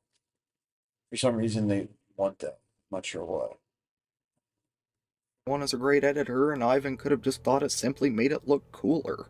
It could have also been done for the opposite reason. It's possible that the footage was just so strange that he felt he had to add effects to dilute the film and better fit the public's expectations. That's a good point too, actually. It's also been said that he could have made an agreement with someone to publish these videos on their behalf, but only if they were heavily edited. Other reasons included dewatermarking technique, an ego or power trip, knowing he's the only one to possess the originals, and even just Ivan trying to spice up a bland video. However, many are convinced that these effects were just thrown on to lower production cost and hide any imperfections in the animation. Media comparisons. If Ivan got inspiration from any media, it would most likely be from a documentary made in 1997 titled Area 51, The Alien Interview. In this documentary, we see many of the same scenes shown in Ivan's videos, including aliens sitting in a chair and interacting with something like a map on the table. That looks we much also faker. see strange symbols present on the researcher's clipboard, much like many suggest are on the steering disc in How to Drive. There's also a scene which shows a doctor shown examining the alien, which is not completely unlike the autopsy we see in the fragments. The documentary even shows a segment in which a military man is filming the arrival of these aliens with a small portable camera. The aliens in this scene are even walking in front of a concrete wall that looks just like the one in the background of Ivan's clip. Another odd similarity is that the clip in the documentary is now shown in color, reflecting the 1970s time period being shown. It's during the family vacation video in which we first see color in Ivan's videos, which was supposedly taken in 1961, again leading to more comparisons being made. The time code is also almost directly taken from the documentary, being almost the exact same style that Ivan used. It's thought that Ivan either used this documentary as an artistic template for his videos, or that they are indeed from actual old classified tapes that the documentary creators also had access to. Just a few years before Ivan made his uploads, a very similar alien could be seen in a video uploaded on the YouTube channel, Estranged Videos. This video shows several images of extraterrestrial corpses being handled by normal citizens.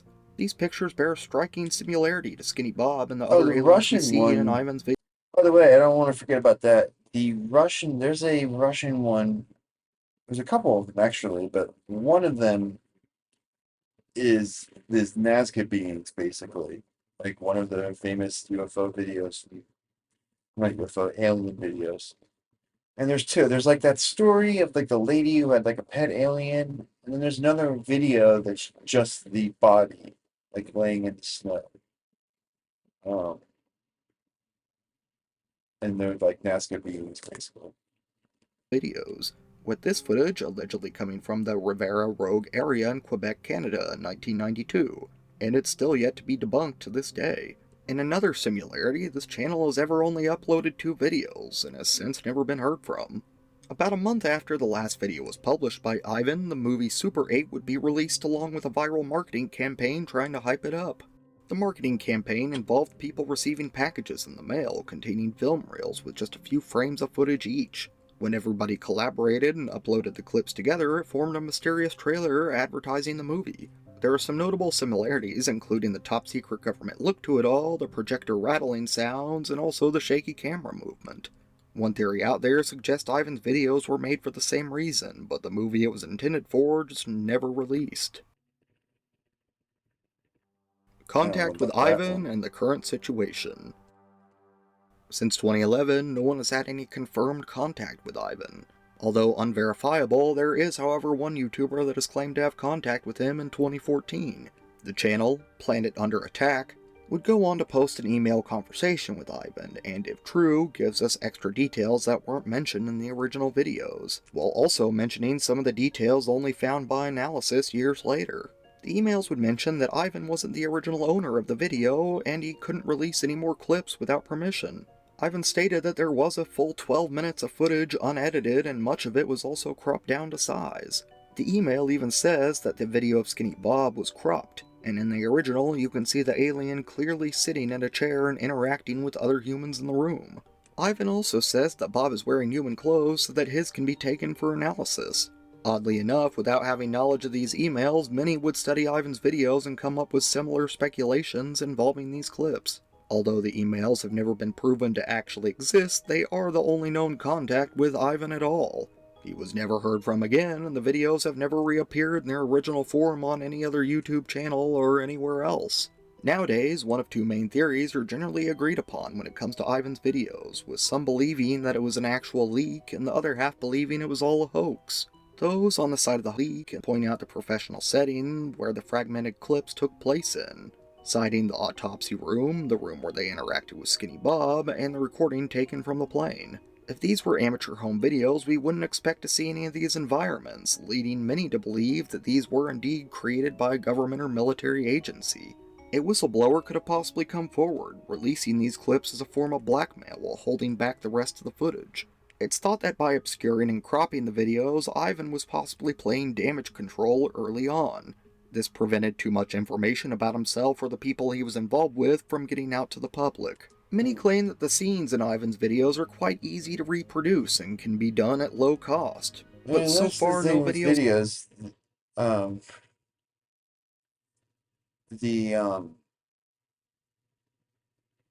If it's too good, everyone says it looks fake. Or if it's not good enough, then everyone says, oh, why is this so grainy? I mean, there is a tendency to, like, there is a rationale behind wanting your video to be, like, somewhere in the sweet spot, Of surface that are quite as convincing. Making these films would require a variety of different filming techniques such as CGI, animatronics, stop motion, motion tracking, and possibly realistic costumes. This means that the creation of this could easily cost tens of thousands of dollars or even more. However, there are a few plausible reasons for still making this despite the cost. Some speculate that these were simply advertisements for a special effects company or a demo reel made by film students. It could have also been an abandoned marketing scheme meant for a movie that was long ago cancelled and thrown out. It's even been suggested that Ivan's videos have been part of a long-term social experiment or even some sort of psychological operation funded by the government. Now there are several more things that we can do in the coming years to either be able to label this whole thing as real or a proven hoax. With more analysis, the area where Twin Bird was filmed could be located, and this could help determine a date for when it was originally produced. It's possible that these clips also exist in a private UFO collection, and if so, bringing them forward would help disprove the CGI theory. With further study of these clips, some believe that a major flaw will be found, but so far nothing like that has been discovered. Now, some just hope that people with similar film, or even some involved with Ivan's videos, will come forward on social media. Many are just waiting for the Ivan0135 channel to upload more videos, however, with how long it's been, this seems unlikely. Reddit user Red Dwarf B was also offering a reward of up to $30,000 for additional footage, substantial background information, or proof that it was all a hoax. Unfortunately though, as of October 2023, this reward has expired with nothing definitive ever seeming to have come from it.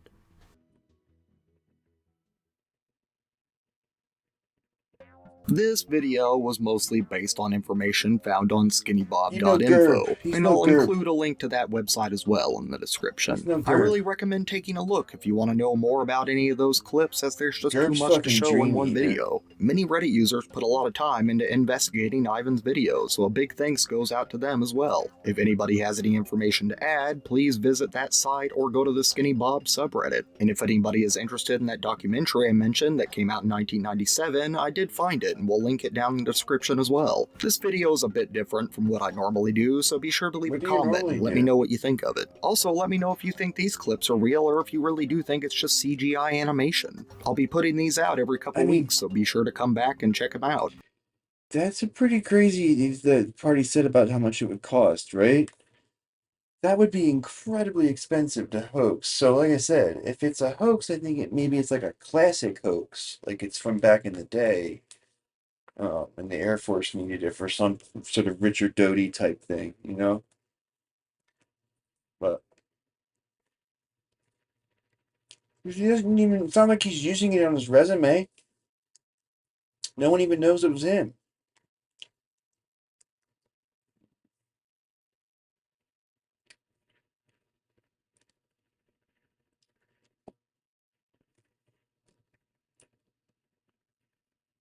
Hmm.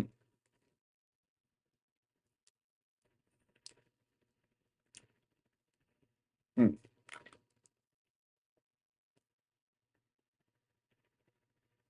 Dendera lights, that was dumb.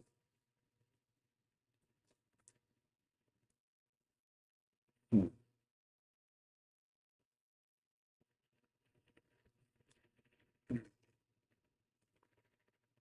Actually, you know what? No. Hello again, everyone, and welcome back to the ongoing alien abduction, encounter, and incident iceberg. Today we'll be going over 3 more entries in detail. The first is a fairly creepy humanoid, going by the name Ingrid Cold, and also known as the Grinning Man.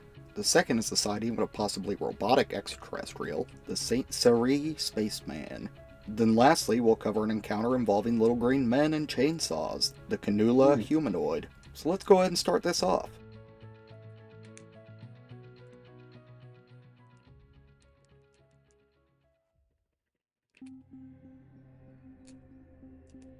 Ingrid Cold. Yeah, this story's pretty crazy. I've heard this before. There have actually been quite a few sightings. I can't believe this guy's Cold, fucking and he's facial also hair. known as the Smiling So Man gross. or the Grinning Man. However, 2 of these stories seem more connected than the others, so we'll be looking into those today. The first sighting of Ingrid Cold would be on October 16th, 1966, out in New Jersey. Two boys, Jimmy Yonchis and Martin Manoy, were walking down 4th Street when they would see a frightening and bizarre figure standing next to a fence. Manoy said, "Jimmy nudged me," and said, "Who's that guy standing behind you?"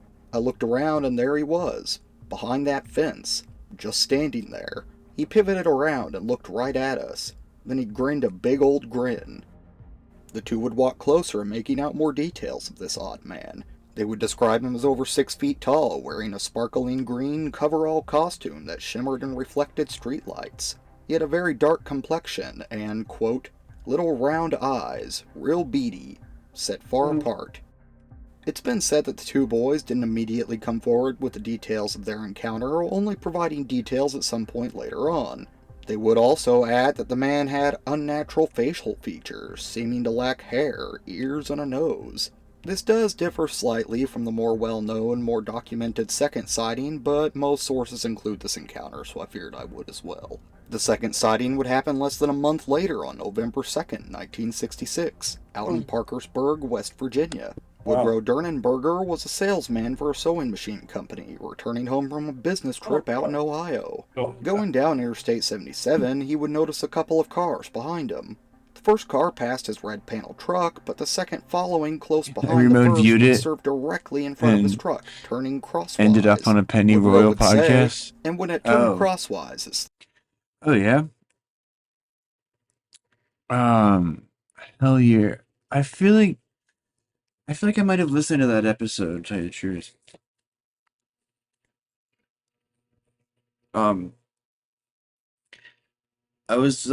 We did a deep dive into the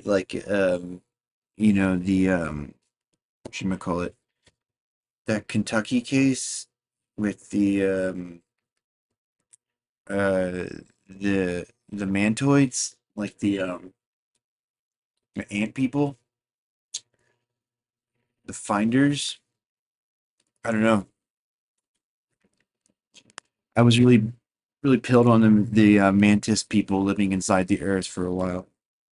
I don't know if that's what you remote viewed, but I'm super ready to believe in them. To get the ball rolling in the beginning. Because I remember they did an episode on that. That's like the Hodgkinsville, right? Those, I think, are little ant people. The devils, they call them, right? I think those are little fucking, yeah.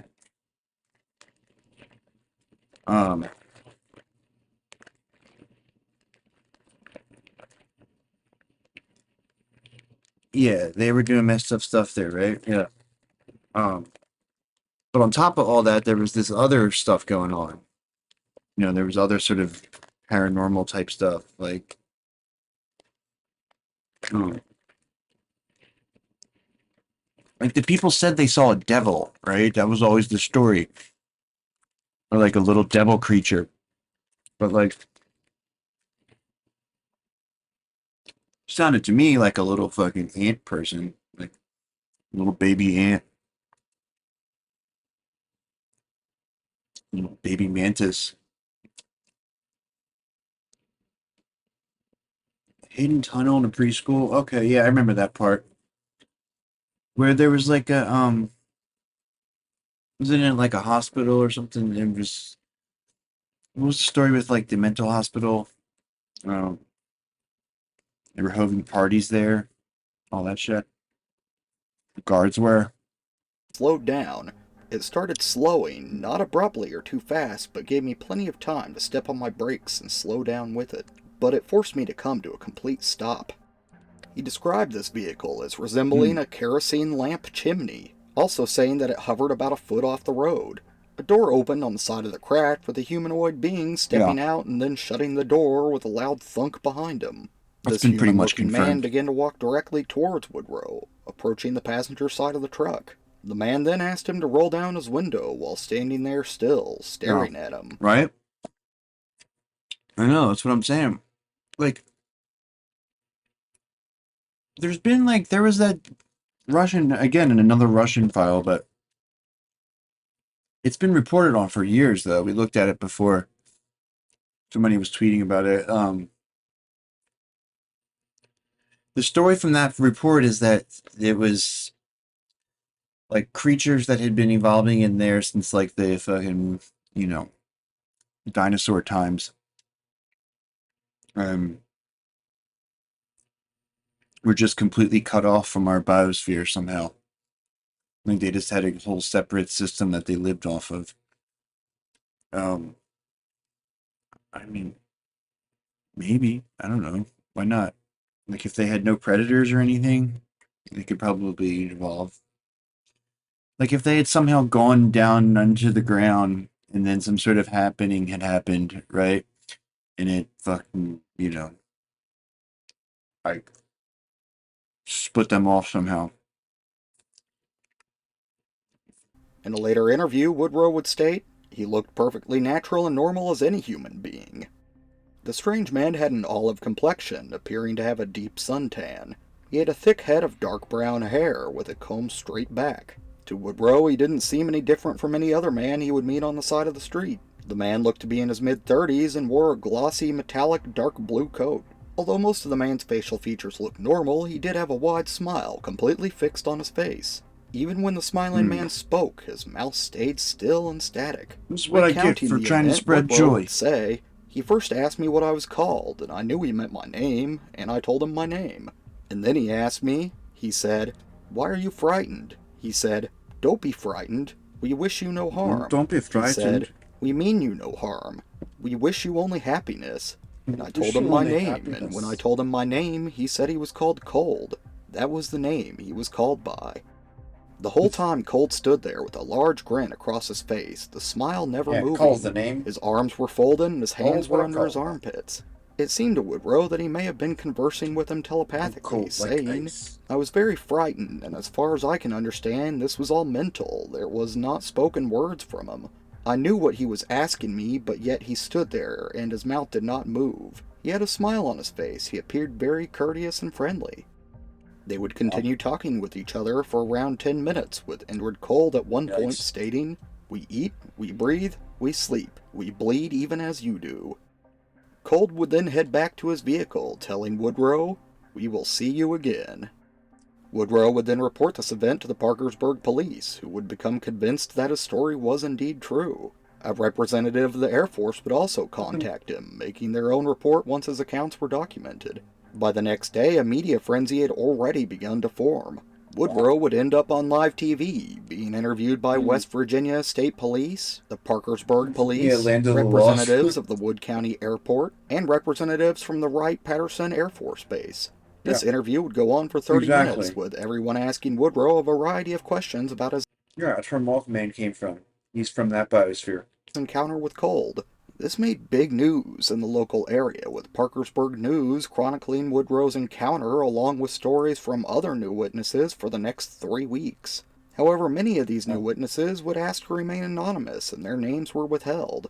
Notably, 2 authors we've talked about before on this channel, John Keel and Gary Barker, would also interview Woodrow. During the media storm, Woodrow would claim to receive strange calls from unknown numbers, sometimes even threatening him to stop speaking about his encounter. Really? Other times it would be just odd buzzing or beep sounds, or an electronic humming, or even just silent. The family would change their number, keeping the new one unlisted, but they would still receive these weird phone calls. During this time, the locals in the area would also start to flock to his house out in Mineral Wells. It's said that they would wait for hours in his driveway, day or night, in the hopes of seeing Indrid Cold. Some of these locals even claimed to have seen spaceships landing on Woodrow's property. But all of this, of course, also brought him a lot of ridicule and skepticism, leading him to seek out a physician for medical attention. However, this physician found nothing wrong with him, giving him a clean bill of health. The news would eventually die down, but Woodrow would claim that his encounters with Cold would continue for the next few months afterwards. He said that Indrid Cold would come out and visit him many times, even taking him on a spaceship out to his planet. Cold would sometimes even just appear at the front door, with Woodrow's wife and children even knowing of this strange man's visits. They even claimed to have seen more strange beings with Cold on some occasions. His terrified wife would state that these beings weren't human in origin, but were much like us. They travel in cars and dressed in everyday clothes. Eventually, Woodrow would even disappear for half of a year, claiming to have been with Cold. Really? His family even believed this and would back him up on this claim. Wow. Even when Cold wasn't visiting, he would occasionally Think he send was off Woodrow banging? long-range telepathic messages giving him intense, piercing migraines. Later on, he would write a book detailing his encounters, but nothing good would ever come from this. It's said that it ended up negatively affecting not just him, but his family and friends as well, with harassing phone calls and even lost jobs being blamed on Woodrow and his claims about Indrid Cold. His wife would also soon divorce him as well, causing Woodrow to fall into a deep depression. He would soon move away from the Mineral Wells area, attempting to flee from the notoriety he had gained, but he never once spoke of this incident again. He would, however, return a little while before his death in 1990, 23 years after the Indrid Cold encounter. Author of Skeptoid magazine, Brian Dunning, would make a comment on this. Oh, I wonder what Brian Dunning thinks, author of Skeptoid magazine. Tell us what he thinks when he's not, like, fucking doing fraud somewhere. Encounter, saying, "It's difficult to tell if it really happened, but it's clear that Derenberger gained nothing from coming forward." Dunning also claims that Keel visited him a year later and found him, quote, hiding behind drawn curtains from what he believed were hundreds of UFO believers and skeptics. Woodrow would also speak of his frequent visits with Indrid Cold and his friends, who would often drive a car out to his farm for, quote, long friendly chats. Out of control. Dunning says he had almost certainly become delusional. Out of control. Woodrow's daughter, Tanya Derenberger, would later write a sequel to her father's book where she would briefly tell the story from her point of view while also adding some new details. She claims that Indrid Cold may have been another well-known alien figure that went by Valiant Thor. It's said that he and author Gary Barker would go out to contactees, attempting to convince them to go to authorities or write books on their encounters. Thor had also I feel like whenever the children of famous experiencers pick up the mantle, they inevitably make the story less believable than it was before. Supposedly spent 3 years at the Pentagon in an attempt to influence public opinion on a variety of political issues. To this day, many still believe that Indrid Cold was indeed some kind of alien. They claim that he could be a shapeshifter or even just a race of grinning men, with other similar cases being referenced. Researchers, however, have stated that it's next to impossible for an alien to evolve to such a similar appearance to us. So in the end, it's up to you to decide what to believe. There's no fucking alien that lived at the Pentagon. No chance. Saint Cyriel Spaceman.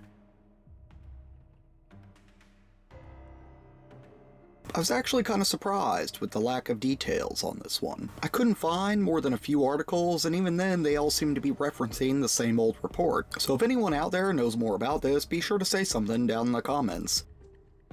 This whole story is known to us thanks to a field investigator, Wido Whoville, who would interview a couple with a very extraordinary claim. In this report, their names are kept private and are just referred to as Mr. and Mrs. L, so I'll be going along with this and doing the same. On the night of July 22nd, 1974, Mr. and Mrs. L had returned from a vacation in Florida. They made it to their trailer house near Saint Cyriel, Quebec, arriving shortly before midnight. There were other Yeah, I don't know what to think about Ian Barney Hill. It seems like it's got a lot going for it. It hasn't been debunked, you know? I think by this point, you know, stories have been around that long, and nobody's able to, like, really put any kind of hit on its credibility. It's really interesting. Plus, it's just like, seems like not the kind of thing you would do. It always struck me as really compelling that you have this couple, this like interracial couple in the fucking, you know, when was it, in the 60s, right? Early 60s, late 50s? Why you wouldn't want to have all that hassle? Like, it just seems like it'd be a lot of hassle from like the rednecks and Nate, you know?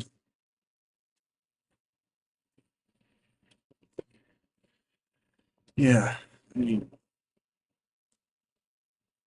and it's just like I don't know. I don't think they like made a whole like.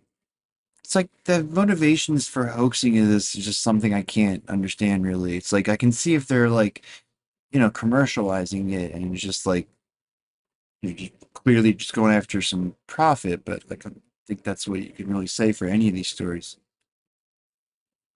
Yeah, it was Betty. Yeah, that was really weird. I mean, Stanton Friedman believed him. You know, I think he was really good researcher. And again, much like I was saying about the Nazca mummies, it's like, who am I to like dispute with actual scientists who went to and looked at it and said, you know? Trailers on the lot at the time, but they were the first occupants that had moved in. Miss L was quite tired from the trip and had went to lay down in bed, falling asleep fairly quickly. Mr. L, however, decided to stay up and watch the late show on TV in the other room. After the show, he was preparing to go to bed, noticing that it was about 1:15 a.m. Before joining his wife in the other room, he would hear a strange sound described as a bum bum bum coming from outside. To him, it sounded like something falling onto the grass. Right. Curious, he peeked out the living room curtain, coming to see a shocking sight. Looking towards the northeast end of his home, he would see a reddish-orange round object hovering over a field. It appeared to be some type of domed airship with yellow lights coming out from the underside.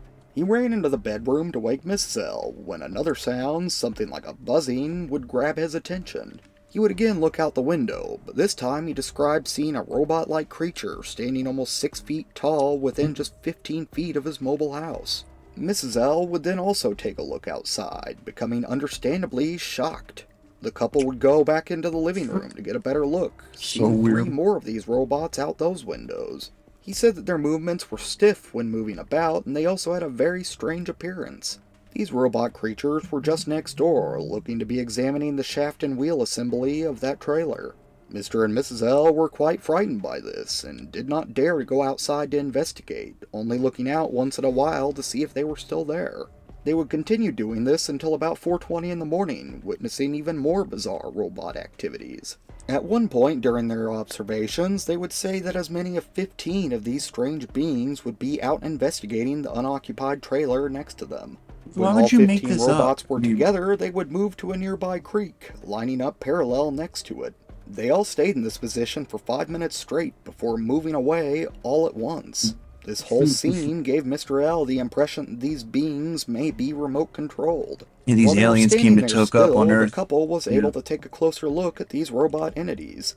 They would describe these bizarre. creatures Like, why would you as come up floating, with this? brightly glowing red bars similar to elements in a toaster, with no discernible facial features. The robot creatures then left the scene, with the couple unsure of how they left or where they went. During the next few days, Mr. L would come to notice a couple of strange things in the surrounding area. He would come to hear of a nearby farmer finding his dog out of his collar and hiding, which was odd for this dog, because normally it would bark wildly at everything. He would even come to find 3 spots that appeared to be landing sites, one of which was right in the field where he saw the airship. The other 2 landing spots couldn't even be seen from the trailer and were behind trees on the other side of the creek. These areas were said to not have been burned either, but more have moved away in a swirled pattern. This is where investigator Whoville would get involved, coming out to the residence to check things out for himself. He wouldn't find any footprints, which did fit the couple's description, but he would come to find several large tripod-like indents next to the creek. These imprints were about 19 feet in diameter, with 3 smaller 2-foot imprints within. By the time the investigator got there, these landing sites had been mowed, but the pattern was still obvious, with the grass said to grow twice as high within those imprinted circles. The 2 witnesses would also describe seeing a strange white substance where the robots had been moving earlier. They collected this plastic-like material and gave it to the investigator, who then handed it off to Dr. Walker, a consultant in metallurgy. It's pretty unclear where the story goes from there. The investigator did claim that the analysis would be done on a volunteer basis, and it wasn't necessarily a top priority. He also said many of these samples would also just be sent to headquarters, and they were known for being slow with yielding results. And unfortunately, this is where this case ends. We don't seem to know what that substance was actually made out of, and nobody has ever came forward with an update.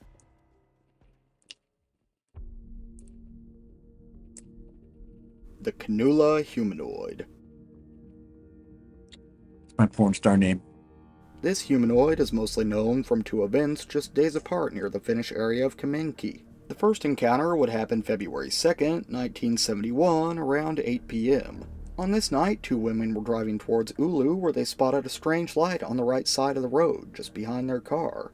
After just a few seconds, the light flew over their vehicle and started to fly parallel with their car on the opposite side of the I mean, you don't experience hallucinations. That's a singular activity.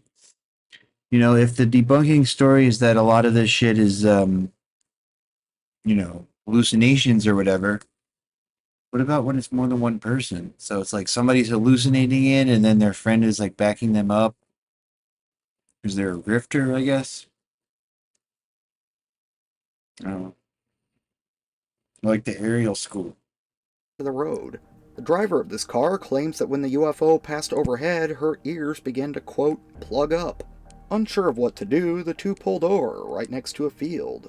This is where they would see the light abruptly disappear, and in its place, something quite unbelievable would appear. They would see a short humanoid creature standing around 3 feet tall, wearing a greenish-brown suit and helmet. This being then crossed the road in a series of small jumps, disappearing on the far side of the road. Frightened, the 2 would speed out of there, not stopping until they got to Ulu.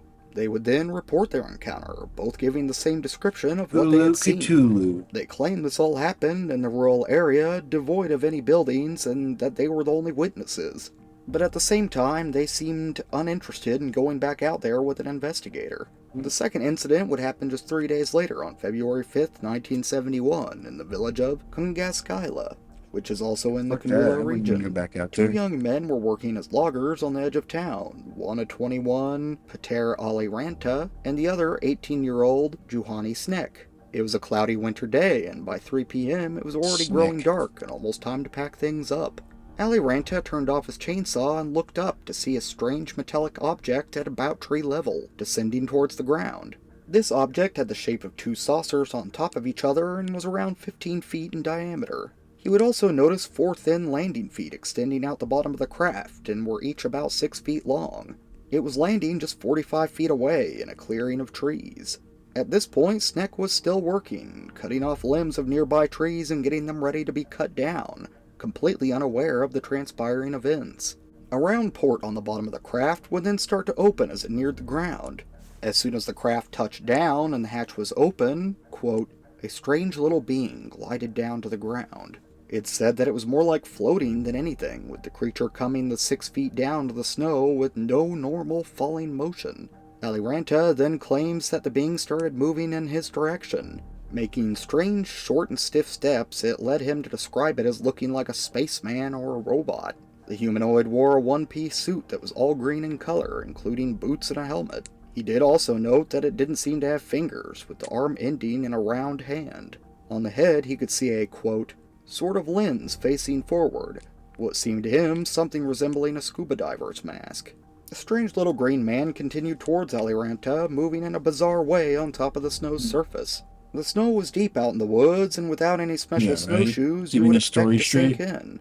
But this isn't what happened. The creature seemed to be moving on top of the snow's surface. Terrified, Ali Ranta would start his chainsaw back up as a form of defense. Yeah, dude, Bookshelf is super pilled on the modern pterodactyls. Friend, seeing fear in his face and a small green man bounding towards him. Then, when the entity was about 30 feet away, he's the resident cryptozoologist with chainsaw in hand. Immediately, the being turned around and began heading back to the metallic-looking craft in the same bouncing, weightless-looking leaps. Ali Ranta kept chasing after the little green man, now attempting to catch the creature. Running towards this creature, he would also come to see 3 windows on the upper part of the craft, where 3 more vaguely humanoid shapes were visible. When just Ali like the Ranta was less Kambugas. than 10 feet away from the saucer, the craft began to lift off the ground, all while Dude, the why little green wouldn't- man floated up to the opening. I heard people say that that's why it's not like the aliens would have windows on their spaceship. Okay, dude. When it had floated more than 3 feet off the ground, Ali Ranta caught I'd be up shitting to my it, pants if I reaching saw out and any of grabbing them, onto you the know? creature's boot. However, right away he had to let go, as Jesus it's said to Christ. have burned him like a hot iron. Out of reflex, he took a couple of steps backwards, as the now free humanoid floated back into the saucer. Once the creature was all the way back inside, the craft started to make a slight humming or buzzing sound before slowly ascending up into the trees. Ali Ranta would feel a light gust of air, but other than that, he couldn't see or smell anything such as smoke or light coming from the craft. The hatchway would start to close, but the landing legs were left in position. Then, before they could make out It's any like the more Lonnie Zamora detail, case. the craft vanished into the sky within just 15 seconds. The two lumberjacks claimed the whole event had only lasted for about 3 minutes. After the craft had left their sight, the two would stand there in shock, at a complete loss for words. They also felt oddly stiff and weak. It would be more than an hour before they gathered the strength to walk out of the woods. However, before leaving, they would examine the landing site and observe marks that had left in the snow. The snow was about 15 inches deep at this time, and they could clearly see 4 depressions that went all the way to the ground. To them, it appeared that each landing leg had a round, flat plate on the bottom that would sit against the ground. Each plate would have been around 13 or 14 inches in diameter, and together they sat in an evenly spaced square shape about 6 feet wide. The snow within the square was also slightly melted, appearing to be about 2 to 4 inches lower than the surrounding area. They would also come across the humanoid's boot prints left in the snow. The creature's prints were oddly round when compared to a human's foot, and they were also only about 6 inches long. After observing the scene, the two would leave the woods, soon reporting this incident to an unknown UFOologist. Not many details of this report can be found, but the investigator stated that no details seemed out of place and there was no reason to question the two men's story. It would also be noticed that the burns Aliranta had on his hand from the encounter would still be visible 2 months later. However, many people believe this whole encounter was just a hoax.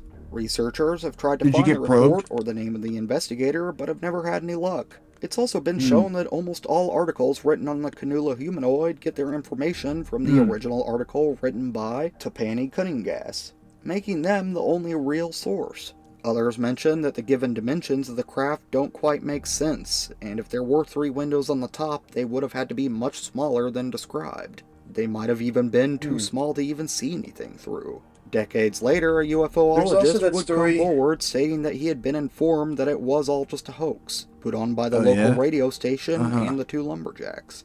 Whether any of the story is true or not, it's just hard to say. There's just so little information that we may never know what actually happened.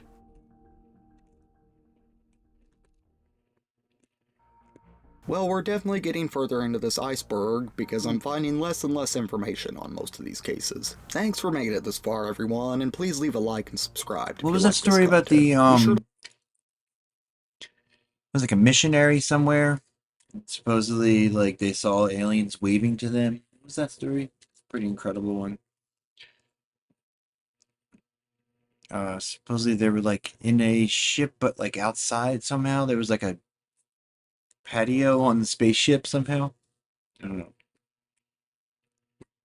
Yeah. Hi. Okay.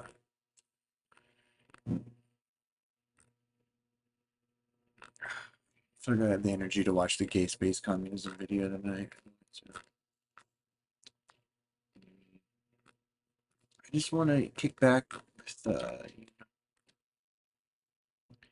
favorite YouTube channel. No, it was like a priest, I think. He was like a missionary somewhere. It's like an older case. Father William Bill or something, maybe. I don't know. It's pretty well-known story, but like they said that they saw, it was like the story, and then like all the, the people they were visiting, whatever tribe it was, also backed them up on it. I think it's a well-known story. I forget. I think, doesn't James Fox talk about it in The Phenomenon, maybe? I don't know. Father McManus, maybe? Something like that?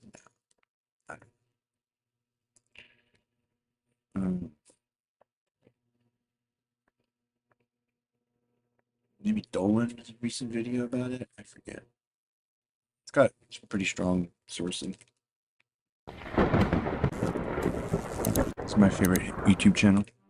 When asked what are the largest, heaviest, and indeed the once most difficult stones to ever have been cut, transported to, and precisely placed within the great structures of the Giza Plateau, we would have previously stated that the granite ceiling blocks found within the King's Chamber in the Great Pyramid were the largest known, with some of these stones weighing as much as 100 tons.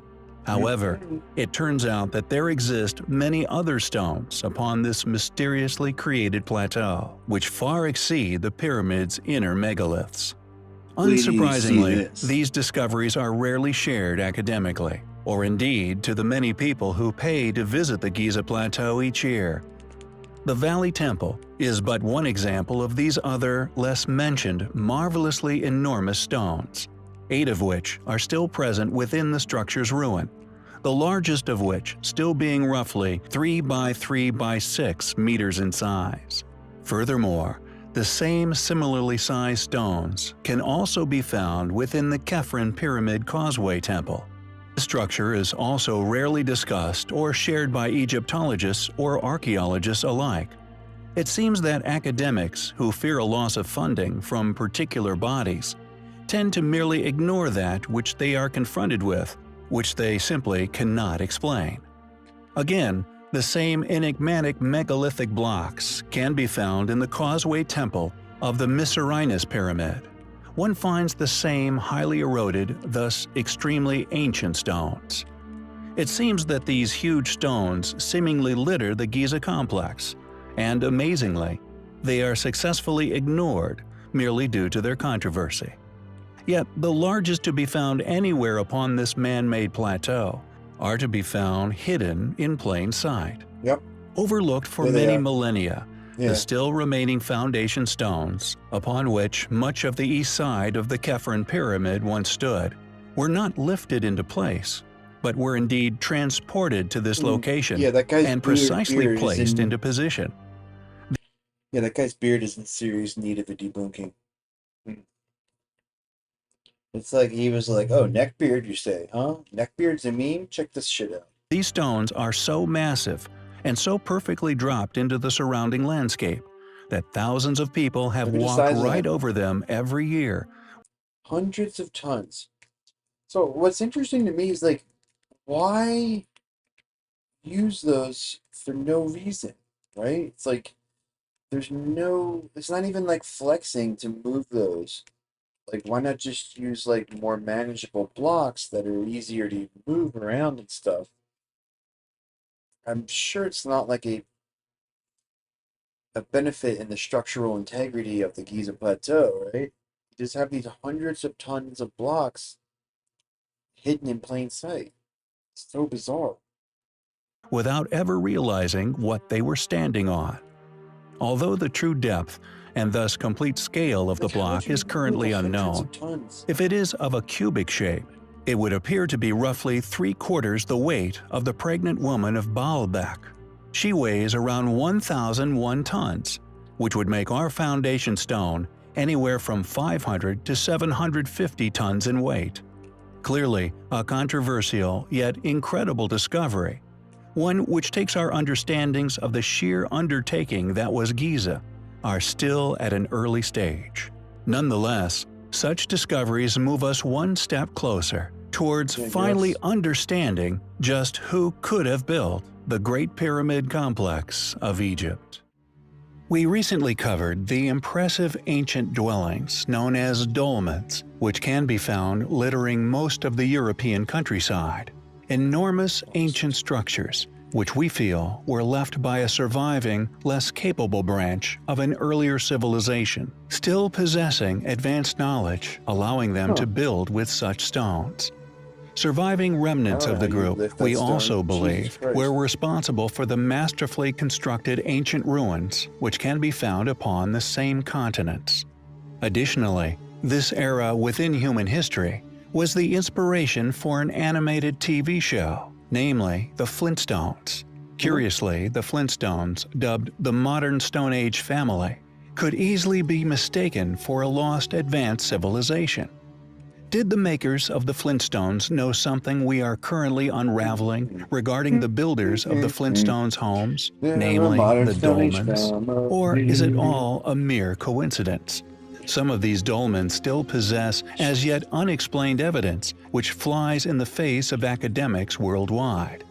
Sites such as the Dolmen of Menga, found near Malaga in Spain. This massive dolmen, one of the largest megalithic sites in Europe, is a prime example of the unexplained features which defy current explanation. The dolmen is 902 feet long, 20 feet wide, and 115 feet in height. It was built with 32 megaliths, the largest of which weighing over 200 tons.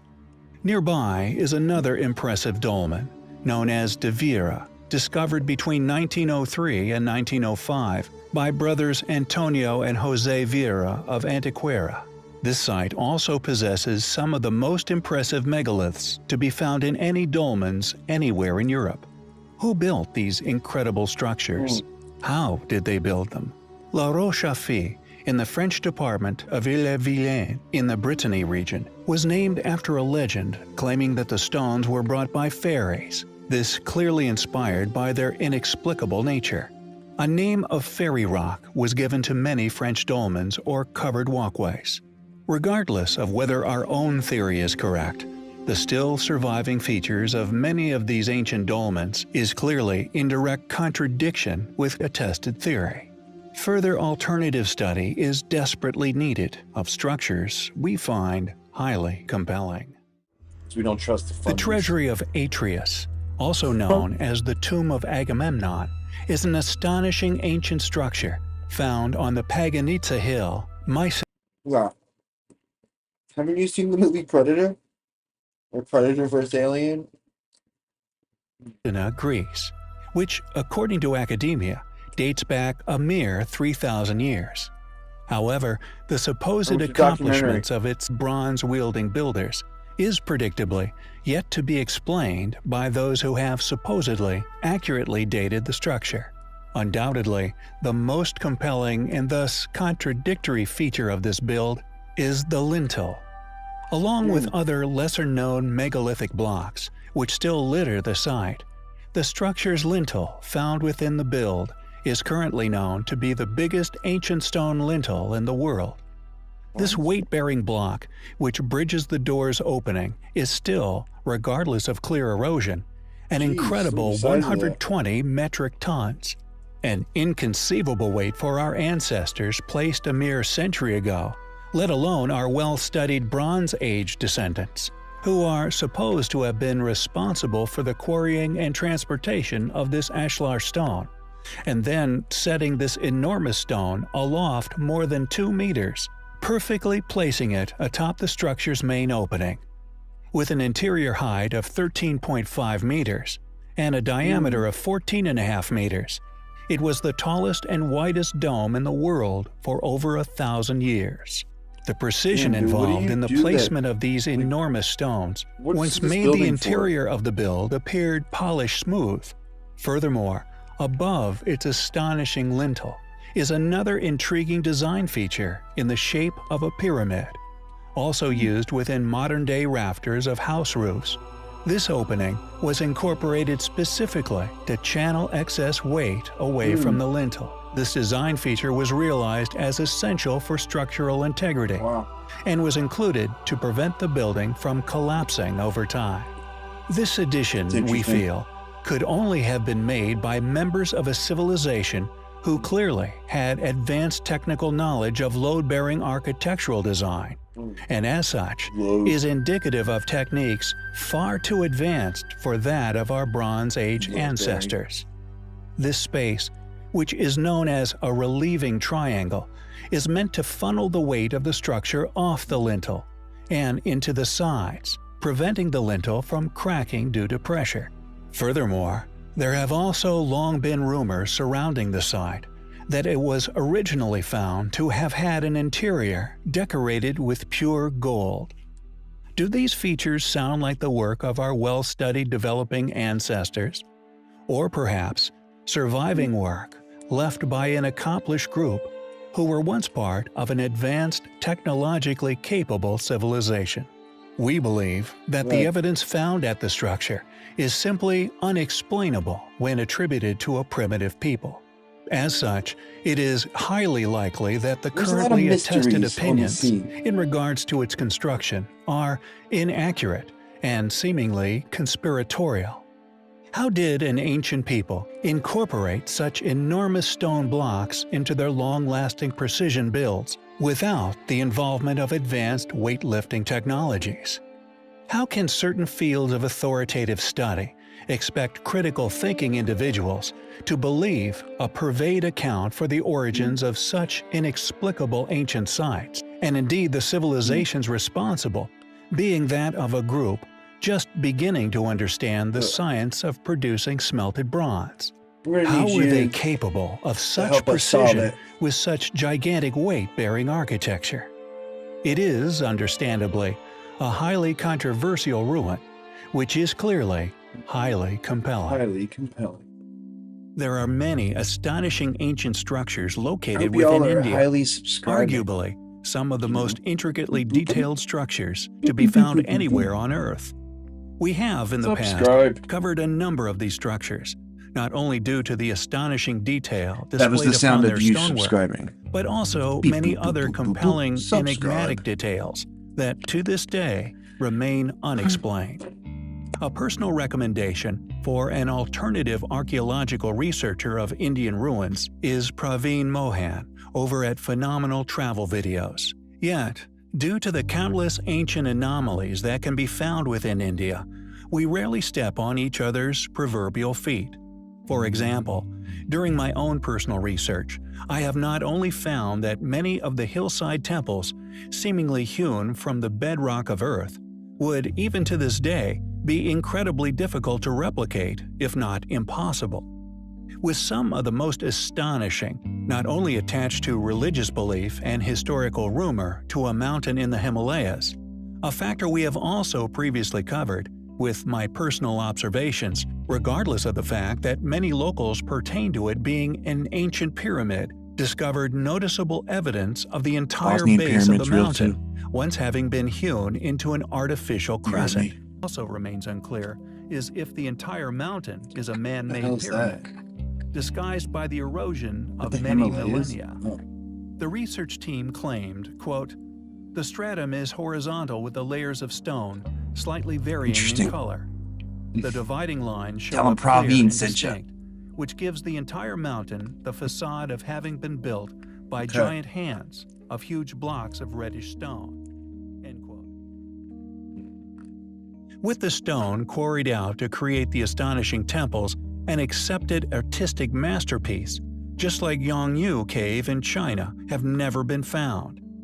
Additionally, during my own pursuit for clues as to how, and indeed who, could have created such temples, I have identified signature tool marks in several areas that match that of many other ancient ruins, indeed such as Yangshan Quarry, also in China, providing strong evidence that whoever was responsible for these ruins may have indeed been the same civilization, or, as our Atlantean videos have postulated, were commanded to be constructed by a dominant civilization, sharing such technologies with the native populations, employing them to create such wonders. Thus, this would also explain the matching signatures of advanced stone-cutting tool marks found on different continents. Like our research into the variation into ancient stone clamps, a method that was undeniably shared throughout the globe, yet the methods of creating such clamps and the resulting metallurgy varies from continent to continent. As we have previously stated on many occasions, whoever was responsible for these incredible ancient sites seemingly vanished at some point within antiquity, leaving many ancient quarries and temples unfinished. One of the temples that we used to link the tool marks with other sites around the world, Vetivan Koil, one of the precious, abandoned sites that, like so many other ancient advanced ruins that were being built around the world, vitally shows the rough stone-cutting signatures left by an advanced machinery that was once responsible for their initial cutting. This before the refinement of such structures' carvings. With many other sites in India that, due to their geographical... Let me keep going. Oops. Sorry.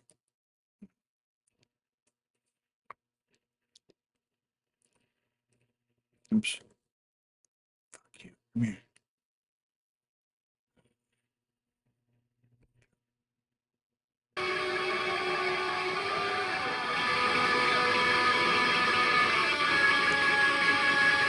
He's Joe Biden's favorite band, too.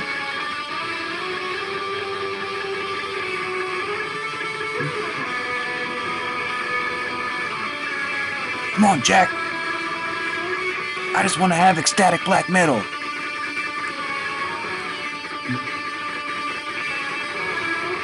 Give me the black metal, but make it happy now. I'm sick of all that sad black metal. I heard him say it. It's true. He said it just like that. He's like, I'm sick of all them knife dementors. Why can't the black metal singers be happy? Too emo, Jack.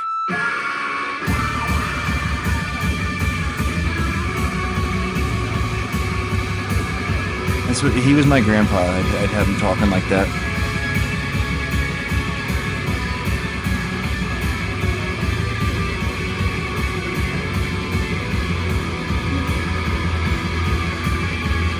Grandpa, what's your favorite Sepultura album? I like all Jack.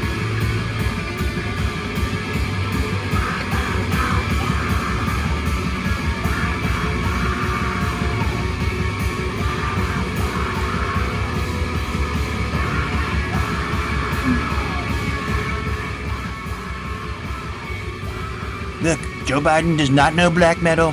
Do not believe him. He's a poser. He's never listened to any black metal. He's only heard the Burzum album, and he only heard it one time at a friend's house. He is the least black metal president we've ever had. Positioning. Everyone knows this. Protection from erosion still possesses these same signature tool marks. However, the purpose of today's video is probably one of the most peculiar anomalies in India, and could be perceived by some as one of the most compelling pieces of evidence of advanced ancient machinery having once been responsible for these ancient structures, known as the Tanjore Brihadiswarar Temple, which was supposedly constructed by the Cholas. However, the temple possesses a characteristic which was not only out of the capabilities of the Cholas dynasty, but to me, is compelling proof of a pre-Diluvian civilization having been responsible for its construction. As atop the temple, at a height of 216 feet above ground level, is a solid lump of granite carved with perfection, yet has been realized at an astonishing weight of 80 tons. To put that in perspective, according to academia, an ancient culture with no advanced technologies, especially lifting technologies, a dynasty well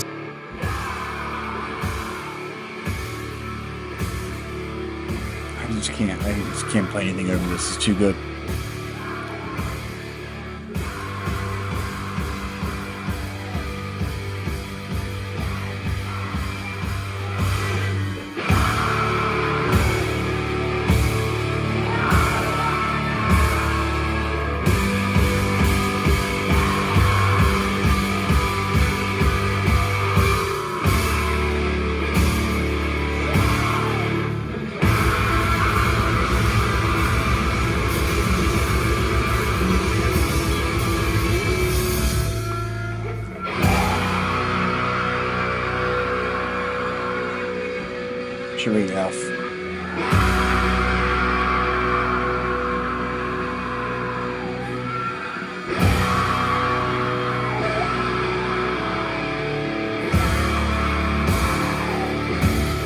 Okay, any newbies should be back tomorrow. I'll be here to follow it. If you come earlier than today, so we do communism and crank shit, and it's usually 3/4 communism and 1/4 crank shit. But, you know, you gotta come like, we start around midnight Pacific time, or maybe earlier.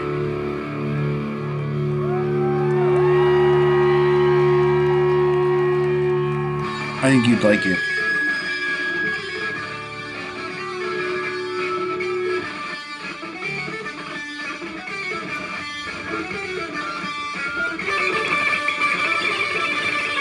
Oh, you can't even see me. Dude, I was doing posing for the camera. Shit.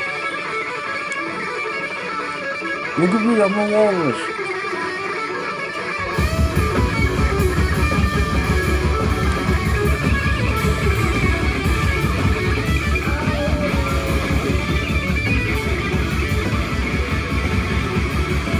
I'm raiding out right now. Thanks for hanging out. Come back tomorrow. All of you. I'll convince you to subscribe. And so will the... No, never mind. Keep that to myself. This is my favorite band, Agriculture. Favorite band, least favorite band, Ye.